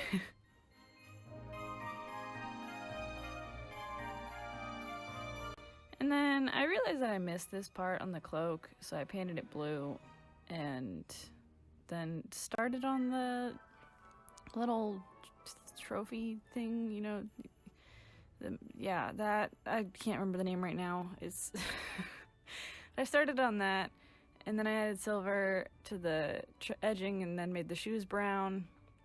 I just felt like they should be brown. I added the little jewels, made them all different colors on the little trophy thing he's holding. Like I said, I cannot remember the name right now.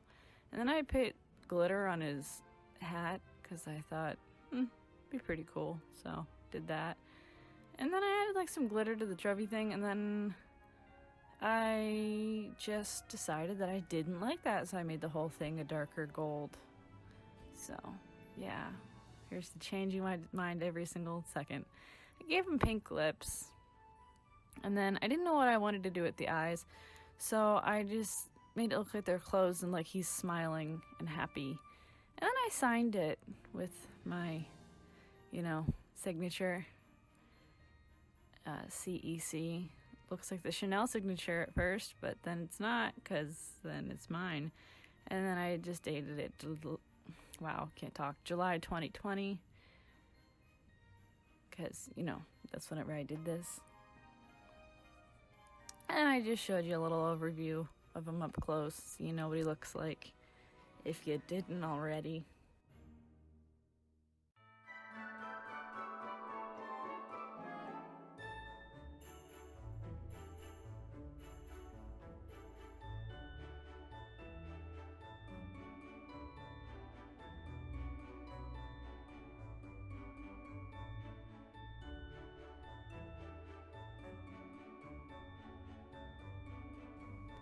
And then I sealed him with some Mod Podge, just in case bumps or anything happens. It's just gonna lock everything in.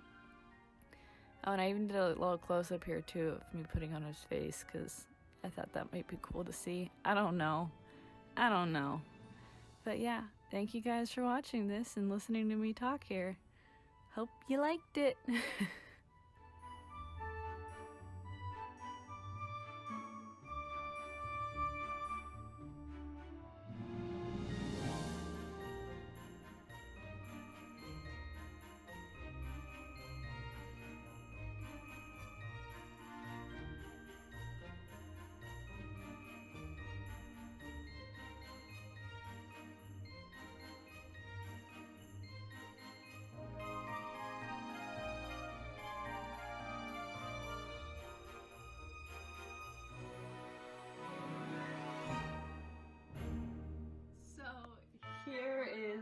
the final product. He's still drying a little bit on his face because, you know, just recently did the glue, but he looks quite good. An improvement from what he was before. I cannot wait to paint the rest of these to kind of go along with that theme that I have going for him. So here is a clue of what next video will be. If you can figure out what that is, leave a comment down below because I would love to see the guesses. And thank you guys so much for watching. Be sure to use this hashtag because I want to see your art. It might be in future videos and I would love to see what you guys create. It could be something that I've done on this channel or just anything in general. I would just love to see it. If you noticed that that was upside down, complete accident. Did not mean to do that whatsoever, but that's just how I wrapped it, and then I hung it up and I went, it's upside down. So we get to deal with that all these other Christmas videos too. And with all that, thank you guys so much for watching. I'll see you guys in the next one. Stay safe. Rock on, guys. Oh wait, I'll write Instagram here. Forgot to do that. I'll write Instagram here. If you want to follow that on there, check it out.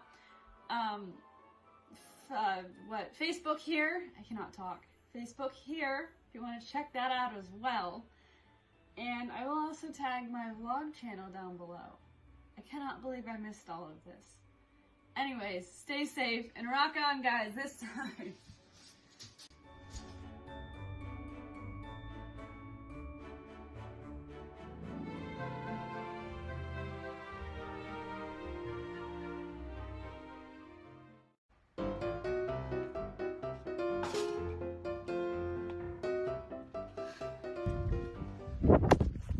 Hello guys!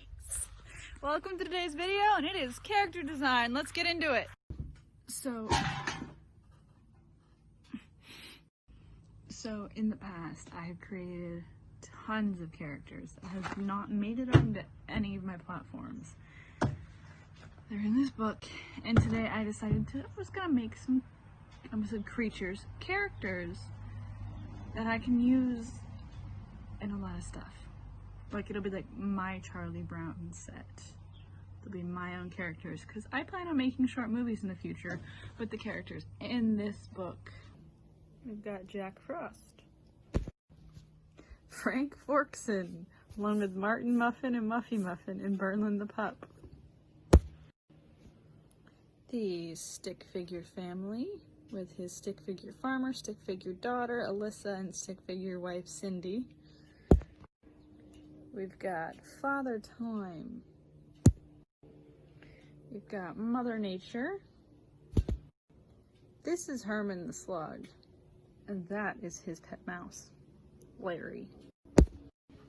Now this is the Caveman family. That's Mrs. Caveman, Chris Caveman, Kathy Caveman, and Mr. Caveman.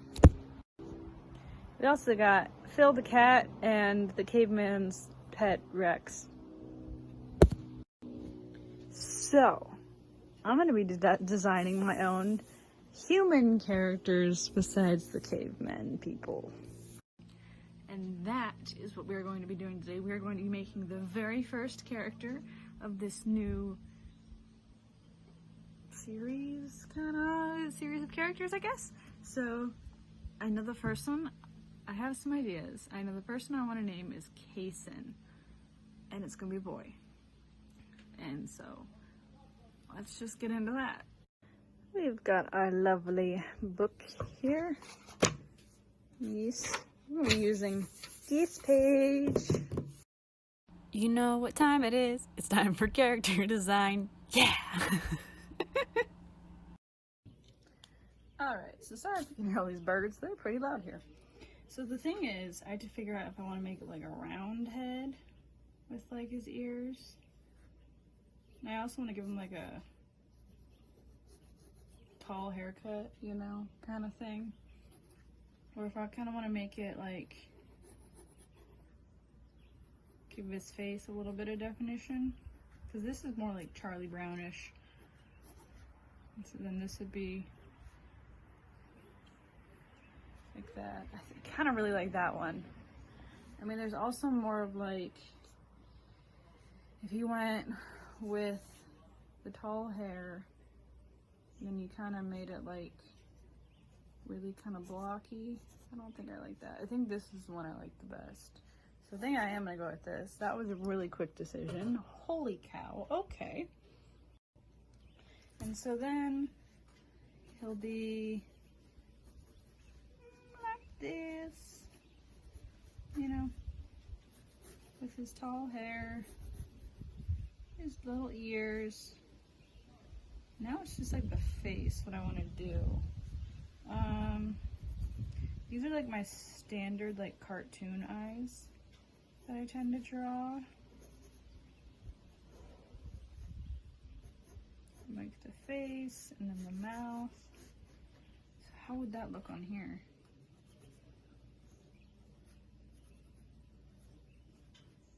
Like if he was like looking up.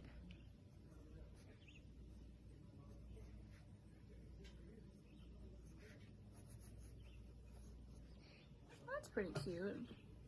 Definition, goodness me, definition in his hair. And then like, you know, he'd probably have like no shirt or something. I don't know.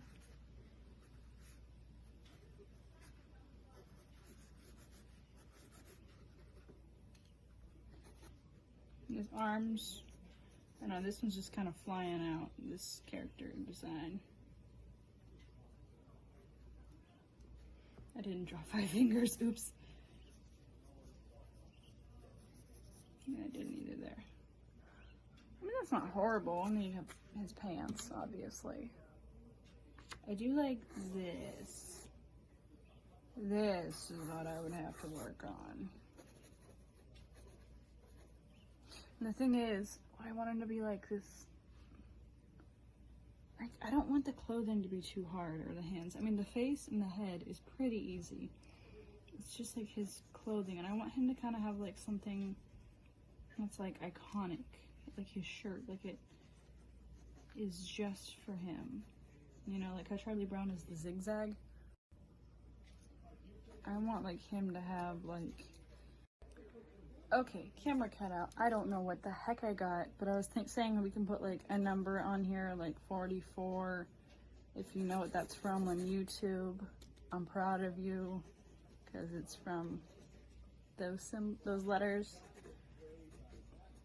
Probably my favorite channel, 44 Club.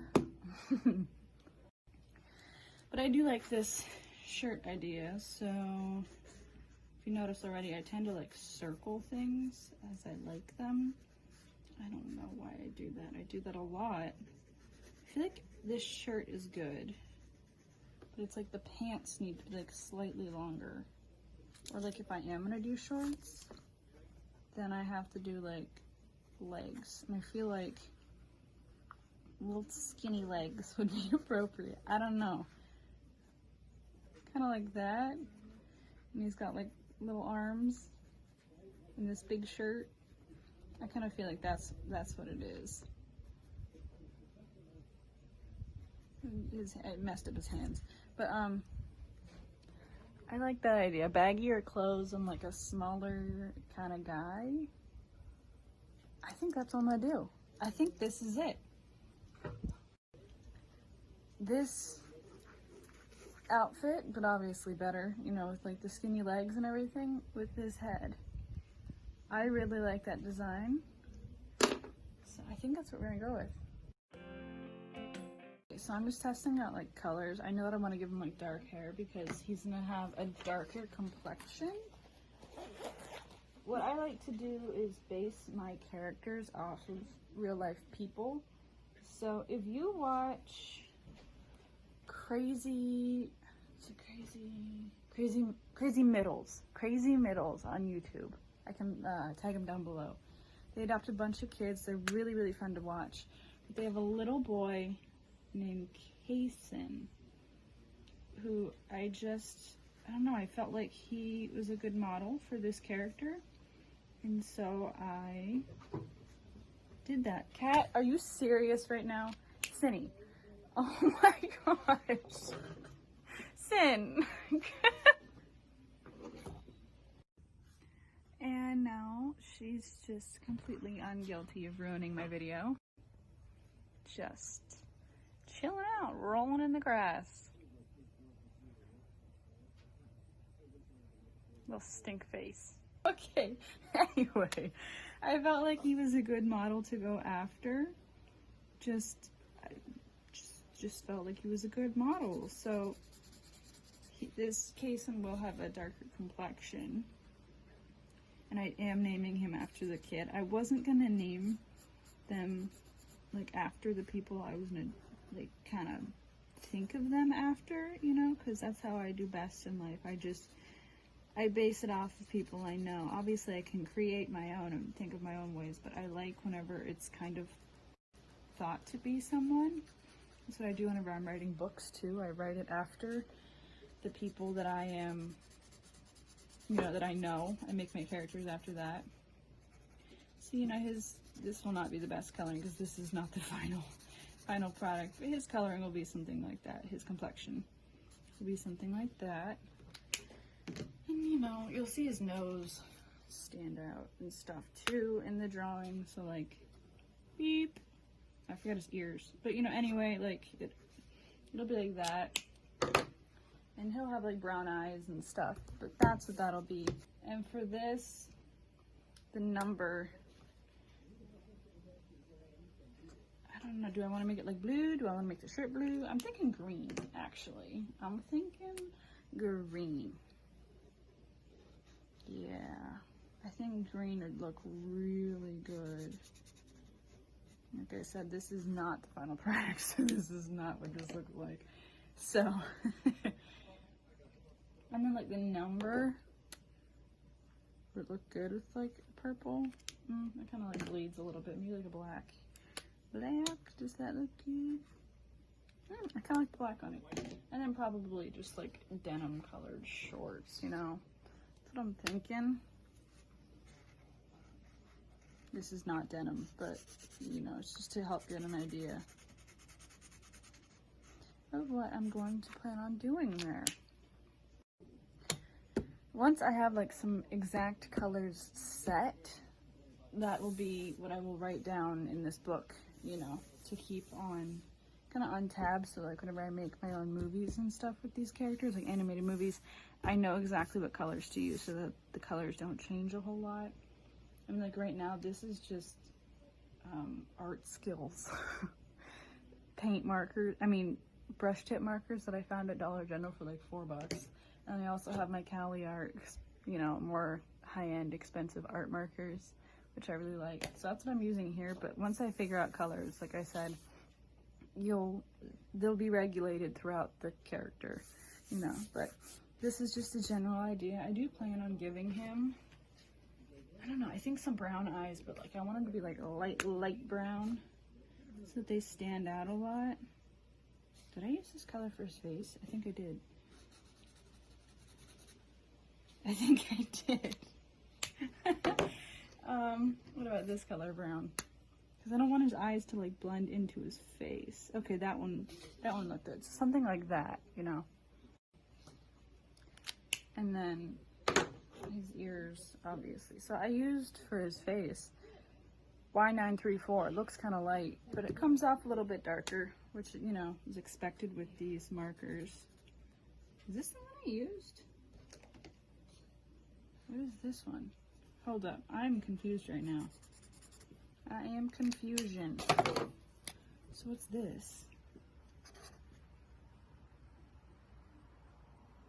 Is this his face? This is his face. Okay, so never mind. For face, I used Y948 in Cali Art. I thought I used a different one. I actually used Y948. That's why it makes sense as to why the color's not the same. But I still do like this Y423 for the eye. So this is the gist of Kason. And let's get my stand out of the way. Yeah, it's made out of pencils and string, so I can film from above. Really crafty there, huh? But either later today or tomorrow, you will know in this video, I will make a final copy of what Kason will look like and what colors I will use and everything. It'll probably be a drawing. I mean, I was thinking painting, but the colors won't be the same then in the markers as compared to the paint. It'd be a variation. So probably a final drawing of what Kason will look like, and that will be one of our new characters, which is going to be awesome. I do know that I want to give him a sister in the future named Carly. Just got to figure out that. But that'll be in a later video on here. But we have our handsome Kason drawn. Let's get into a final product. Alright guys, here's your clue for the next video. If you can let me know down below what you think it is. Do it. Do it. I'm excited for this one. Are you excited, Penny? Probably not.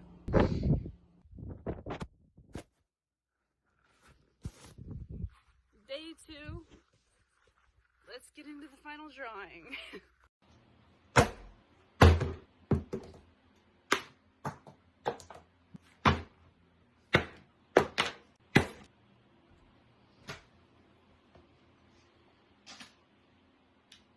Fired up, y'all.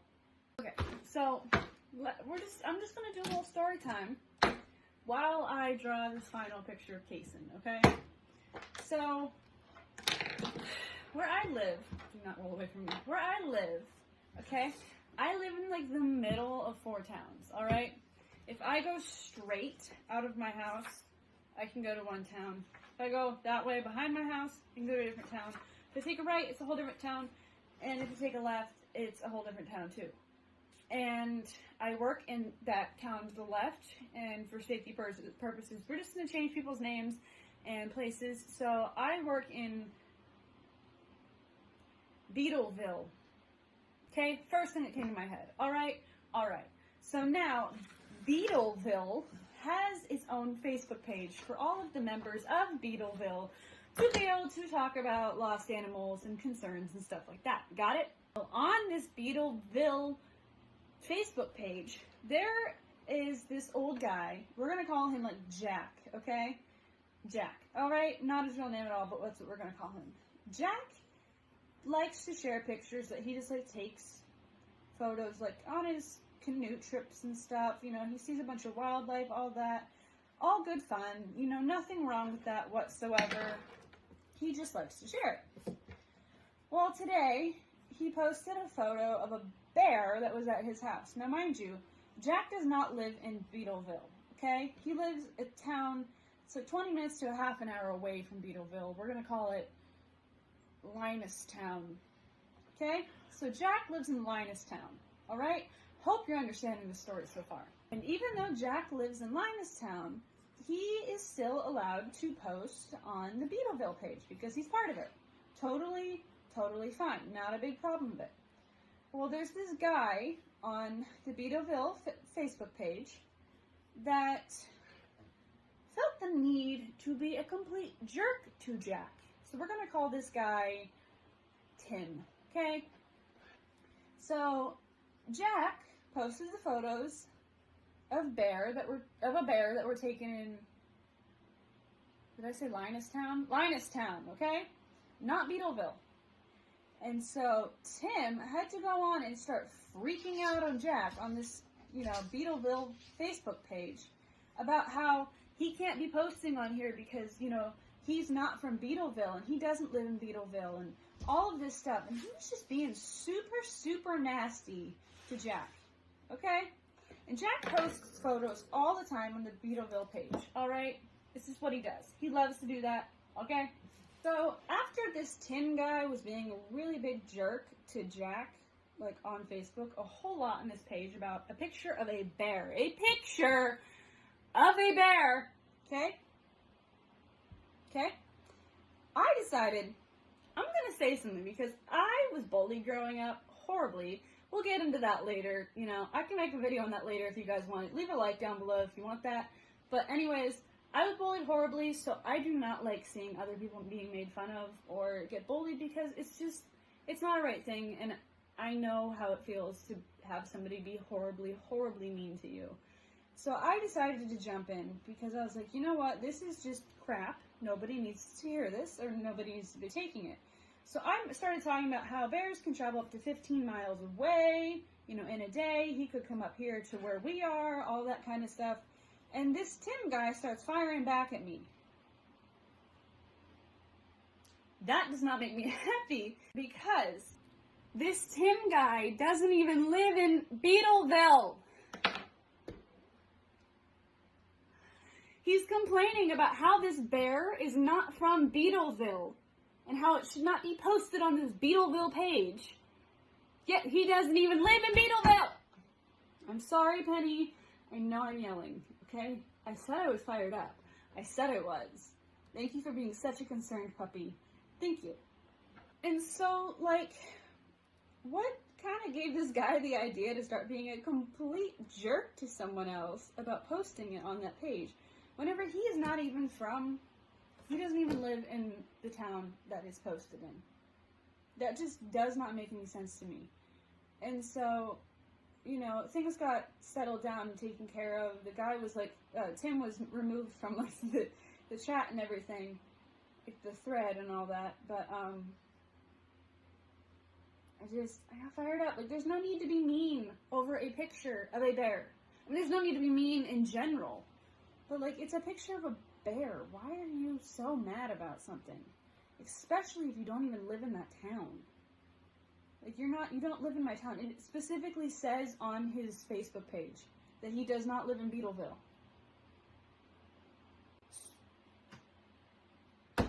So, yeah, it might sound like a silly story or something, but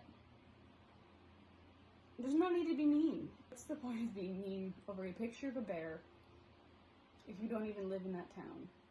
Like, you're gonna complain about it being on the Beetleville Facebook page because it's not from Beetleville, and you don't even live in Beetleville. I don't know. I didn't get that. All I got drawn during that whole rant, because I was so angry, was just his head. So I'm gonna keep going, and it has been a day, okay? It's been a day. I'm just gonna keep going now and add on to them, and then we'll get into the coloring part. I'm just gonna sketch out the rest of them, and we'll go from there. Oh my gosh!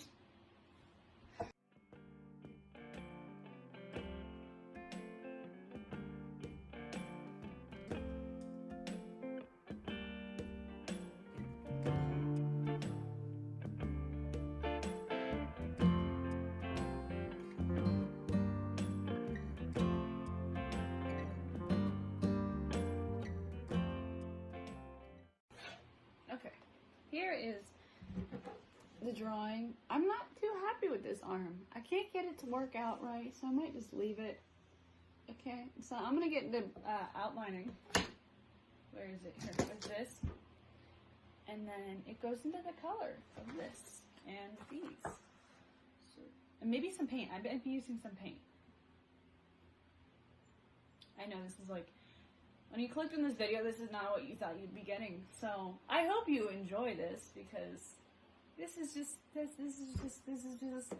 how the day is that I chose to film on. So, and yes, I am at a kids table. Kids table. It's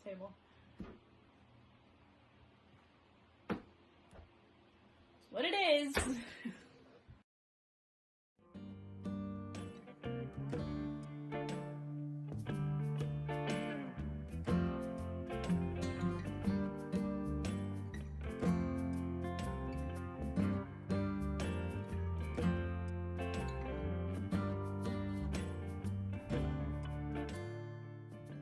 Alright, there it is. Casing. Now, I never said, hey Siri, why are you doing that? Now, let's get into some colors. Just gotta figure out what I want. Like, I know that I want like some sort of green for his shirt. I think the 44 Club should be, I don't know, maybe like a black. An orange would be cool though too. I think maybe orange. Are those the same color orange? They might be. Oh, I think I have a neon orange right here. Yeah, that would be really cool. So I think I'm gonna do that. Orange with, green shirt with orange 44 Club on it, and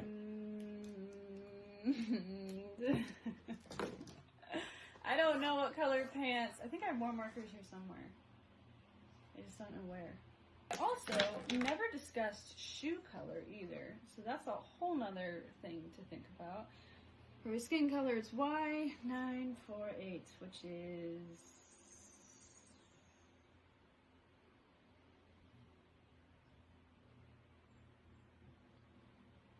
Y948. None of these say Y948. Y976, Y934, Y648? Is that what I meant? Y423, which Y423 is his eye color. This one. But there is no Y948, so why did I write Y948? I mean, this one says Y762.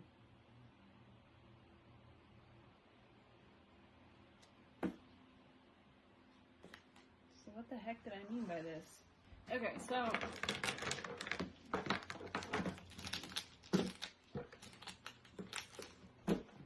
now that I have most of my colors picked out, I'm going to bring you guys in closer so you can understand what is happening. Because I feel like the camera is a little bit too far away to see. I also just realized I don't have a color for his shoes. Or the name up top.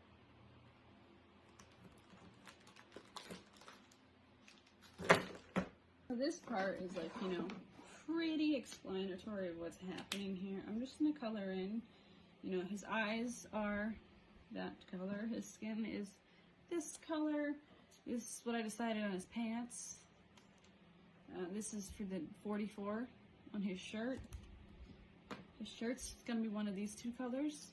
Can't decide which one yet.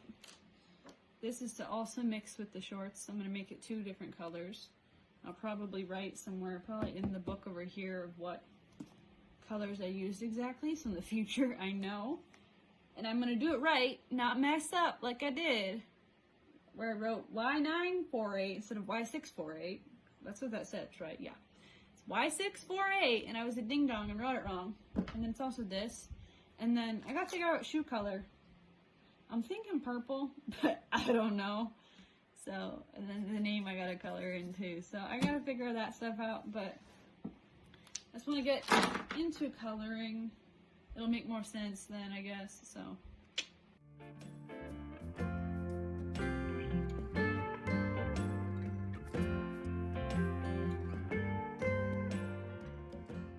My camera decided it also wanted to make me upset today and stopped filming, but this is how far I've gotten so far. And I also realized that I did not put out a color for like his mouth and his hair. His hair will probably be like some dark color. Just because I want to, that's how I'm going off that one kid. Like, it's based off of somebody, and that's what his hair color is. And for the mouth, I'm probably just going to do like a really light pink color, I believe. So I'm going to keep going because this should work now. It's just not my day today. It's just not my day. And mood-wise, I can obviously help make it better. It's just, whenever people aren't nice, it makes me upset. So, and then the camera, which is my own fault, stopped working.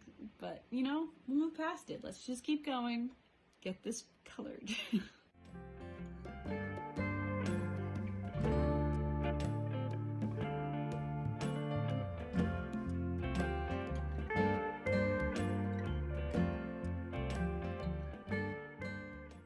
I've decided I don't like that mouth, like the color in it. It's just too pink for me, I guess. So I'm gonna actually probably make it black.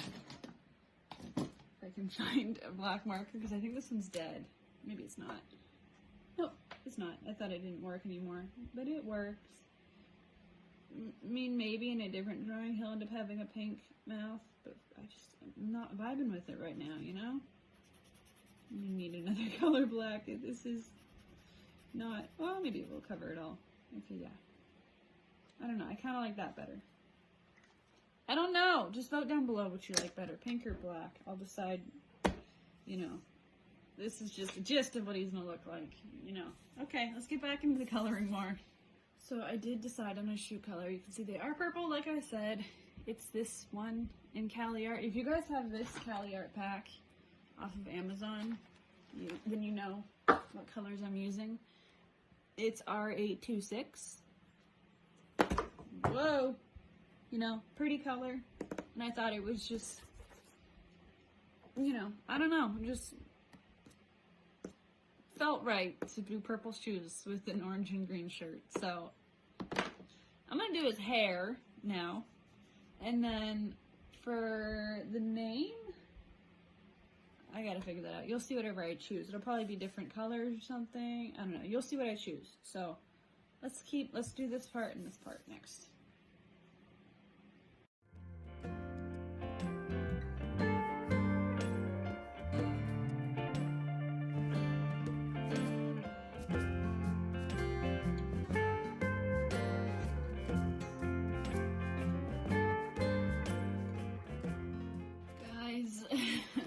I wanted to make the S the same color green as the shirt, but I dropped it on the N. So now I gotta make the N this green. So, oh well. I'll probably just make the S like this purple, like his shoes, and then use one of the blues or something. But I wanted the S to be green. Oh well. It's okay. Still make it, what? I'll still make it work. Oh man.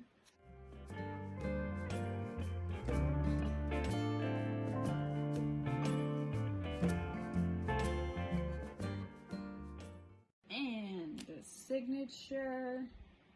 I almost forgot my name. That, oh boy, okay. This Sharpie does not want to work. And what's today's date?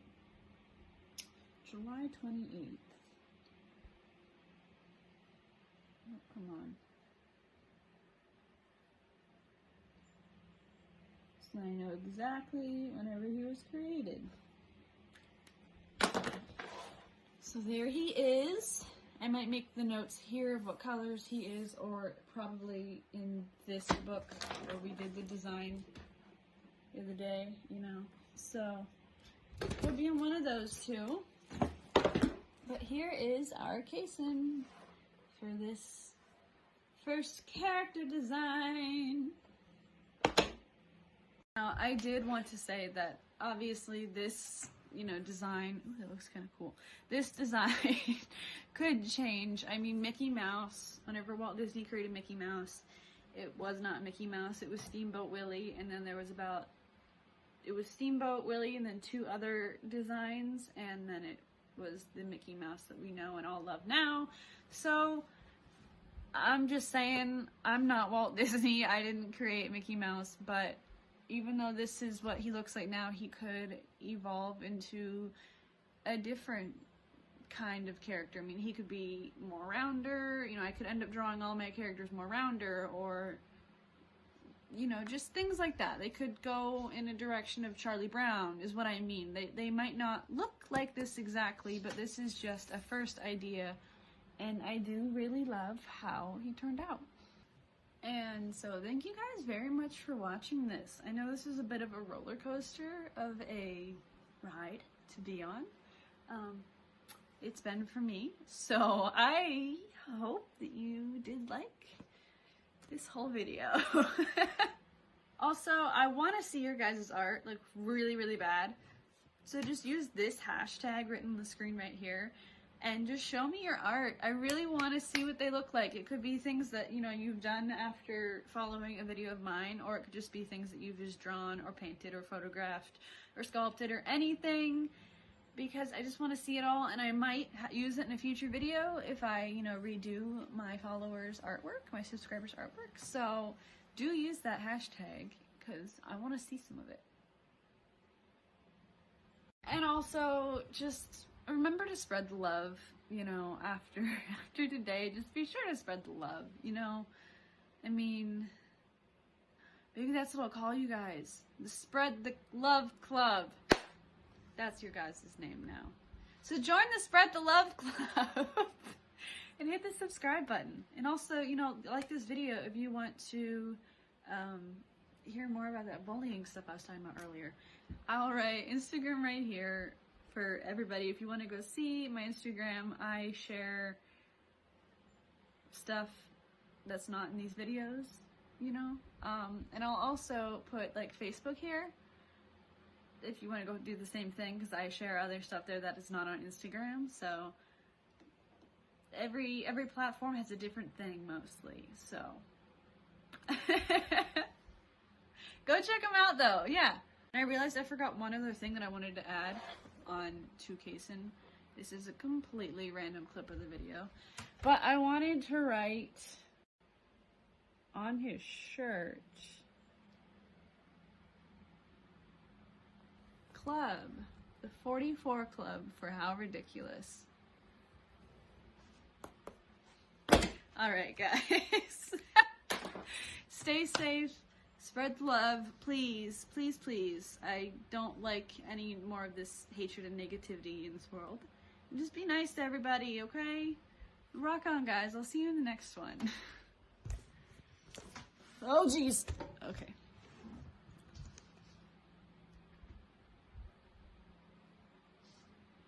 Bye, guys.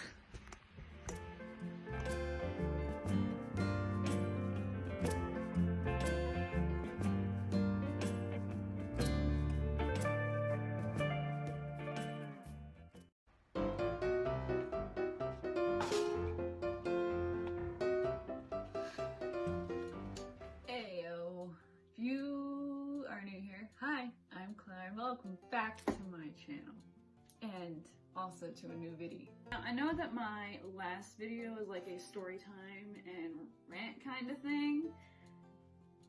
A lot happened with that video. And we're gonna have a story time on that again today. So you get 2 story time videos in a row, except this one's not me complaining about how mean people are. This one's me talking about how I sobbed the other night because I was so happy. Now, just an overview of like this video. If you remember where I did this video of, let me throw it on the floor first. This video of my twin brother's artwork, I redid it. Called it like Transformation, episode 1. I'm gonna be doing that again today. And excuse the hair, it's like 9 million degrees here. So it's just gonna go and get all fuzzy. So I'm gonna keep moving it because it's driving me insane. But back on base here, my sister sent me some artwork because I sent her a video similar to the one that I sent my brother. Here it is. Hello, tiny sis. So this is gonna sound really, really random, but I know you'll like it because you're very artsy like me. If you could take a piece of paper and draw something, it doesn't have to be super elaborate, but it has to be a little bit more than a stick figure. If you could draw on that and send it to me through like email, messenger, WhatsApp or something, I'm gonna be taking your drawing and adding onto it or turning it into something else in an art video. So if you could do that, whenever you can get to it, that would be awesome. Love you so much, miss you, and cannot wait to talk soon. Love you. So she sent me 4 pieces that she drew. We have number 1,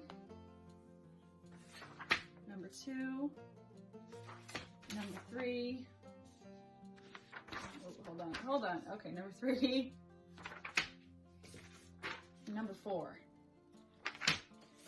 So I will be transforming 1, if not all of them today, and I'm going to be using clay. It's just oven baked clay. I don't have a kiln, so I mean I got like green, blue, orange, red, purple, pink, another orange. It's like looks like it's darker or something. Army green, peach, black, and a bunch of white. So gonna be doing something. I really enjoyed these two, so I'll have to decide which one I end up doing. I'm thinking this one. So let me get set up and then we'll start into the next part of the video. Okay, so I have stuff set up. I'm gonna start mixing the colors that I'm gonna be using because I want to use like lighter pastel colors for this. So I have to use a lot of white. So my story is, like 3 days ago, which would be Wednesday, July 29th, I believe, of 2020, my entire life was made. Like, I cried because I was so happy. So, let's get into this story, alright? If you saw my last video, you know that I created a character named Kason, and I gave him a 44 Club shirt for How Ridiculous, since I love them so much. And I love Derek so freaking much. I love Derek.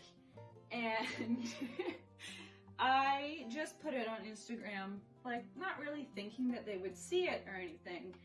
You know, I tagged them in it and put like 44 Club, just being, you know, just, I don't know, just because it has to do with them a little bit. I wasn't really expecting them to really see it or even say anything about it. Well, it was like, I don't know, probably 10:30 p.m. here, and I went on my Instagram and it just said I had a notification of a like and a comment. There's a few other likes and stuff too on my recent post.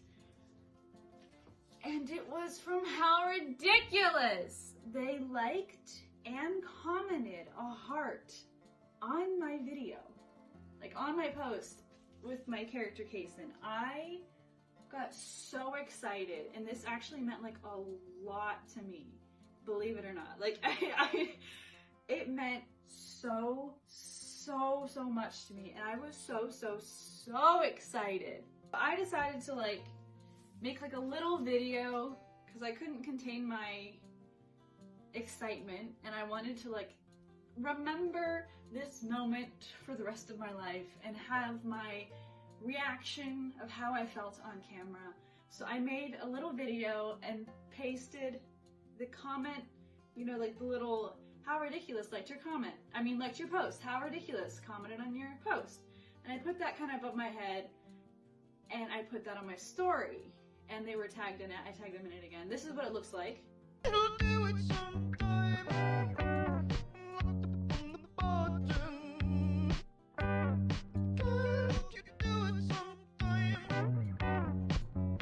And so, you know, a little bit of time goes by, and it's like 11:30 p.m. here, and I get a notification on my phone that says, How Ridiculous mentioned you in their story.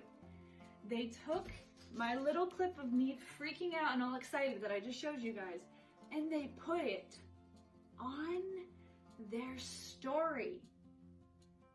I literally sat on the floor because I could not contain myself, and I started sobbing. I was so excited. I was just so dang happy. And then my sister's dog came over and just started like cuddling me because it thought I was upset. So I'm sitting on the top of the stairwell, crying really hard because I'm so happy, hugging a dog at 11:30 at night. I was so excited. You know, obviously I'm crying happy tears. But what was even better is that at the very bottom of the screen of what they shared it, they put a little GIF that says hello, and it's Derek Heron, my favorite one, who I love so much. It just made it even better. Like, I cannot believe that all that happened. It's just so much excitement for me, and I've been living on a high since. Like, I think I peaked. Like, nothing could ever be better than that in my life, unless like I met them, but I really don't think that that would happen. I mean, it would be awesome if it did. I just don't think it would happen. But yes, that was an amazing story, and I cannot believe that it happened, and I'm so happy to share it with you guys. And I can't believe it. Now I even okay, so this is gonna sound like a little bit goofy, but I took that comment and I put it on a dinosaur background and I printed it out to hang up in the art room here because it's like feels like it's one of my biggest accomplishments in life since I really admire them and look up to them. So that'll be somewhere in this room. You'll see it. I will be sure to show it on my Instagram, and you'll know exactly what it is from this video or from my story if you guys had seen that on my story. I also shared it on my TikTok, that little video. So if you guys want to go follow me on TikTok, because I'm on there now, I'll write it here because I can't remember what the name is. But like, life has been looking up because I kind of have felt down lately because I can't be doing anything. There's nothing to do because of stinking COVID. And then this happens. I am so happy. So it wasn't as long of a story time as the last one. And I still didn't get as much done, but it's because this can be really hard to like knead. It's so soft and it doesn't want to change colors. So I'm gonna just throw a time lapse in here of me doing the rest because this is taking me a while.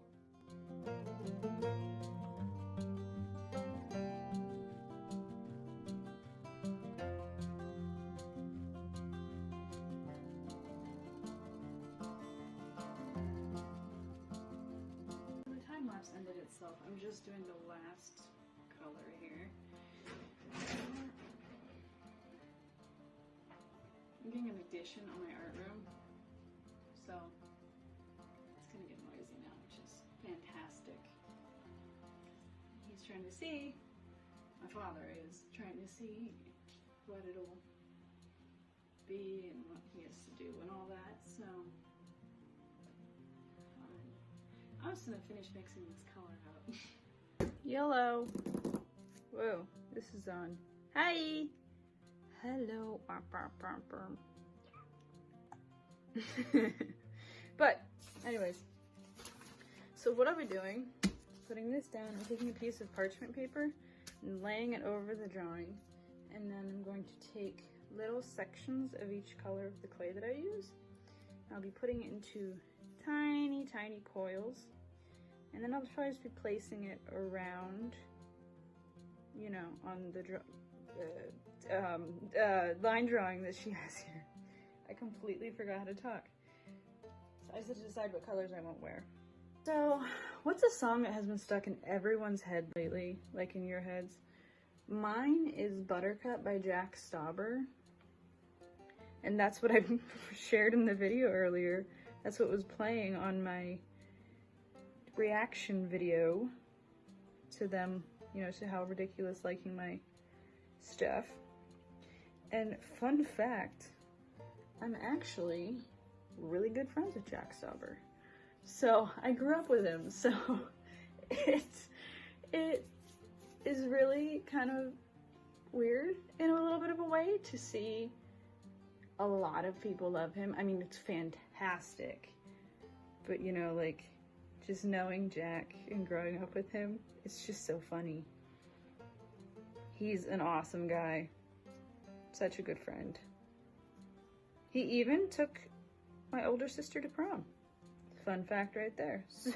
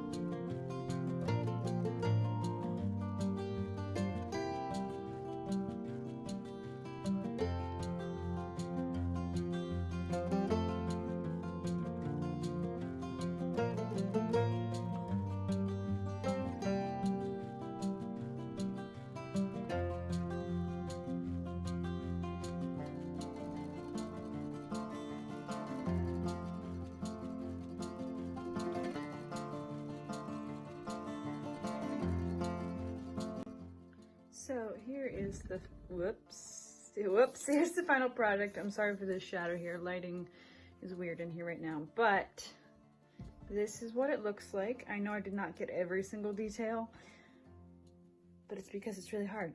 This clay sticks to my fingers like crazy, and it's really, really hard to make it any more detailed than this.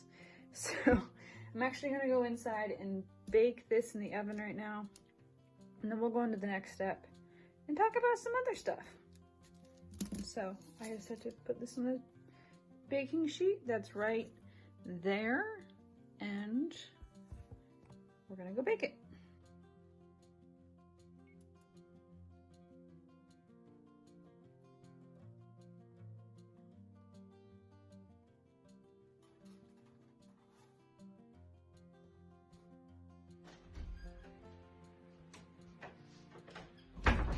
So the piece is all baked. It's kind of really fragile because it's really thin. Sloppy. And I also made the next part of our project while it was baking. I didn't film this because one, the camera had died, and two, this was hard. So I knew exactly what I wanted to do and how to do it. So the easy parts were finding the wood and taking the machine and drilling the hole through the wood. The hard parts were twisting the wire. I had to hand twist the wire like that. That was not fun. I also had to get it through the hole, bend it out, and nail it in so that it can be stable and standing. So the next part, I'm actually going to add little tiny flowers onto this clay piece because I'm actually trying to make this piece kind of emulate my sister a little bit, since it is her design and she did send it to me. And she's a very colorful person. She loves yoga, like this pose, and she absolutely loves flowers. As you can see in one of her drawings, she sent me a flower in picture. So I'm going to add little tiny flowers onto this to just emulate her a little bit more. So now I have two types of flowers. They're both white. One's just smaller focus and one's slightly bigger. Now I'm just gonna place them out on this, use the glue gun, and the next step we'll be moving on to the whole stand part thing. That really, really, really frustrated me, but this is really, really fun.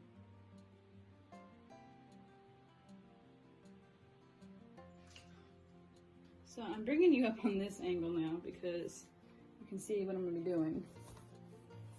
Whoa, that's really messy. So I'm just going to be taking some hot glue, putting a little bit on. I'm just placing the flowers down. Kind of obvious in itself, you know.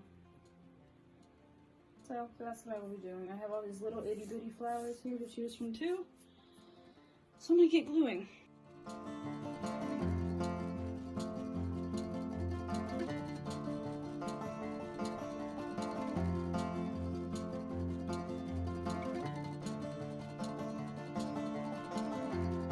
Now that it is drying, I'm actually going to move on to the base.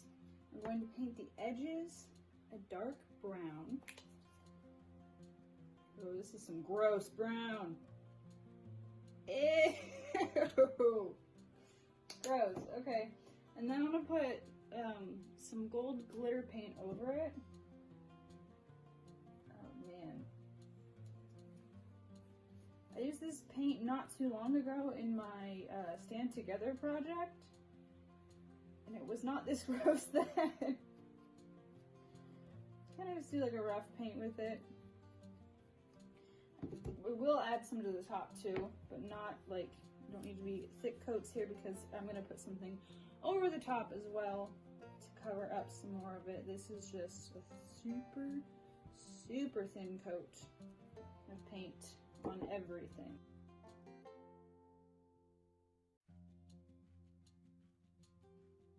So, for the next step, it has so many little strings. Ah, it looks like poop. This paint is disgusting, this brown paint. Ugh. Ew. I didn't know it was on the counter. Okay. I'm actually going to take this and tack it on here, you know, so it looks like that. And then we'll get to like the last few steps after that. These little strings are everywhere.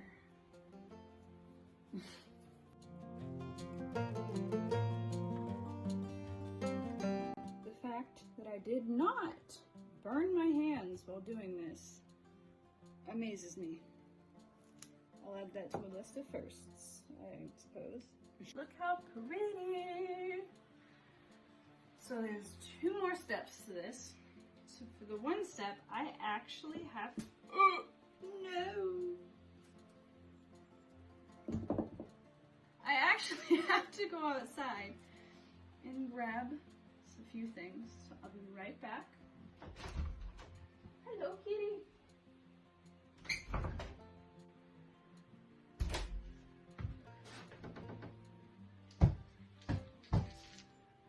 Putting on rocks.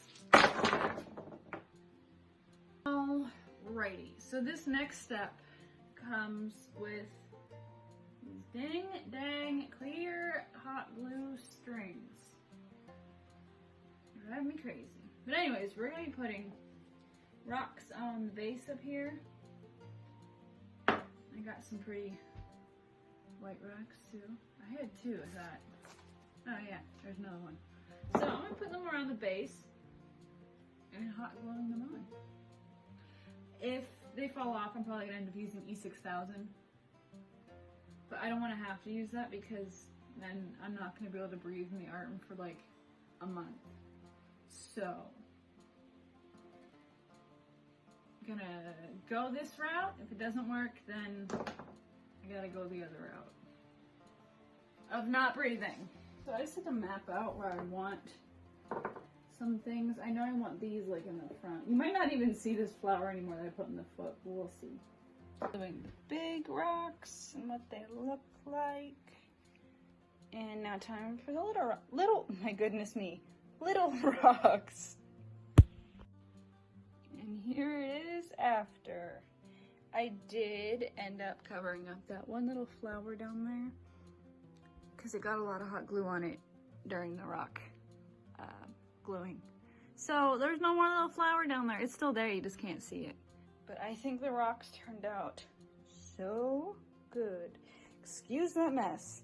Now let's go get some better footage of this statue.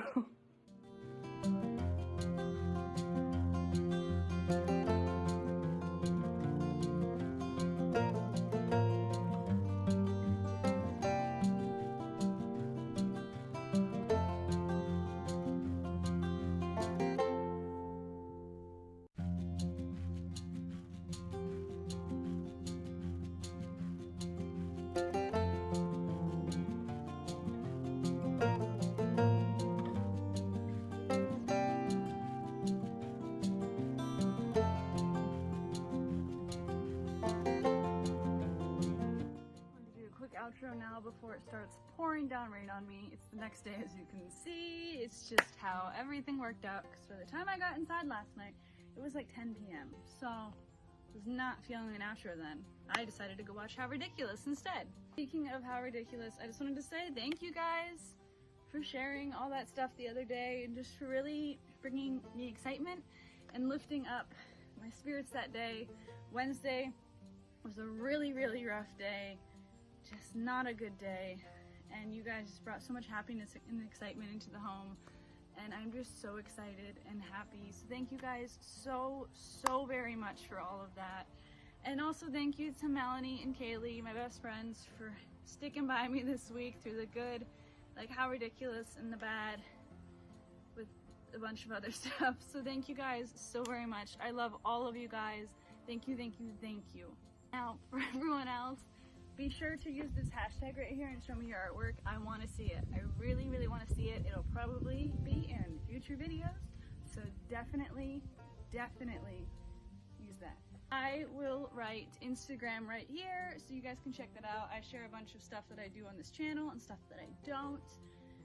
So go check that out. I'll also share Facebook here. I've shared a lot more stuff in the past that's not on my Instagram.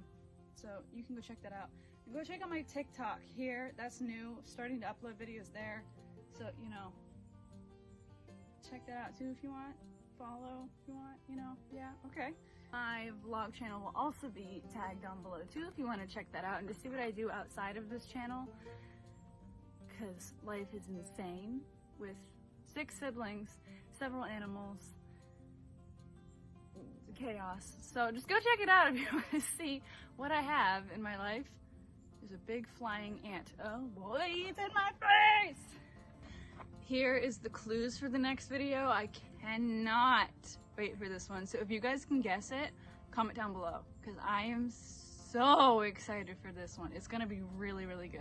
And I will see you guys in the next one. Stay safe and rock on, guys. Chicky, chicky, chicky, chicky.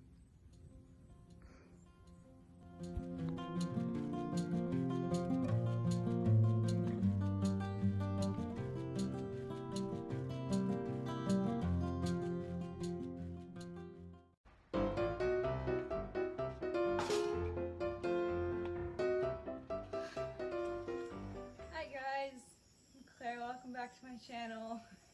Excuse the outfit. I know I don't normally dress like this, but with the type of painting I'm going to be doing today, I need clothes that I'm okay to get paint on. Hi, cat. This is also going to be a different type of video. You guys are actually hanging from the ceiling right now. I'm laying on the cement. So you're going to be seeing up above what I'm going to be painting down here. I think that makes sense. So I'm in some desperate need of like art therapy. And I thought, what better to do than the Jackson Pollock style? Life the past like 2 or 3 months has been crazy insane. Just so busy, and I don't sleep. I mean, I never really slept before very much, but like I really don't sleep now. It's because it's so busy, and by the time I sit down in the living room just to relax for a tiny bit before I take a shower, I fall asleep, and then, you know, I wake up, I fall asleep for like a half an hour, and then I wake up and I'm up till 4 or 5 a.m. after waking up at like 11 p.m. So I just don't really sleep anymore. So I just need some time to just throw around paint, just channel my inner Jackson Pollock and let it all loose. So today I will be doing that on a cupboard door, one of my cabinet doors. So now if you don't really know who Jackson Pollock is, which I would imagine a lot of people would know who he is, but I'm sure there's some people who really don't. He's an extremely famous artist because he invented expression. I can't say the word. Okay, another word for it is action painting, okay? It's where... It's a loud car. It's where you take your canvas or whatever you're painting on and you put it on the floor, and then you use very fluid paint.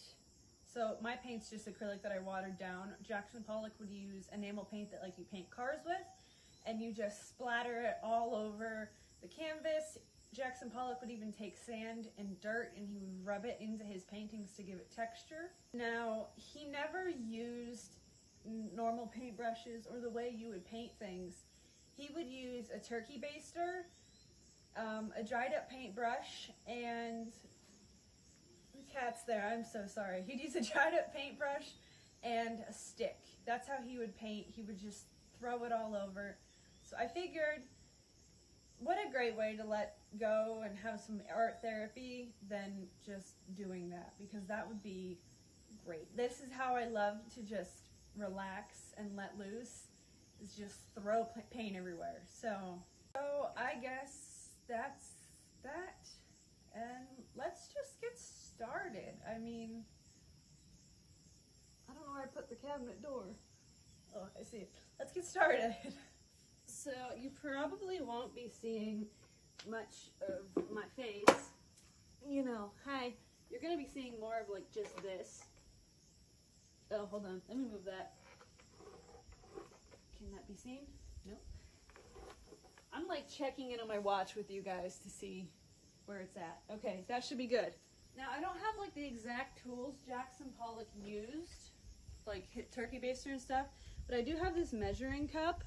It's a cup and a half, and I have some paint brushes that I can use the sticks with. I also have a plastic knife to use, so let's go. Also, the colors that I have for today are black. Thank you, Car. Are black, yellow, orange, white, and purple. So I think we'll just start off with like splattering some black places. You know, just letting that go. And using the stick and stuff. That made total sense. So, just gonna, ooh, this is great already.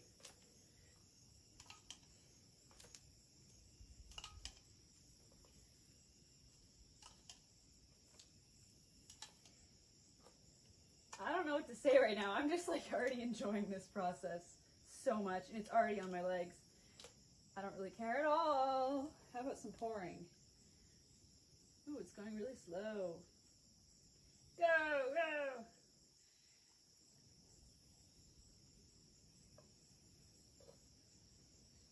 Alright, I got paint on my watch, but we're good now. Let's try some pouring. It kind of comes out. This isn't as fluid as what he would use, but, you know, I'm trying to, like, save some time because it's getting late. It's going to be dark soon, too. So, we're really just kind of doing what we can here, you know?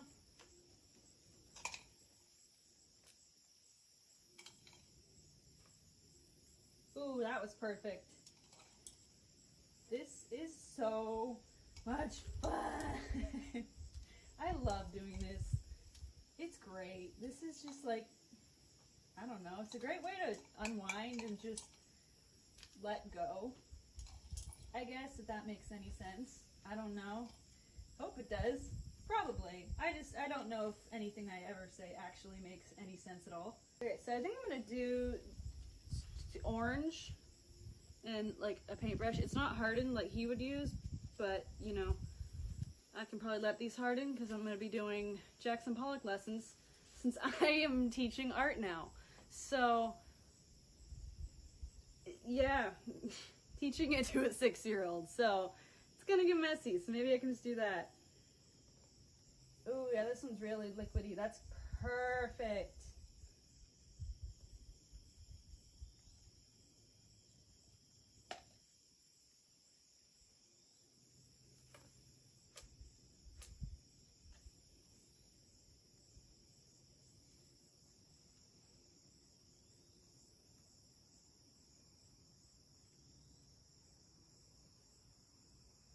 Guys, I totally recommend trying this. Like, this is so great. I am very happy right now. Like, dang. I really would like to get a turkey baster and try this because he used that to make it flow and make lines and everything, which is beautiful in my opinion. I know his art was like really different because it's not like a landscape picture, and so I know some people have a hard time getting behind it and enjoying it just because you have to like abstract art and expressionism in order to really fully get what he was coming at, what he was going for, I mean. And the nice thing is, with the way he would paint, he made it so that he was able to walk around the canvas and get at all different angles, which really helps and makes it flow a lot. I don't know, it just really helps. You can tell that I'm teaching art because I'm educating you guys on this stuff, so I hope I'm in frame. I can't even tell. Now what he would tend to do more is he would cover like the entire canvas, so there wouldn't be like any white left on the canvas at all. But I didn't make that much paint in order to be able to do that, so we're just gonna have a semi-Jackson Pollock, you know, CEC mix to it, I guess. Like, ooh, that is awesome. That is so cool. This purple, I am loving. And guys, all this paint, each bottle was $1. And all I did was add water to it. I love this. This is awesome. Oh man, I'm so happy. I have no idea what the heck that noise was. Now I think we're gonna do some yellow. Just like let it flow through the canvas and off of me.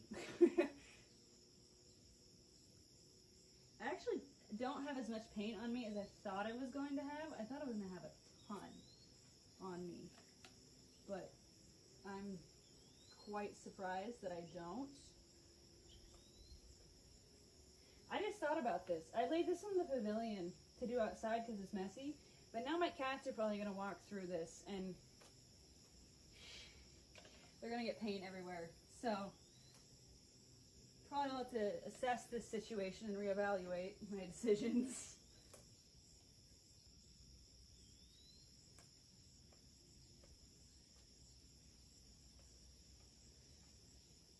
Whew. I think it needs another step of black before I put any white on.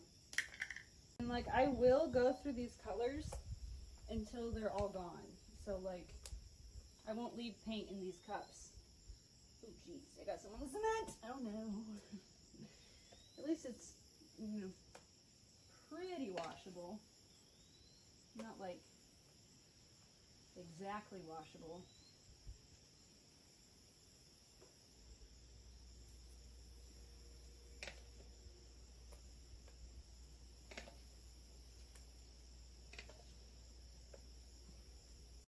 Now I talked about action painting earlier.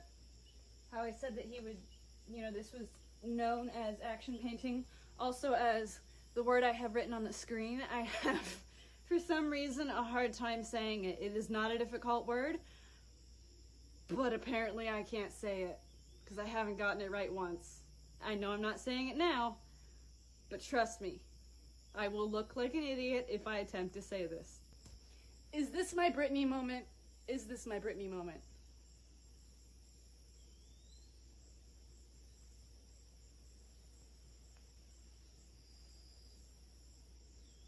Time for some white. I think. Oh boy.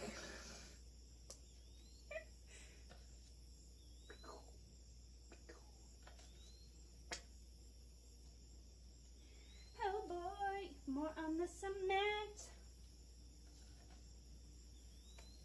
Hoi. Wow, that was a big one.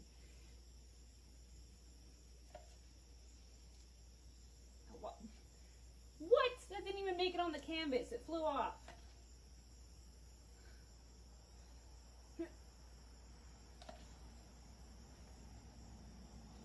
I love how anyone driving by can see me doing this. This is my life now. And a little bit right there. And a little bit right there. And a little bit right there. And some right there. Hee hee hee. On the cement. Okay, back to, I'm gonna say orange. I think.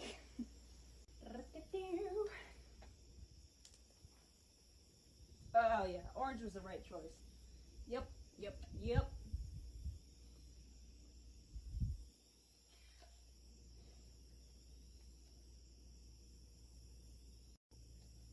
And I feel like look up Jackson Pollock's paintings. He kind of had, in a way, close to the same color schemes throughout his paintings. Not always. I mean, there would sometimes be a color here and there, but a lot of the time it was just kind of like, you know, basic colors, kind of. I mean, not, like I said, not in everything. So, you know, I wanted to make it my own by taking my two favorite colors, purple and orange, and then I was gonna do black and white, but I figured, and I kind of felt like it needed a little extra oomph, so I decided to add the yellow, and might I say, it was probably one of the best ideas I've ever had. Just gonna put that out there. Back to some purple, I think. My brain just started singing "Thank You for Being a Friend," so that's where that rhythm, that's where that song came from. I can't really speak English very well either, and that's my main and only language. I mean, I know a few things here and there of German and Spanish because of my siblings, but that's it.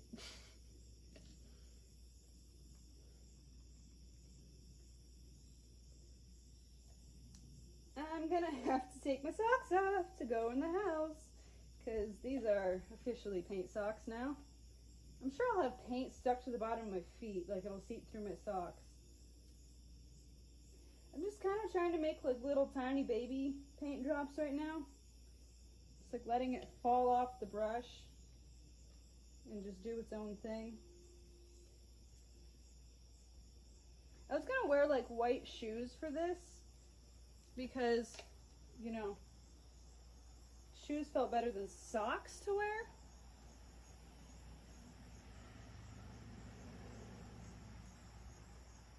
But I couldn't find them. So I really do enjoy this. So I'll probably be doing more Pollock style paintings in the future. So I will be sure to wear my white shoes then, and we can just call those my splatter shoes. Or paint shoes, whatever you want to call them. But these socks are officially that. I mean, like, there's the bottom of one. Ooh, I'm gonna fall over. And then here's the other. So these are done for. I mean, at least I have like a million white pairs of socks. So I wasn't really worried here. And whoop. All right, purple's kind of taken over. So I feel like we need another color. So which one? Maybe back to orange, because it's almost gone. So, ooh, that was good.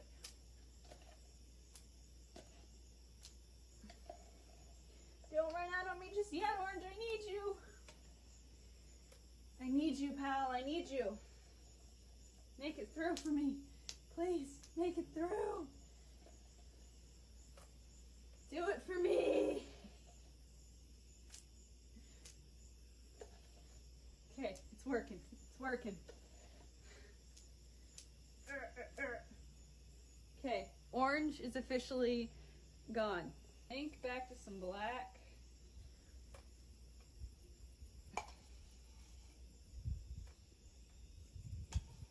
Oh yeah, that was a good choice. That was a good choice there, Claire. Perfect choice. And the tarp was a really good choice too, because I would be in so much trouble if I ruined the entire patio. So, let me get the other thing of black. Oh, yes.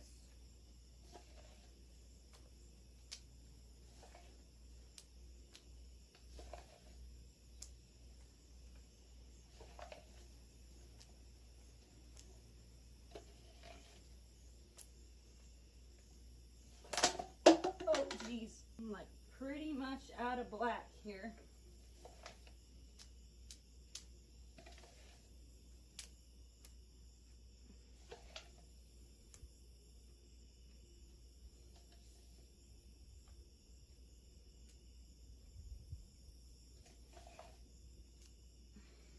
Okay. Now, probably some more purple. I don't know. We kind of have a lot. I mean, I still have a lot of purple left over. Maybe we'll add it in the corners where it's still pretty white, you know?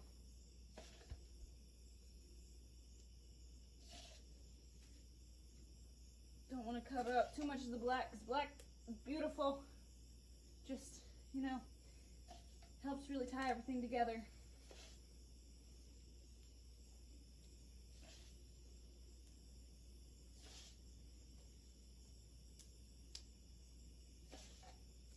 Okay, now back to yellow. Almost out of yellow too. Ooh, I like that. That was a good idea to go with yellow.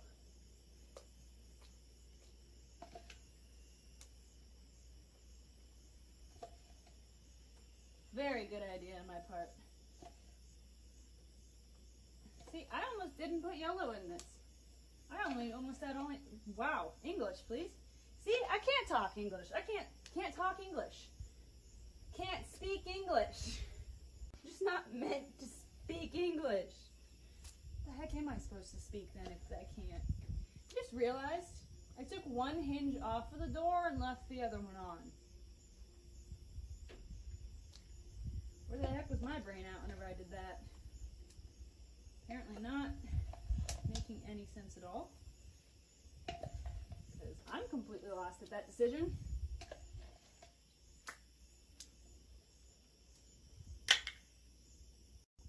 Okay, so this really just like leaves white and purple. And I don't think we really need any more purple on this. Like, we already have a lot of purple on here. You know what? I think I'm going to grab a brush. Get off the rest of the orange. Try to make your way into it.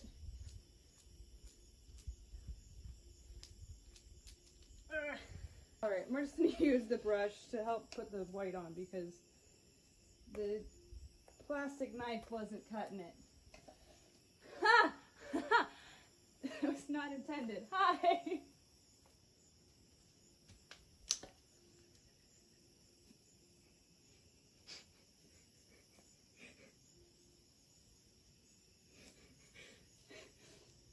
Guys, as soon as I let out that loud laugh, one of my neighbors walked by at the end of my driveway. She looked at me and waved.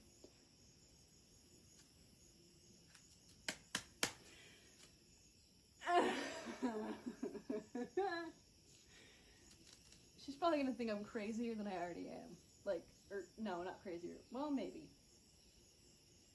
I mean, like, weirder than I already am. And she knows me already because, one, she's my neighbor, and two, I went to school with her son, so.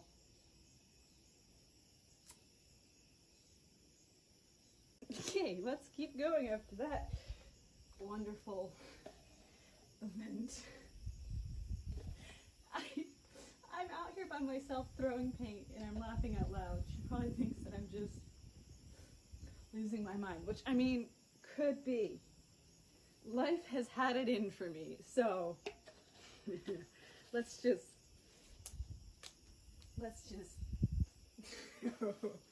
I mean, like, life has had it in so much that I'm seriously have been considering, like, moving to, like, Australia and just starting over. Would Australia want me? That's the question. Would they even want me there? Because, like, I don't even know if America wants me here. I mean, would Australia want me? I don't know. But, I mean, I contemplate that. It seems like a pretty place. I would love to see it. And, you know, if I'd make that far of an effort to go somewhere, might as well just stay there. I honestly think I'm, like, just about done with what I have here. Because, I mean, all I have is purple left. And it's looking like a Jackson Pollock painting, which I'm so excited about. And in 2 weeks, I get to teach this lesson and do this all over again. And so does my student, which I'm not ready for because he is super, super busy. But I know he'll have fun and it'll be worth it in the end. And, you know, whenever he has his art show next year and he has this artwork and all the artwork he makes, it'll be great because he'll have all of his artist studies and he'll make work from every single one of like their pieces, obviously in his own way, but it's just going to be great. So I'm excited but nervous to teach this lesson. So I'll have to keep you guys updated that on Instagram. Be sure to check that out in like 2 weeks. So I sat down. Might have not been a good idea. Oh. So can confirm I sat on a paintbrush. Was not planning on doing that with these shorts, but these are, I guess, officially paint shorts now. Whatever.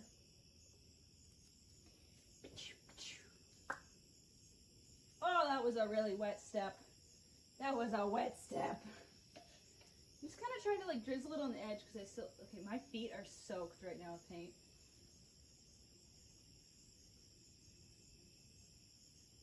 I'm glad I like the color purple because it's presenting itself a lot in this. Okay. I'm pretty sure this is where I'm going to call this.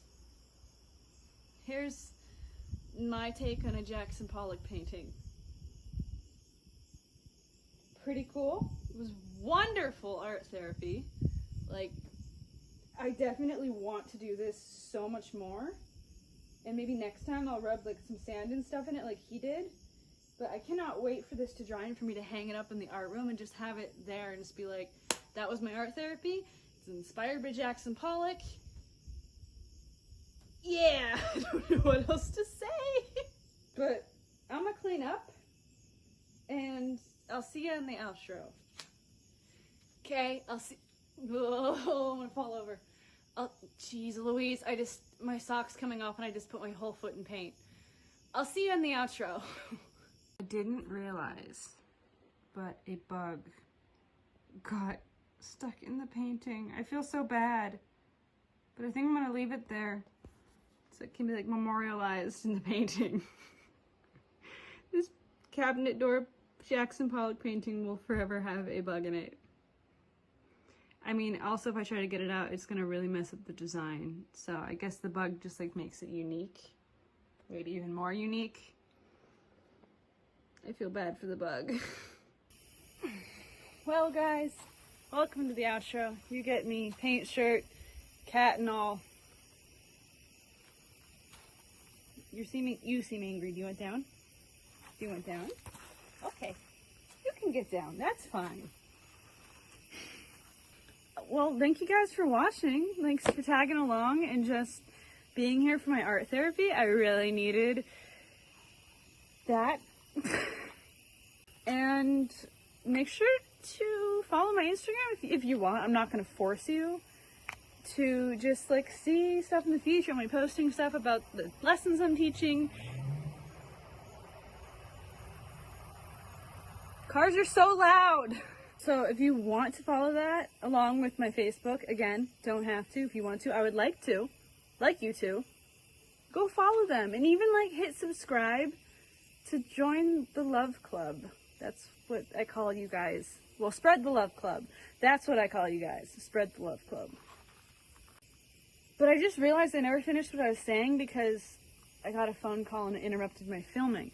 I was saying on my Instagram and Facebook, which I will write here, you know, Instagram and Facebook, I'll be sharing the artwork that I create myself, the artwork that I create with the 6-year-old, the artwork that he creates, my lessons I'm going to be teaching, just stuff in life, you know, just a little bit of everything. So go follow those so that you just can really see everything, I guess.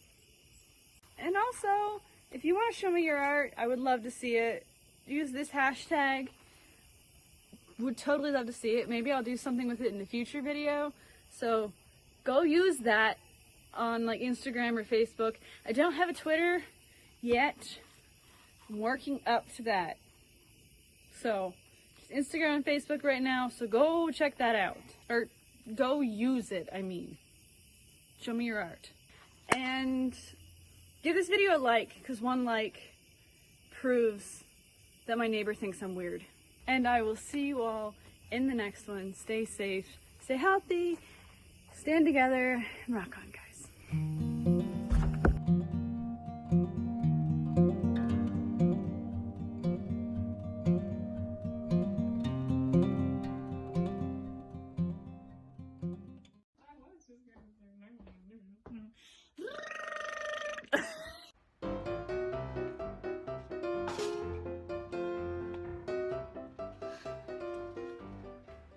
Ayo, guys. So, I don't like these windows at night. I don't like being able to see out them whenever it's dark. I saw a TikTok where somebody was talking about bread. I know I really want it. So, I already ate one whole piece. Also, just found somebody's gum on my window. So thank you to my family of whoever was out here and spit their gum on my window. What even are my intros anymore? Let's just get into today's video. So, as you saw from the title, we're going to be making tie-dye Christmas pajamas / sweatpants set. If you're new here, I do a bit of everything, so there's nothing really consistent about this channel. Also, happy Thanksgiving. I know I missed that, but happy Thanksgiving.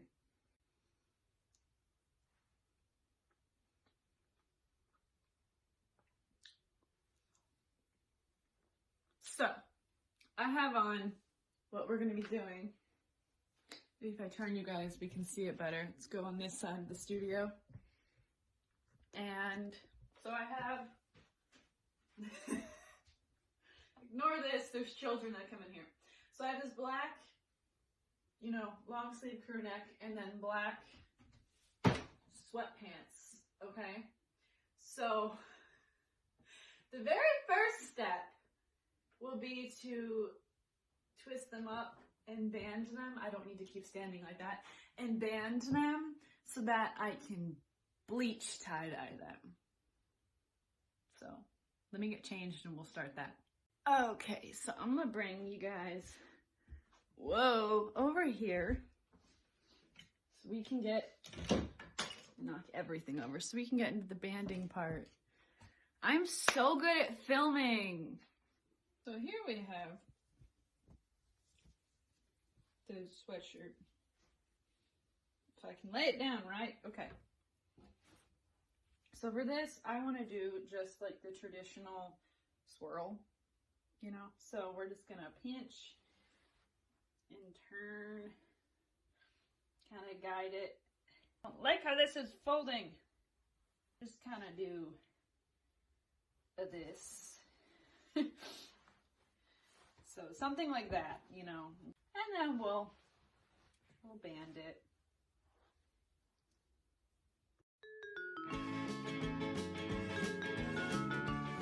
Okay, so that's done. Don't need to do too much here because this is just for bleaching. Now, the pants,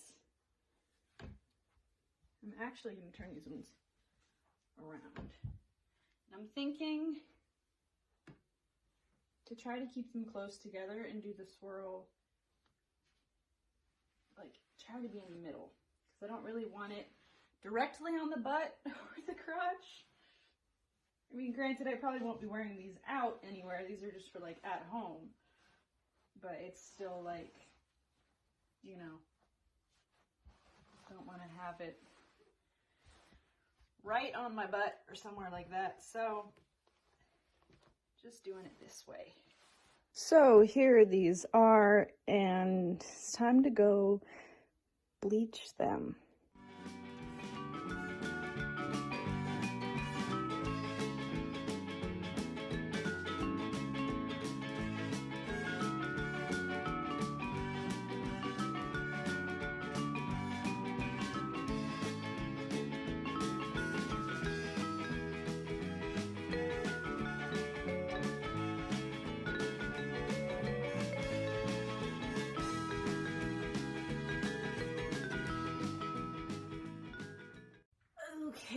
So here we are the next day after they have been bleached. Here are the pants.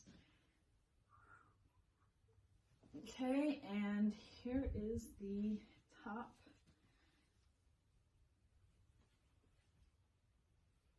Okay, yeah, they're like no longer black anymore. They turned gray and like a red. And they only turned gray because I almost died doing this. So in that time lapse that you saw, I used just normal bleach, and then I mixed lime out or lime away. I used lime away with water, and I put that on, and then I accidentally grabbed the lime out and put it on top of there, and it created some really, really bad fumes. I was literally like hawking up a lung, and it was really, really, really bad. Like, that was really, really bad. I could not breathe. I was choking. It was really bad, but we're all good now. The fumes are gone. All that's gone. I washed these, so now it is time to band them and add the red and green onto it. And to think, this looks like this whenever it used to be this. This is the same black crew neck that is in here. They look completely different. So banding is gonna be pretty much the same idea as what I did last time, except I'm gonna flip this over because the bottom side of what you band always looks nicer than the top side. I had to get in the frame somehow and I didn't know how to. So doing it upside down means that the swirl on this side will be neater than this side, so it'll have the color show up better. So that is how I'm going to do this. I'm going to swirl it here and have the other side look nicer, because that's the front and this is the back, you know. So it's banded. You can see this is the side, that's the back that we put up. See how it's kind of messy? Here's the front. The swirl is more clean and put together, so that's why I did it that way, so it'll look better whenever it's open and you're wearing it on the front than on the back. Let's move on to the pants. Same kind of thing. Gonna do the back as the swirl again, like I did last time, and then we'll go from there. So here they are banded. Pants are always a lot harder to do, like to band, so that's why it looks like a weird turd. But let's go over to the other table and get to tie-dyeing over here. So here we are with the supplies. I have the sweatshirt, the pants, the red and green dye bottles, and some water, which this is a spray bottle, but I'm actually going to spray these. There's hair stuck to this. Spray these and not drench them beforehand, because whenever I hang them up to dry out, the dye just goes everywhere and makes a huge mess. So we're just gonna, like, you know, spritz them like that,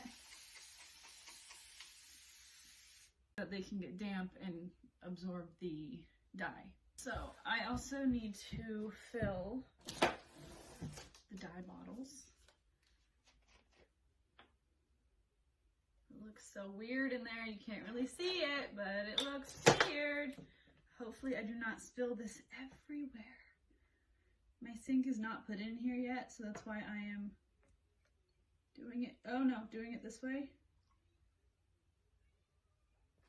There's also a cat meowing. Door behind me. This, I don't even know what my videos are anymore. Okay, so I have the dyes both ready. I am going to actually take off my rings because don't want those to get different colors or anything. I think my hands are already red from the red dye. I will be wearing gloves, even though they never ever work for me and I always end up with tie-dyed hands, but still will wear them. So right now I'm going to, you know, really spray them good. I'm gonna pat it too, just to be sure. That side's pretty good. So I have moved the angle of the camera down a little bit so you can see what I'm doing a lot better. They are all wet now, and trying to get these horrendous gloves on to start. But it's just basic thing. If you watch my other tie-dyeing videos, it just will open, you put it on, you kind of like pat it in place, and then that's that. So I'm going to do a time lapse of me doing that, just so I'm not taking up a ton of space here with just me randomly dyeing and probably not saying anything.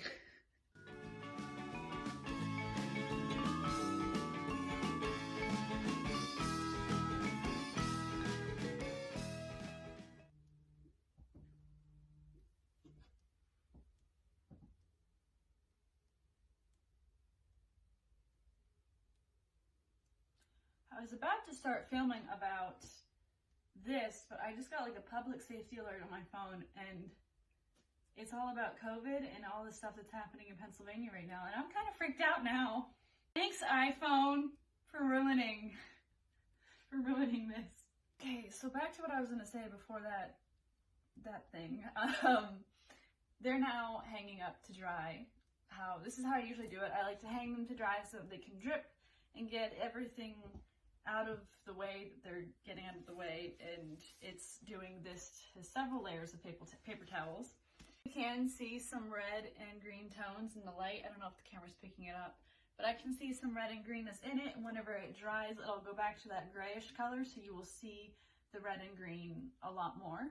Also wanted to point out, this is kind of in the shape of Africa, and I thought that was really cool. I don't know why, but it's in the shape of Africa, and I thought that was kind of cool.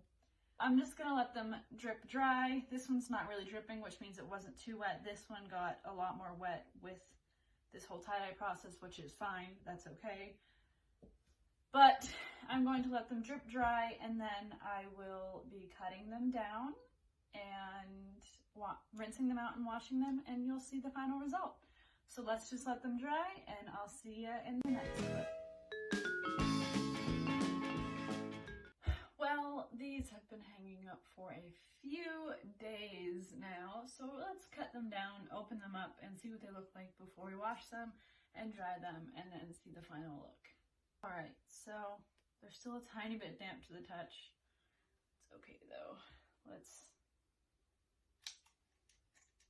Scissors are horrible. That's really wrapped around there. I'm going to undo that. Let's just cut everything, because it's just going to be easier right now to do. So here are the pants. They're still really dark right now because of them still being wet. I can't really see much. There's a piece of cardboard stuck to it.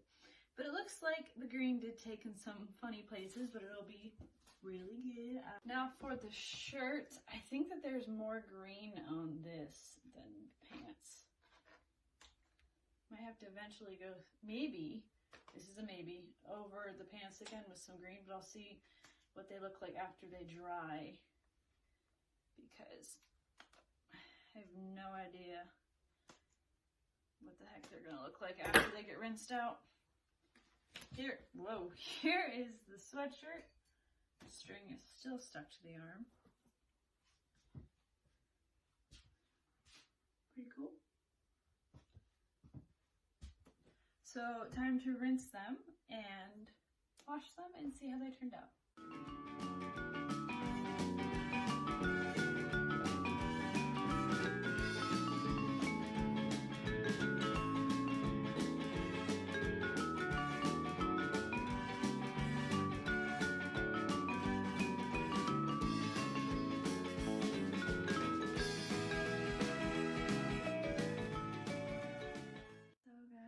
This is the outfit. It turned out pretty well. I did have to dye it twice because I was not happy with how it looked the first time it came out. And I know, not my usual outro area, you know, it's beginning of December. Gotta be festive here. So this is where I will call it. I hope you guys like this video. I know it's a little bit different from what I do. Now, it might look like a lot of color didn't take, but black fabric is very hard to lift and then dye on top of that. So this is about as good as it's gonna get. And I do like it, so it's quite comfortable and it smells really good. So with all that being said, I will write my Instagram down below. I also tag my vlog channel. There's some stuff going on with that I have to figure out. YouTube's acting weird with editing and sound and video and stuff, so a lot of stuff isn't working there. But I'm trying my best to get that all fixed. Just as a little FYI if you go over there from here, so. And with it being December, I plan on posting twice a week, so on Wednesdays and Fridays, which I know I haven't posted a whole lot in the past just because it's gotten so busy, and I really have tried to post whenever I can, but it didn't happen. I'm gonna have a goal to post twice a week in December, so that's starting today.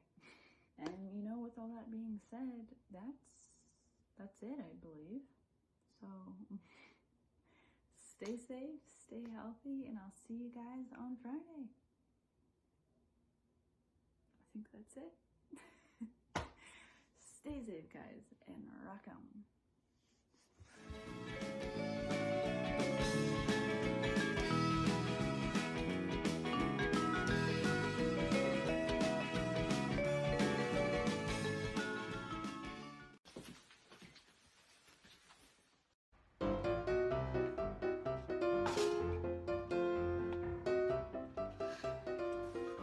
Hello guys, welcome back to my channel. Ignore the wet hair, I just took a shower and I have my coat on because it's freezing out here. Someone turned the electric off to my art room, so now it's cold, obviously, without the heaters on. So today I am, you guys are gonna watch, we'll get to vote on stuff on Instagram later. We'll talk about that afterwards. But I am going to do a character design that is randomized. So we'll just start that so that you know what I mean. So in this snowman box, I have 5 characters and a you choose. So there's, I think 5 characters. There's an elf, reindeer, Santa, Mrs. Claus, and snowman, and then a random you choose. So let's see who we're gonna draw. I got an elf. I got elf. Now the emotion, there's stuff falling off the walls in here.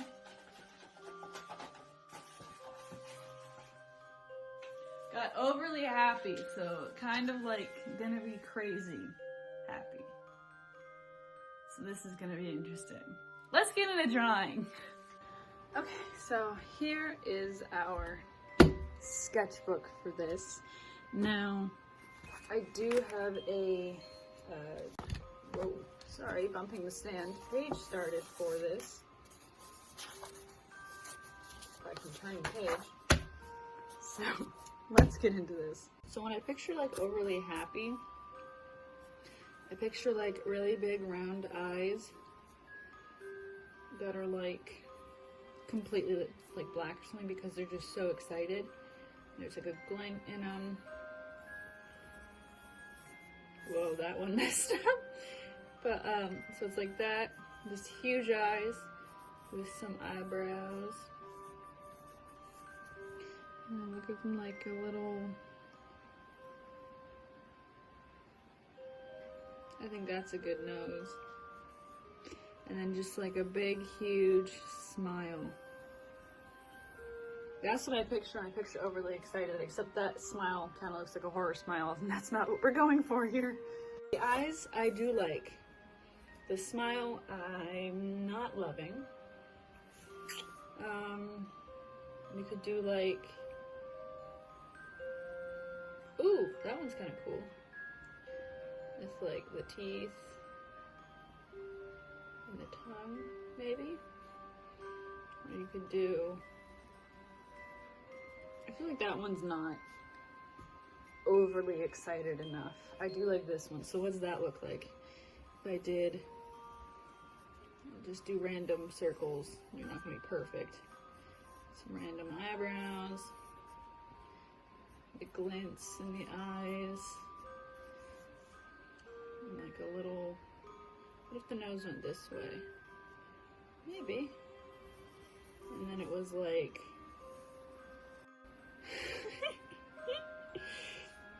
I might need to try to put it on a head to see what it looks like.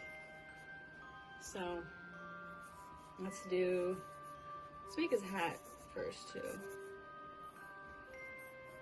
Picture like something like that with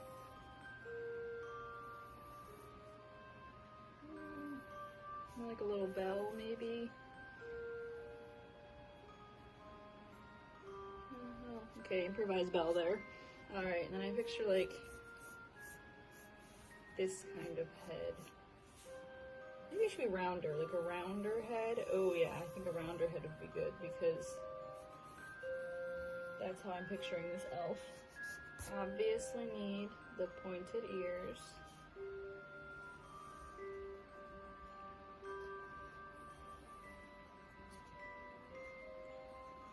Okay, and then let's try, give him some hair.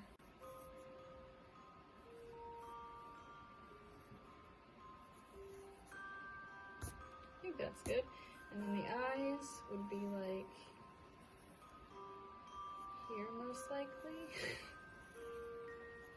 Maybe you can see the eyebrows like here. Like they're under his hair a little bit.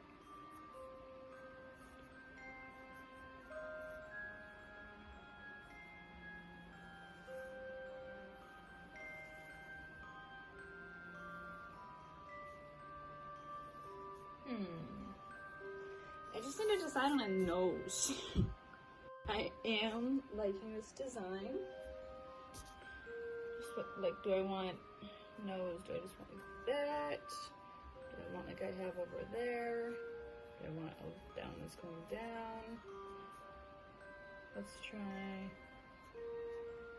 I think this is the face. I just need a body now. And I feel like his body should be really tiny. Like if this is the bottom of his head, it should just be like kind of basic. I don't know, I feel like it should be, excuse me, should be kind of basic. Give him some mittens.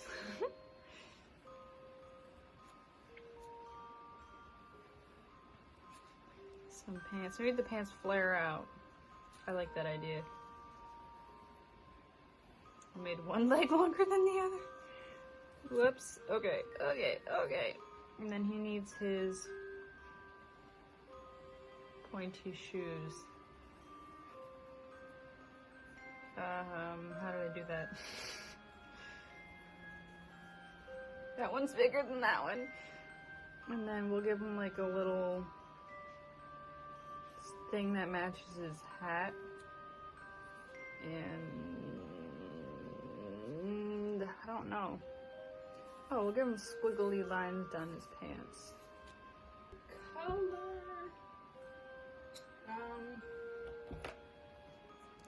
Thinking, you know, like I said, completely black for the eyes. It just kind of gives it that overly excited aspect of it. Let's turn this around. Ah, there we go.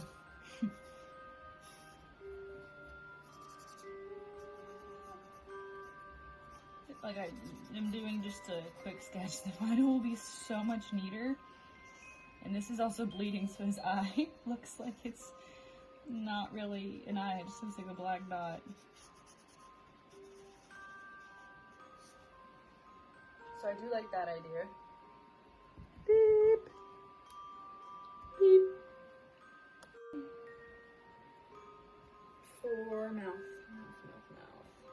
I need black again. We'll do like a hot pink tongue, I think.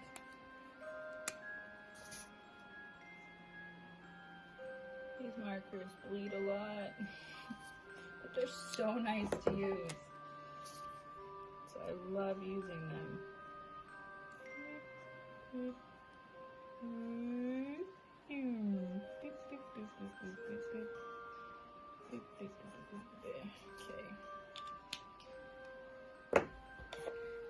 know, can outline it.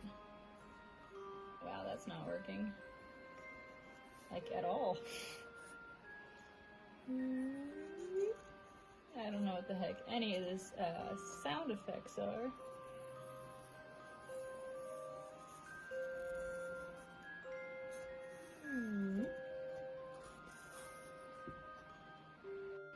Like squiggle, beep, beep.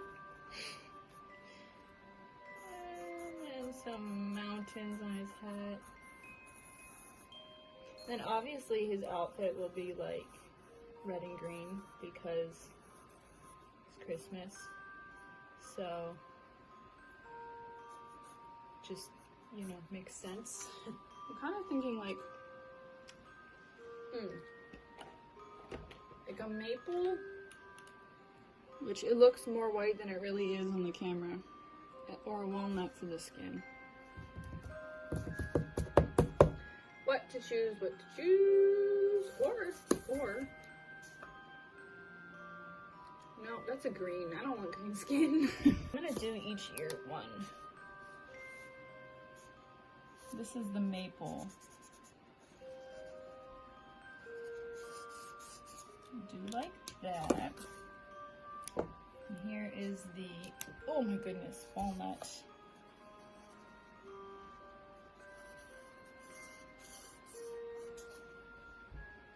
I like both of them.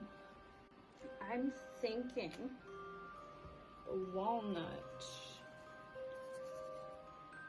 but I'm still not sure. So I'm gonna do half of his face in walnut and half in the maple.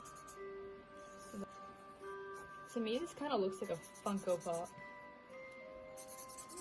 This is gonna be horrible coloring. Like I said, this is just a quick sketch idea to try to get an idea of what I want to do. Okay, so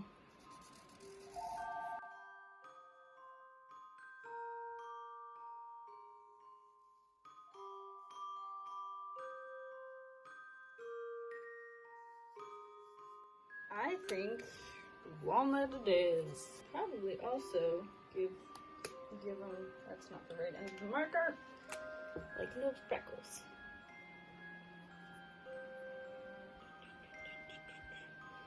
I think dark hair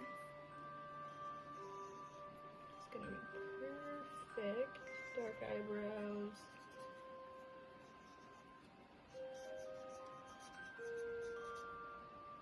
And I think for that part of the hat, maybe like rose red. It's not the side that I want.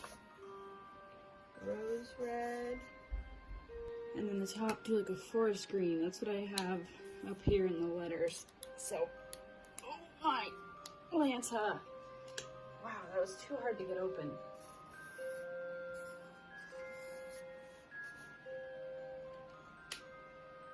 So this is what we're gonna go with. So let's just get kind of into the final design stage, and yeah. Okay, so ignore the animal hair here if you can. But I have a piece of thick poster board. I think I cut it straight. I don't know, it's not looking too straight here.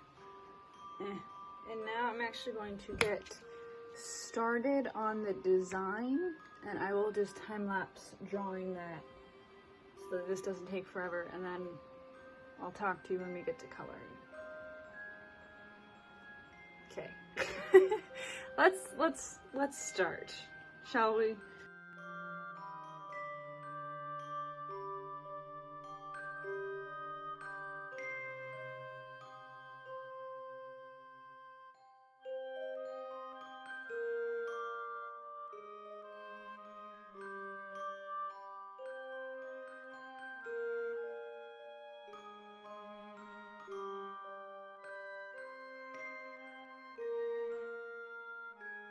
So here's our elf. I messed up right there, and that's the only spot I messed up on that you're gonna be able to see, and it makes me very sad, but it is what it is. I'm gonna get into coloring. So I might time lapse some of that. I might not. Haven't decided yet. Maybe the whole thing will be time lapse. We'll see what happens. I don't know what to talk about right now. So if I think of something, you'll hear it.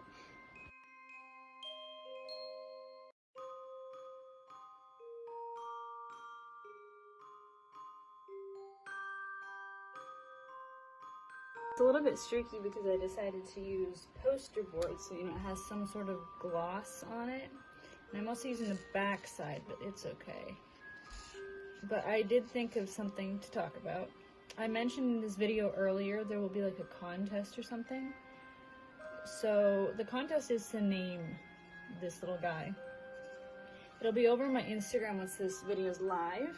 And fun thing is, the winner or winners, if there's multiple people who say the same name and that's chosen, they will get to have a drawing of themselves just like this, and it'll be posted to my Instagram. So please go over there. The Instagram handle is written on the screen right now, and go send me a private message as to what to name this little guy. It'll be chosen on December 6th. December 6th of 2020 is the latest that I will choose his name. That is 2 days from now. I really, really am curious as to what you guys are going to come up with. Because, I mean, I have some, like, name ideas, but I really want you guys to name him, since he's probably going to be a big thing on this channel eventually. I would assume. I mean, I love him. He's so cute. His eyes are just so huge, and I think he's perfect. It would be so much fun to draw all the, like, some other elves with the other emotions that were in that box. Like, there was grumpy, angry, overly happy, which is this one, and then there was one other one, but I cannot remember what it was. But it, like, I didn't do just normal happy, because that's how usually you would picture, you know, a elf. So I tried to do something that was a little bit different, but I am very happy with how he's turning out.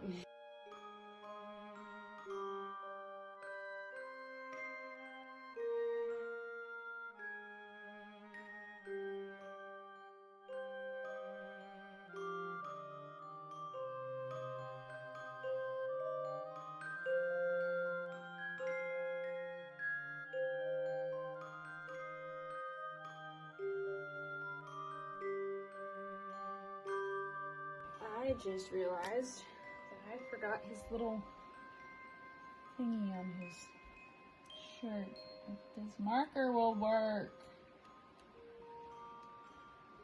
There. And I want to add. I might need a different marker for that.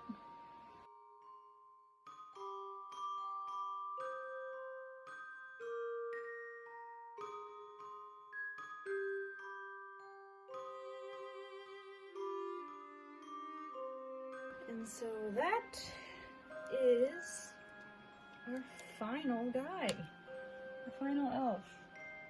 I'm try to blend this out.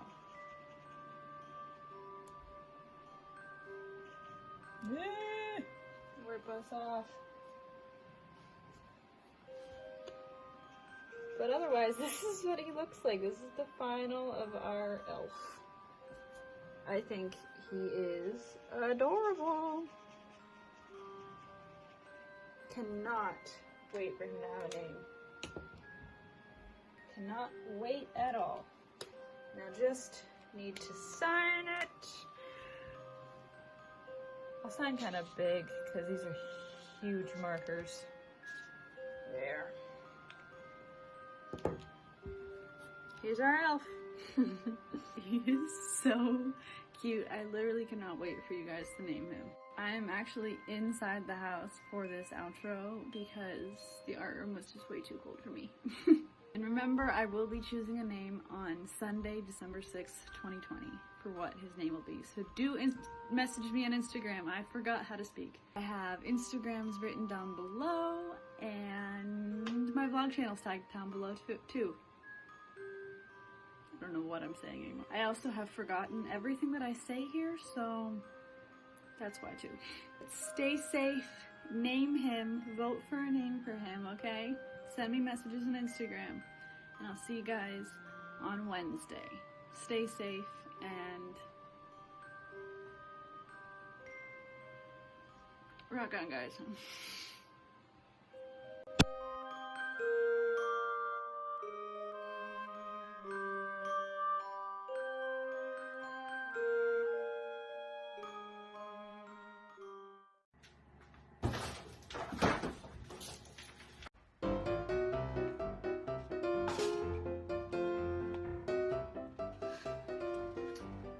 Everything that I had on this art easel is now on the floor because I did that intro. Hi guys, I'm Claire, welcome back to my channel. Yes, I'm in pajamas. It's 2020, I work 2 jobs, I'm tired, it's what we're getting today. I'm not gonna dress up. But as you saw from the title, we're getting blindfolded painting Santa Claus today. I better not mess this up or else Santa will not bring me anything. If you saw my blindfolded Vincent van Gogh painting, this one, then you know exactly what to expect. And if you have not seen that Starry Night painting, I will link it down below in the description. You can check it out after this video or now, whatever you feel like doing. I cannot control what you do. So I have some colors on this. This is my peel away palette, so you can't really see. It looks like a mess, but there's blue for like his eyes, black, peach, red, and white. Those are what is wet and usable. The other stuff is all dry. I did not peel any of the other paint off yet. I just put more paint on top of it. But without further ado, I'm gonna bring you guys in a little bit closer and we're gonna start on this wonderful masterpiece. Now, being that I will be blindfolded, I will not know what color is what on here. So I did pretty good last time at getting the correct colors with the Van Gogh painting, but we'll have to see if I do okay now. So I'm gonna put my blindfold on and get started. So I took off rings before I started this video. My sleeves are rolled up. And where's my paint palette? I should not have put this on yet. There it is. Okay, I know that there's paintbrushes down here. Okay, where's the color? Oh, I just stuck my finger in one. I don't know what it is. So let's start off with his hat.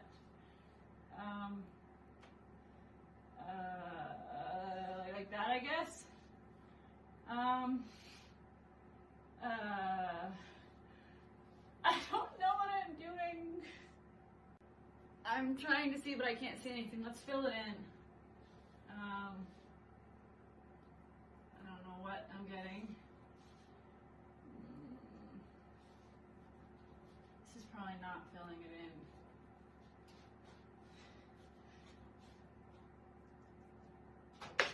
Oh no, oh no, oh no. Oh, I gotta put my electric bill. Okay, so now the fluff on his hat, like the part, I don't even know if you can see me in the camera or if I'm even looking at it. The part that goes right here. Did I get paint on it? Where's paint on the palette? Okay, my finger just went into some sort of paint. Let's do the fluffy part. Oh, that's the edge of the canvas. Okay, so we'll come over more.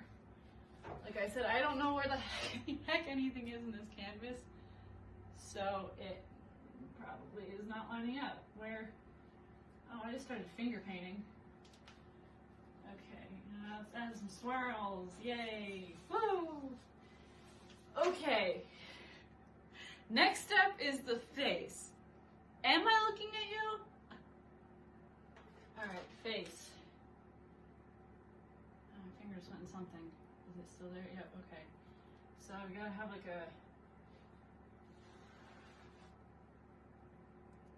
round face.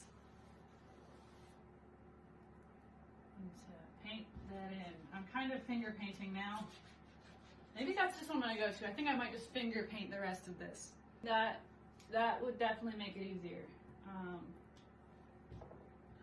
shoot. Okay. So I hope I'm adding to the right section of it.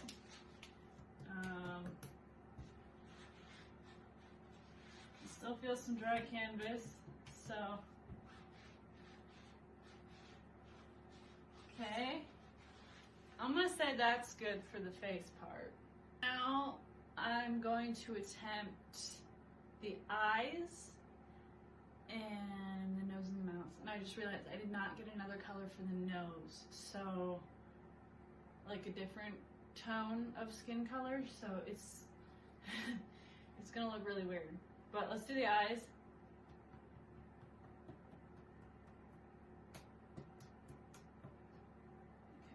Okay.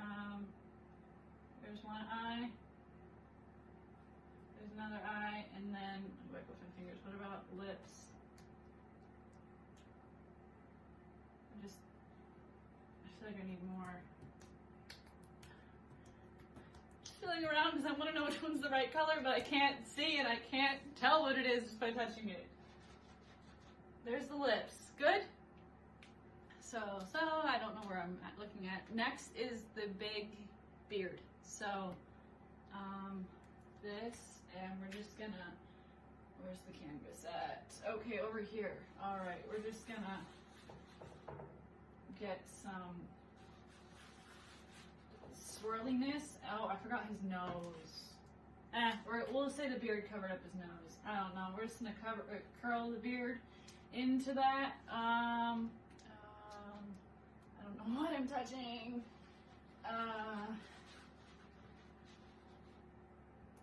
Okay. Okay. Oh, I think I might have just gone over the mouth. Maybe not. I can't even tell. I went like this, so I feel like I went over the mouth. But again, I don't know what the heck I'm doing, so. Now, I have some paints sitting over here to do a background color. I wanted to be surprised as to what I got, so I'm just gonna go over and grab one, put it on the palette somewhere. I might put it on top of another color, who knows, and then try to get it on the background here. I still don't know what this looks like, so I feel like paint just dropped on the floor, so it sounded like, I don't know what's happening. Okay.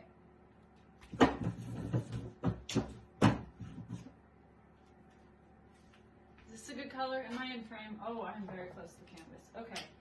Am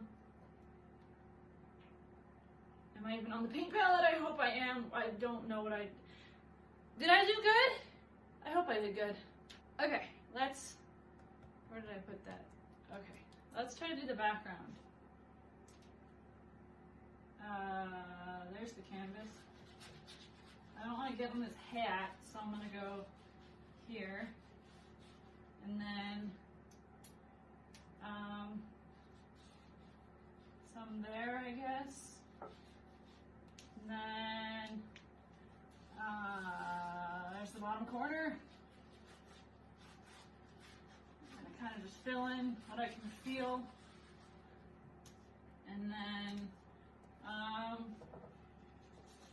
okay. Okay. And then I'm kind of just dipping my entire hand in this now. And there's the corner. What about on top? Oh, I don't think, do I need to be on top? I don't know. I'm asking you, and it's not like I can hear you answer. So, where's the top? Okay. Top corner. Okay. I think that's done. You try to set this down on the counter. Okay, so, am I looking at you? Where's the canvas? Okay, right here. I know I'm by it. Dang it, now I have paint in my fingers. Okay, let's. Oh boy. So, oh, I see. I started off with white whenever I started making the hat. Because I can see the lines right here. So I was in the middle, and then I'm assuming that it's in a triangle shape, so I'm assuming that that became the hat. I'm very proud of myself for the eye placement and the face placement. That's really good. I guess I made a younger Santa Claus because the beard's red instead of white. And I kind of really blended the background with everything. But hey, I'm not mad. I'm impressed. It's actually, I'm not even mad. That's amazing. And here's the paint palette after I decided finger painting was gonna be better. Let's sign this, baby. Oh, I got paint all over the bottom of it too. Let's sign this.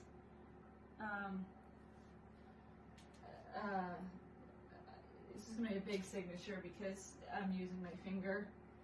That's not my signature. I messed up my own signature.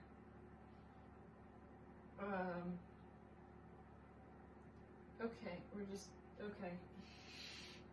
So, there you have it, folks. Folks. All y'all, there you have it. Santa Claus. I hope I did a good enough job to still get presents this year, so. I know this is a shorter video, but blindfolded painting just does not take very long at all. Especially if you just don't use paintbrushes like I did. So this is the end of the video. I do have a name for the elf, which is in my last video. I will share that on my Instagram and Facebook here soon. So that will be coming out. You can check out Instagram and Facebook for that before Friday's video if you want, like when this, yeah, okay. I don't know what I'm saying anymore, but yeah, check it out, okay? And my vlog channel's written down below. Just remember, things are getting worked out with there, so videos are really messed up right now on that one. But I am doing Vlogmas. I just have not gotten them up yet because I have been so incredibly busy with 2020. So hang in there with me. They're coming, just they're late. That is it for this video. I hope you guys liked it. I now have 2 of these paintings. Again, this is linked in the description down below if you want to see me fail at this too. And I will see you guys all on Friday. Stay safe, stay healthy, and I'll see you on Friday. Rock on, guys.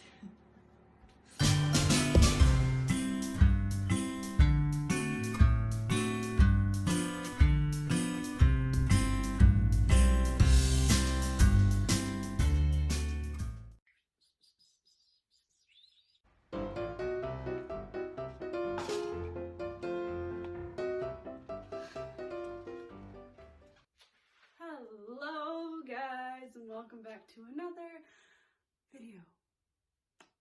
Probably thinking, what the heck are you wearing? But this is today's video.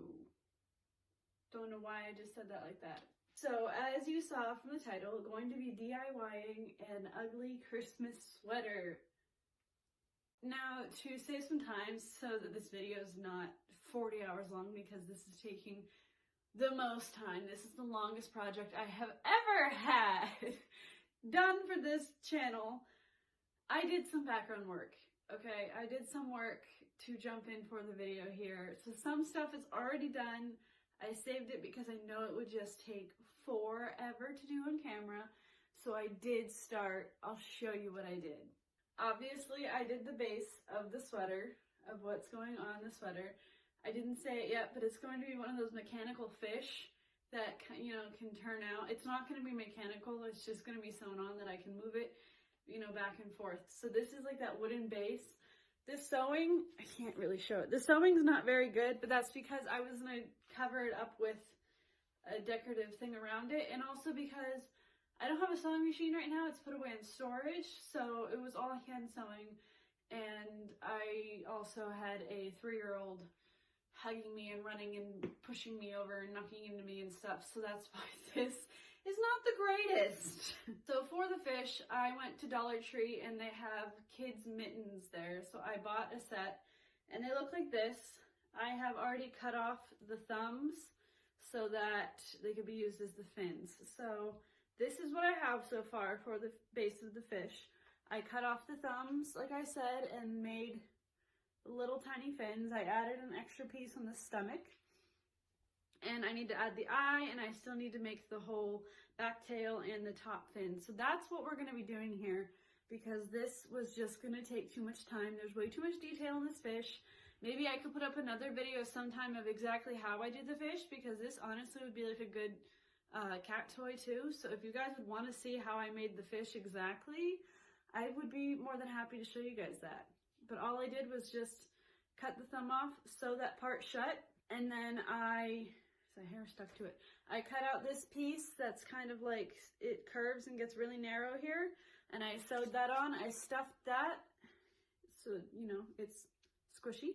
And then I filled the thumbs up and I sewed them on in between. But I had also stuffed this before I had sewn them on so that it wouldn't be this weird flat part of the fish. So that's exactly what I did, and let's just continue on.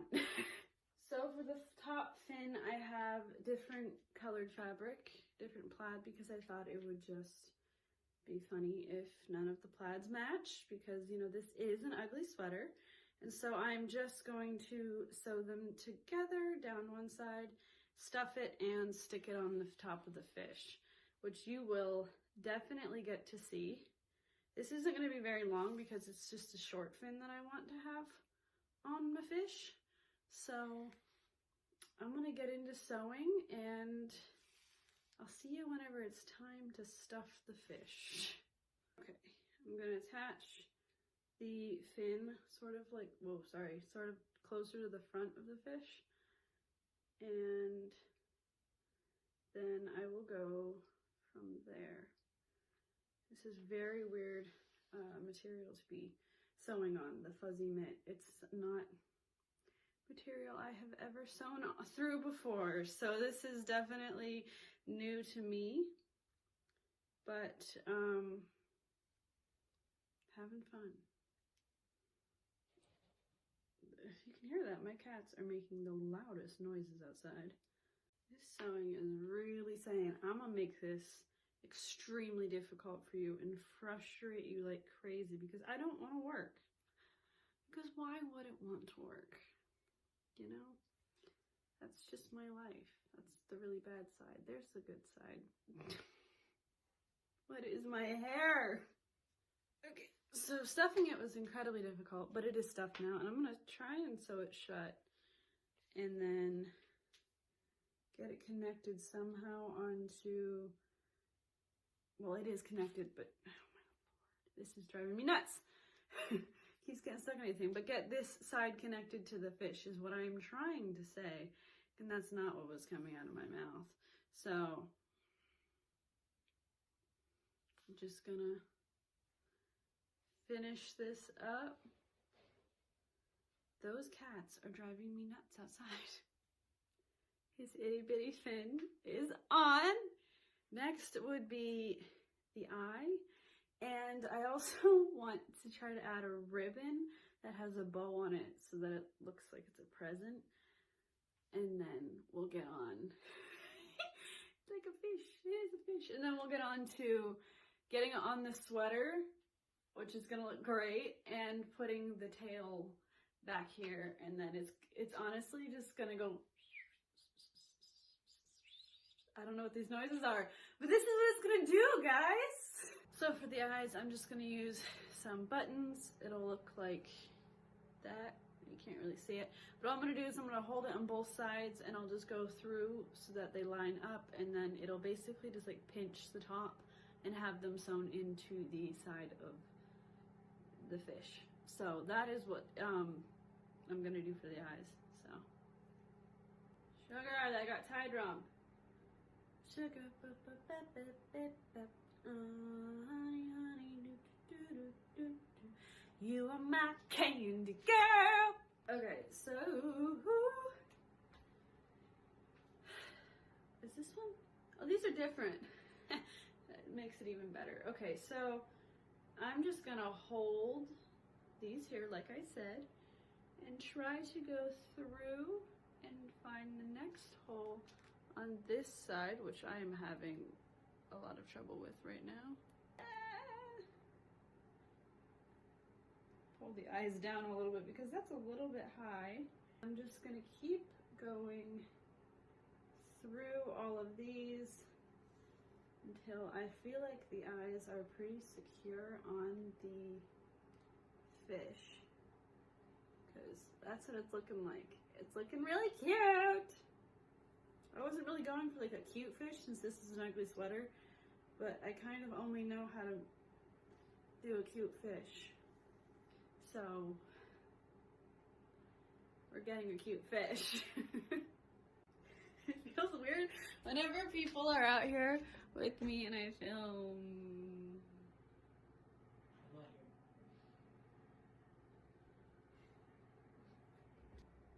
So there's the eyes. The next step is to sew it onto here. So I'm not gonna show you the whole process because that's just gonna be really boring to sit here and watch me sew a fish onto a shirt. Okay, so I changed out of it to be able to sew it on. Here it is so far. Next is to add the tail, so I'm gonna go cut that out and then I'll show you guys what it will look like. So I didn't show you beforehand, but the tail is on and the bow is on the fish. The last thing to do is do the border and then it's done. So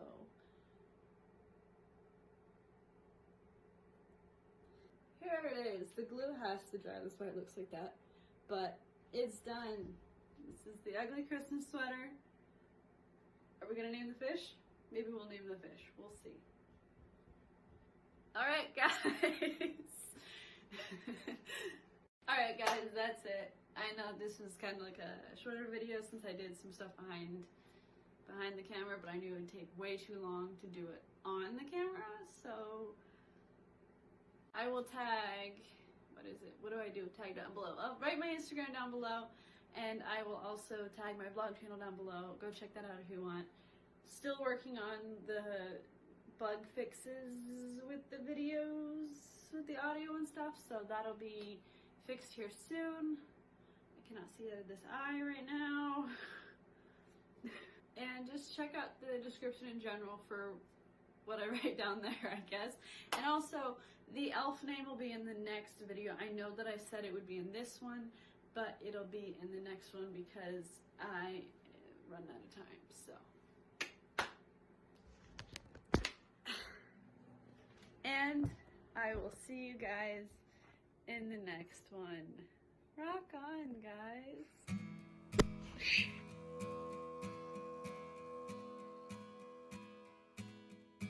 The first Noel, the angel.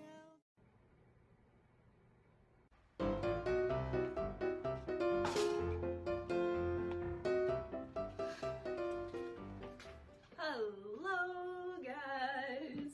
Today's video, it's just going crazy. Today's video, we are painting him. So. Now, I did start this video already, make this intro, and spray paint him white. Just never filmed past that because I did not like the intro that I did. So, I will put in the clip here of what he used to look like and what I said about him before I spray painted him. And then, yeah. Here it is! So, our victim today is this wise man right here. Look at his eyes. They really did not care about how they painted him. They did him very dirty. Like, there's his back. Like, right there, you know. Yeah, they did not do very well on this man. So, we're gonna redo him. Look, you can't even see his lips. They look horrible. We're gonna redo him. So first step is to spray paint him and let him dry.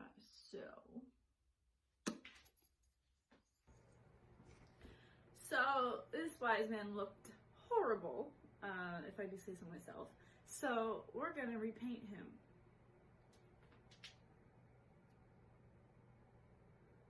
The weird shadows in my face here.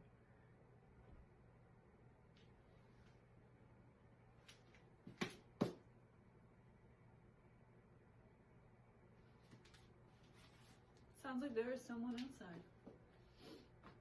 Heh. So let's get into painting him and make him look way better, because this guy needs someone who's all done up like him. They all look like how he used to look. So let's make some friends for him that are all done in my style and everything. So here he is. You can still see some fine details and you can still see some paint sticking through, but we're gonna make him look all pretty now. So just for the heck of it, I know that colors meant a different thing back in biblical times and olden times, like certain colors of clothes, it meant if you're rich and whatnot. I still want to make his cloak this purpley color because I think that would be really, really pretty. Like, you know, it would look really well with the contrast of the blue of the other guy that I showed you guys. So we're gonna make his cloak purple. So let's get into that right now. Wow, like how have I said so 15 times so far in this 3-minute video that you've seen? But anyways, you see I put on purple here and more purple, yeah. So I know you saw me bump the camera, I'm very sorry about that, but that is the first coat done. I just had to let that dry and I can go into the second coat.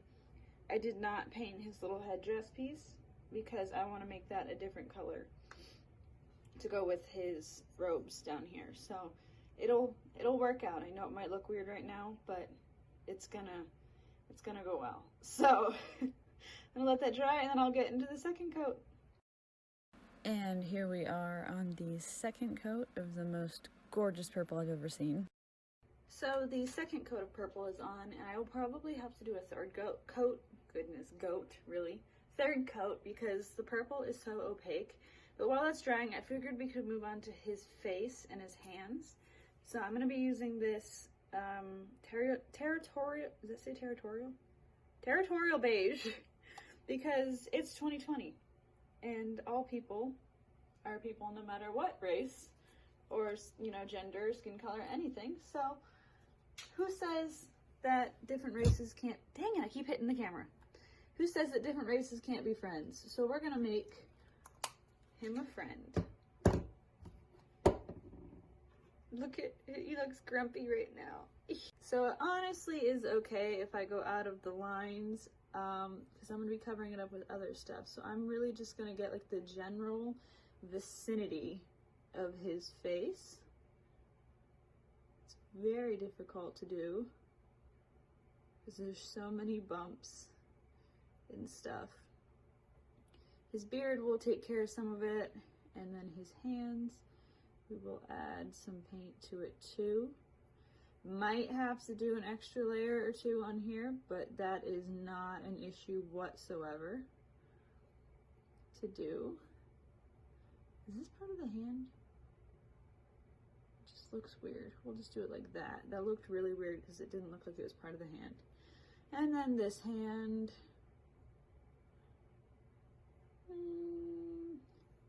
Like I said, if the paint gets somewhere else, we can always cover it up again.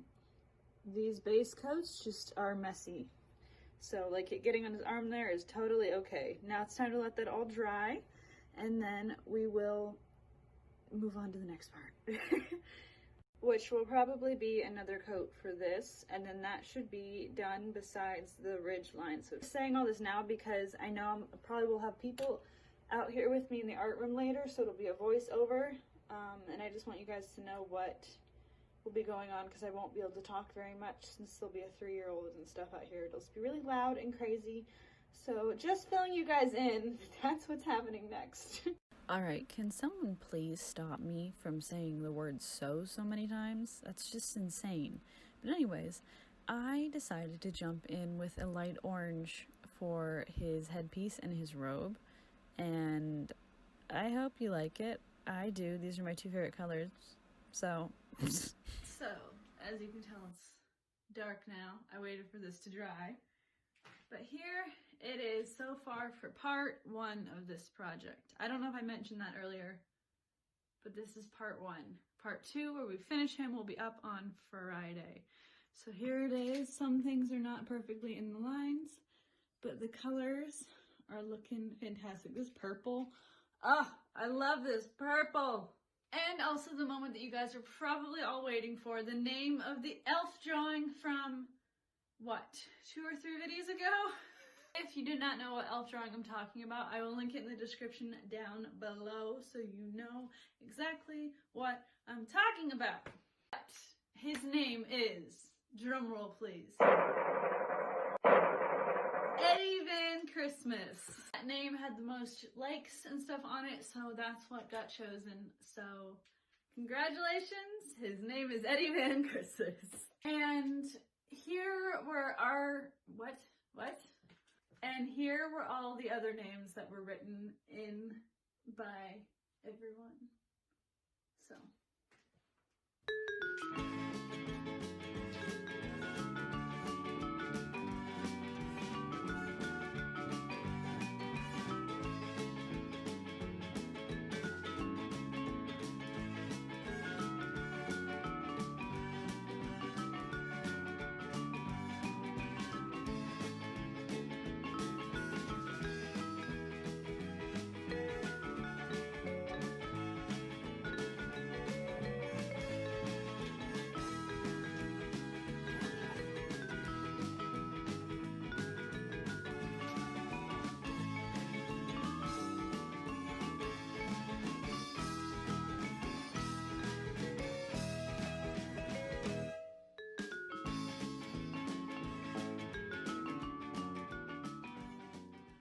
Those were all great names. I loved all of them. I wish I could choose all of them. I really, really do.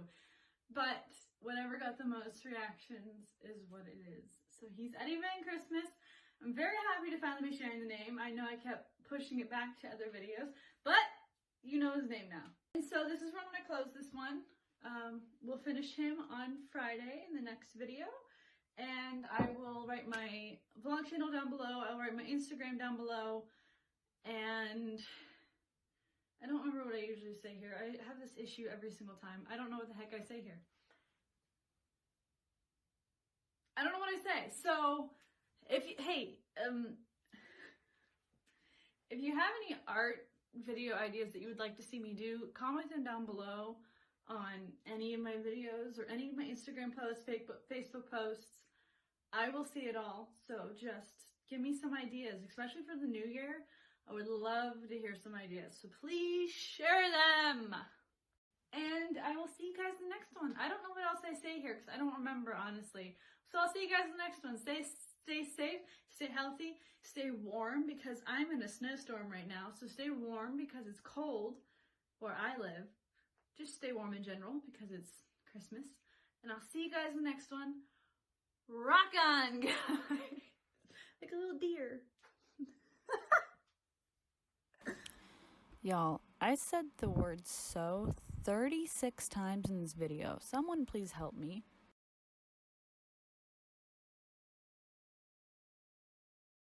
My videos. Almost did help. Did somebody talk to you?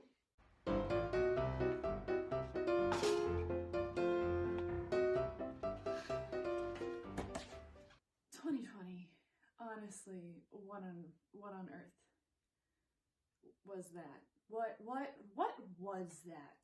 I am wearing my comfy because it's been a year and I don't really know how to dress up nicely anymore because I've lived in pajamas pretty much. Didn't have a job for a while, now I have 2. Anyways, I wanted to just kind of do a 2020 recap, my resolutions, my favorite parts, and some bloopers because I really mess these videos up and you guys never ever really know that. I might sneak a few into videos, but man, I'm a mess. So really to start off, I wanted to do my top 5 like highlights, favorite videos, favorite parts of my videos, just from this year because there's a lot to be thankful for. I did start my channel this year, which is crazy to think because I feel like I've been doing this for so much longer. But I did start it this year, so it just feels like doing the top 5 just my highlights is just what is right. So let's get into the top 5. So to start off our 2020 countdown, at number 5, we have Blindfolded Starry Night painting. Now this is one of my favorites because I don't know, I think it turned out amazing. And honestly, the amount of paint that I got on my wall was just nuts. I will forever love this painting. It holds a very dear place in my heart and I love it. Next, at number 4, we have our mud cloth wall. This honestly took so much time, but I absolutely love how it turned out. It looks amazing in the art room, and it's something that I am so extremely proud of. Coming in at number 3, we have Elaine's channel takeover. I really love this one because her video is adorable, and I'm so proud of her for taking over and really trying, since painting is not such a big thing she's used to. So I'm so proud of her for this. Coming in at number 2 is my Jackson Pollock painting. I really love the stress relief, and it's one of my favorite videos because you really got to see who I am, and then I also did this in the video, and it's just a highlight. It was not intended. Hi!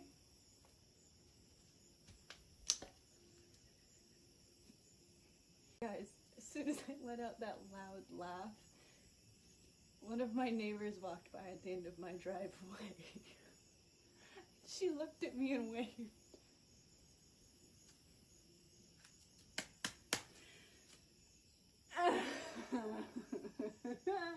Is this my Britney moment? Is this my Britney moment? And coming in at number 1 is whenever I was recognized this year by How Ridiculous from my character design video where I designed Kaysen. This seriously made my entire year, and I honestly will never ever live up to anything this amazing in my entire life. So if you really would like to just check out the video, I will link it down below. I did this whole rant about something, and that is one of my favorite things from this year too. But again, Kaysen really helped me connect to How Ridiculous, and my life is forever made. Now, honestly, that was my top 5 of this year. I did love so many others, but I hope you enjoyed that. As for my resolutions and what to expect for 2021 from me and my channel, I would like to post every Thursday. That is a goal. Post every Thursday. I want to schedule videos so that they can be up and I don't have to worry about trying to film. I know I missed so much this year, but I would like to post every stinking Thursday. I also would like to try to do a 1-second daily video for an entire year. So I know that doesn't involve as much on this channel, but each week I would just put in those few clips afterwards, like after the video, so you guys could see like an update on it if you would want to, and I can put them on Instagram, whatever. But I would like to do 1-second videos for an entire year and just capture from January 1st to December 31st or January 1st of 2022.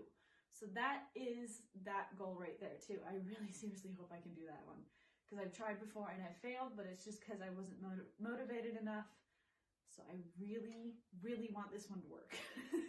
My next resolution for this channel is to post more on YouTube, which I said if I post every Thursday, that is posting more.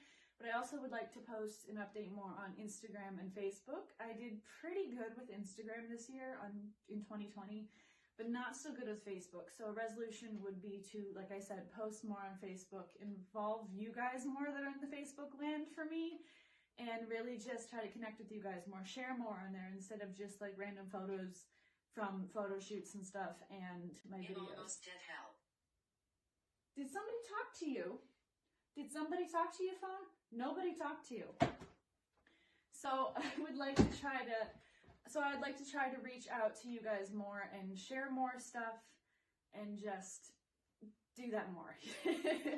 Same thing goes for Instagram. I know that I said I posted more on there than Facebook, which I did. I did stay up a little bit more with Instagram, but there is some stuff that I was slacking on, and I would like to get on top of that too. So that is my third resolution. Now, my fourth resolution, there's only 5, don't worry guys. My fourth resolution is to try to really expand my mind and think of more ideas that I could be doing instead of like, oh, Manger Repaint episode 1, 2, 3, 4. I love the Manger Repaint episodes.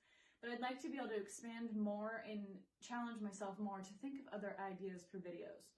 So that one's kind of short, which is good, but yeah.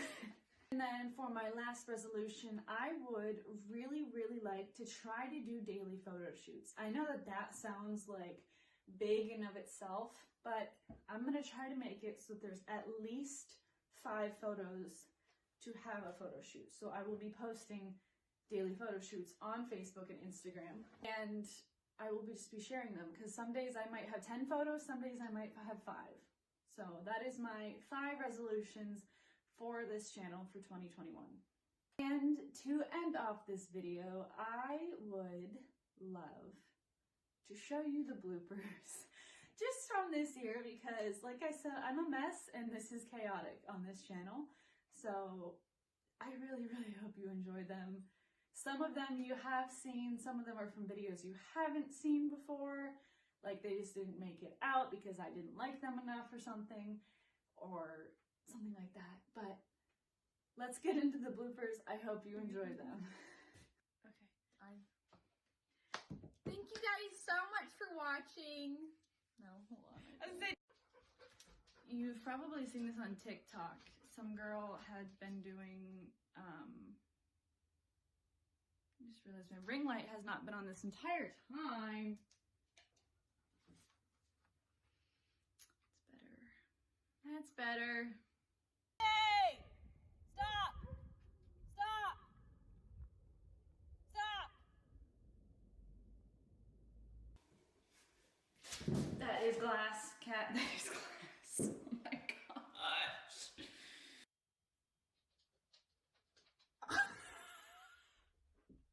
Now, if you don't have TikTok or you just didn't see the girl's photo or video I was talking about earlier, hold on. Start over.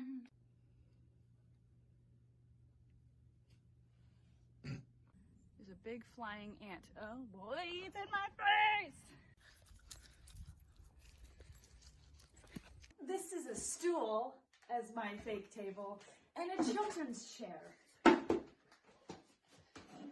going to redo this again. Oh, into the creek? Don't pee in the creek.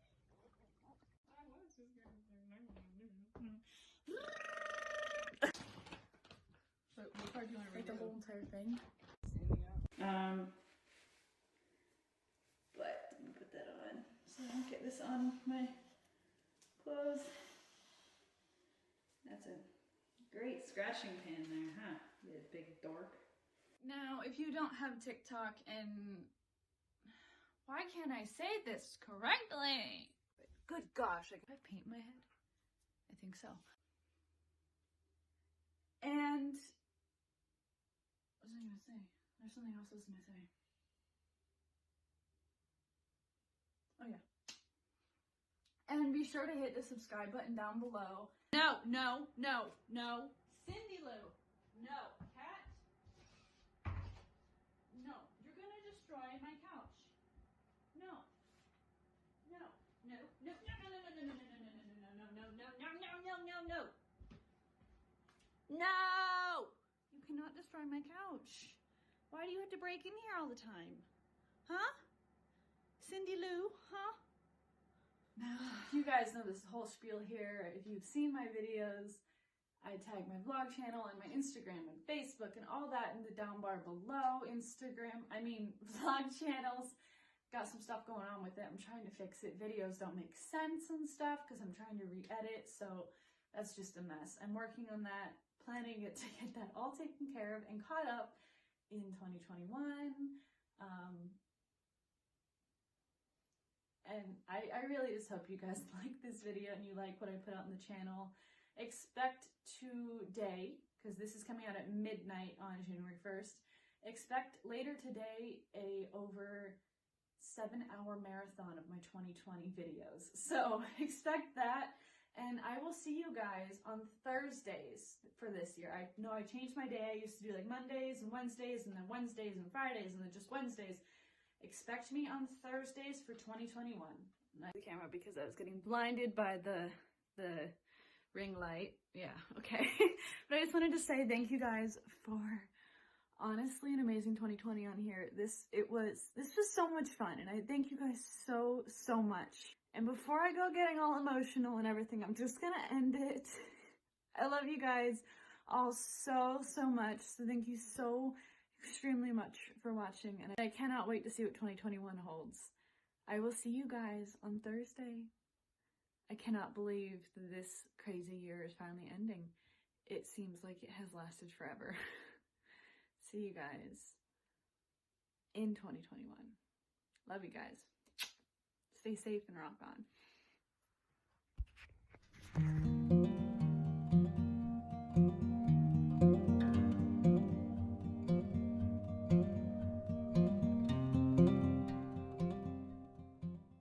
I seriously hope that you liked that. And I've said it several times, you know the drill. Instagram, vlog channel, all that is written down below, so just go check that out. And I will see you in 2021. Well, by the time you're seeing this, it is 2021. So love you. See ya. Rock on, guys. Cannot wait for this year.